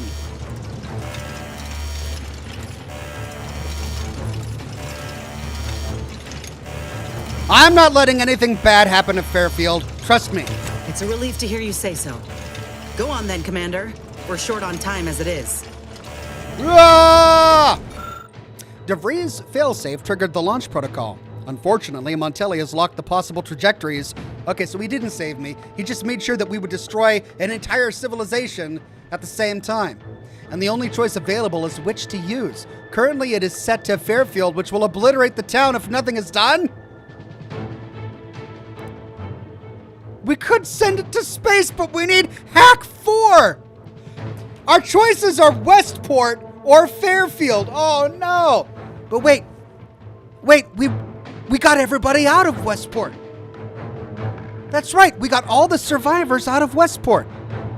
So it should be okay to send it to Westport. I can't pass the lucky check. I can't pass the heck check. They didn't have any checks for anything that I spec'd into. Now I understand why you guys wanted me to spec in a hack. Because it's an option here. But I got everybody out of Westport, so it should be okay. Okay.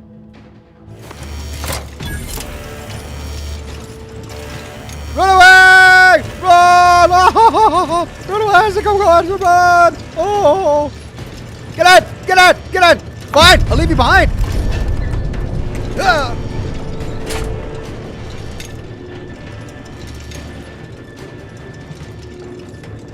So quick. Yeah, I mean, we're in a elevator. I would move if I could.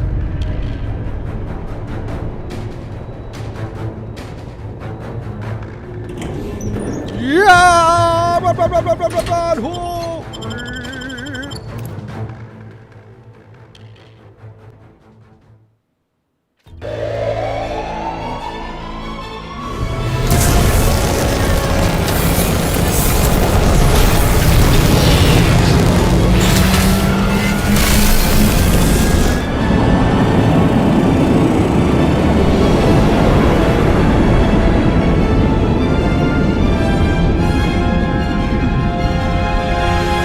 Oh, here it comes. It's going to come down. But I got everyone out of Westport. I don't think anyone's going to die.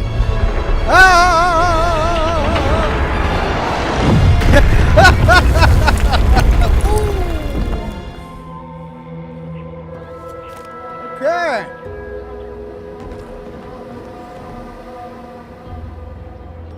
Travel to Golden Ridge. Whoo.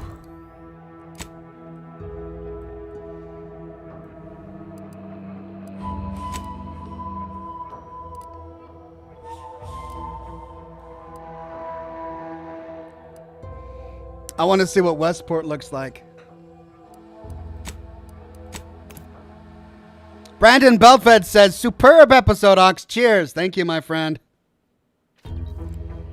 Oh, look at that.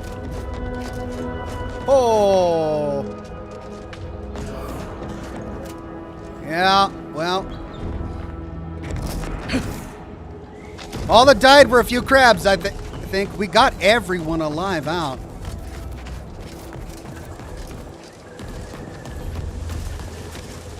Oh, I forgot about those guys. But it didn't land on them. So we're okay.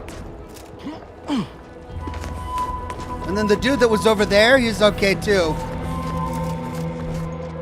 In there. Because he left. Woo. Got time for a debrief, Commander? Oh, yeah, sure. Feels good, don't it? Helping folks like Zeb and Audra hit back against the Protectorate. Almost like being back with the Earth Directorate. How'd you get a helmet? I like it. Looks good on you.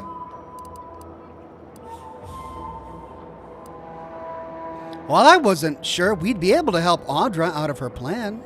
I get her reasoning, but I'm glad things turned out the way they did. Wouldn't have felt right leaving that Sentinel to fly off after all she did either.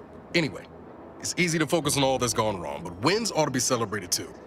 We blew up a Protectorate vessel and killed a Sentinel.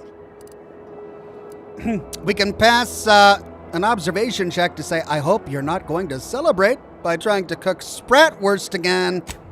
No. Trust, I learned my lesson there. Got the burns to prove it. On Triangular, might have suggested going for drinks somewhere they don't come with fuel, but here, I think we'll have to settle for patting each other on the back. How long until we hear from Zebulon again, do you think? I'll bank on sooner rather than later. Stolen intelligence spoils quickly. He'll probably want to act on whatever it is his friends gathered from the Vox. Thanks again for going out of your way to help Zeb. Now I can focus on hunting down the Vrees without feeling like I've got a rabid sprat in my back pocket. All right. Let's go get her arm attached, right? We completed that quest. So let's go to Better Than Nature, and we need to go to Fairfield. I wonder if we could have completed this quest had we destroyed Fairfield. Probably not.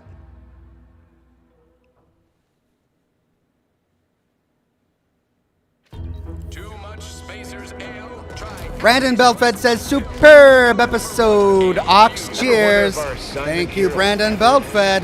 Like our employment contracts just keep renewing. Every time I think I'm having a bad day, I just tell myself, wait till tomorrow.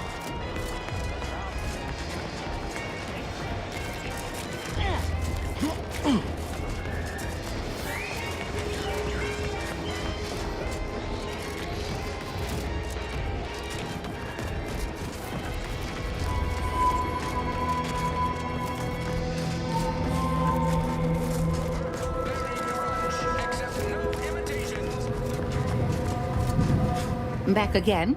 I hope the hunting has gone well.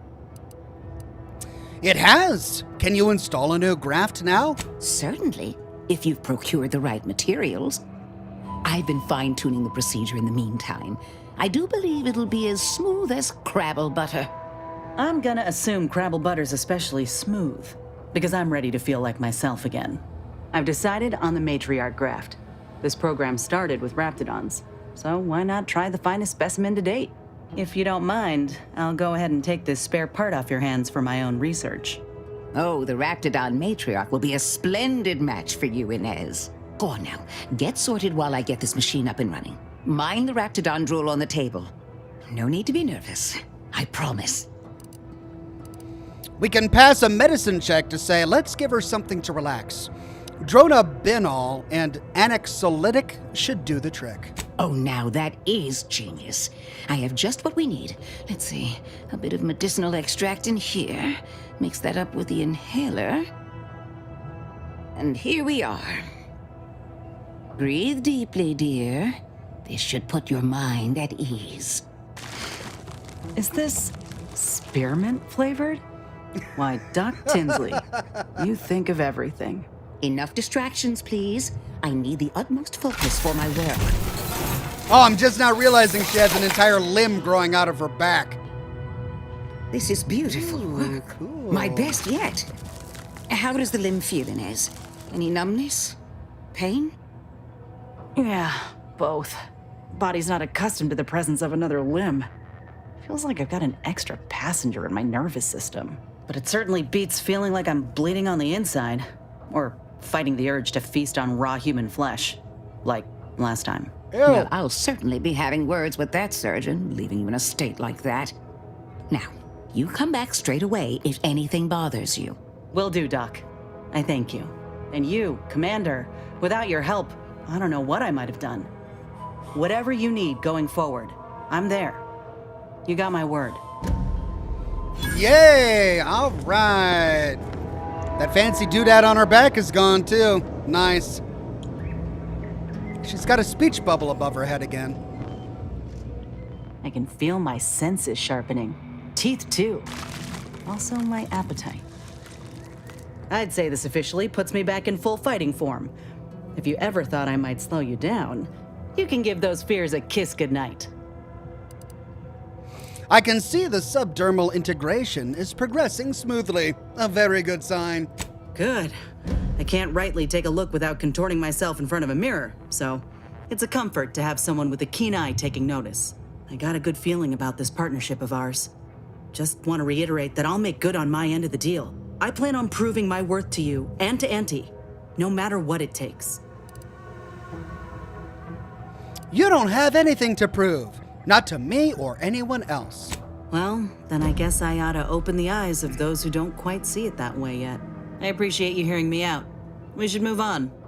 All right.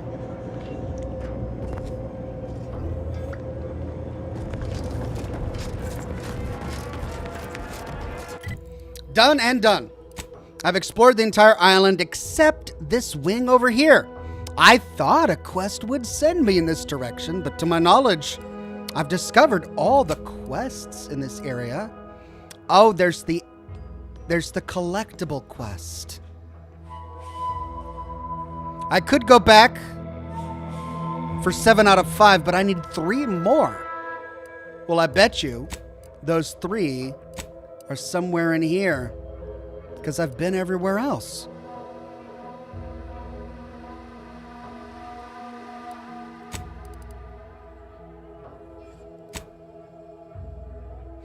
Now, I've been to the Vox Relay.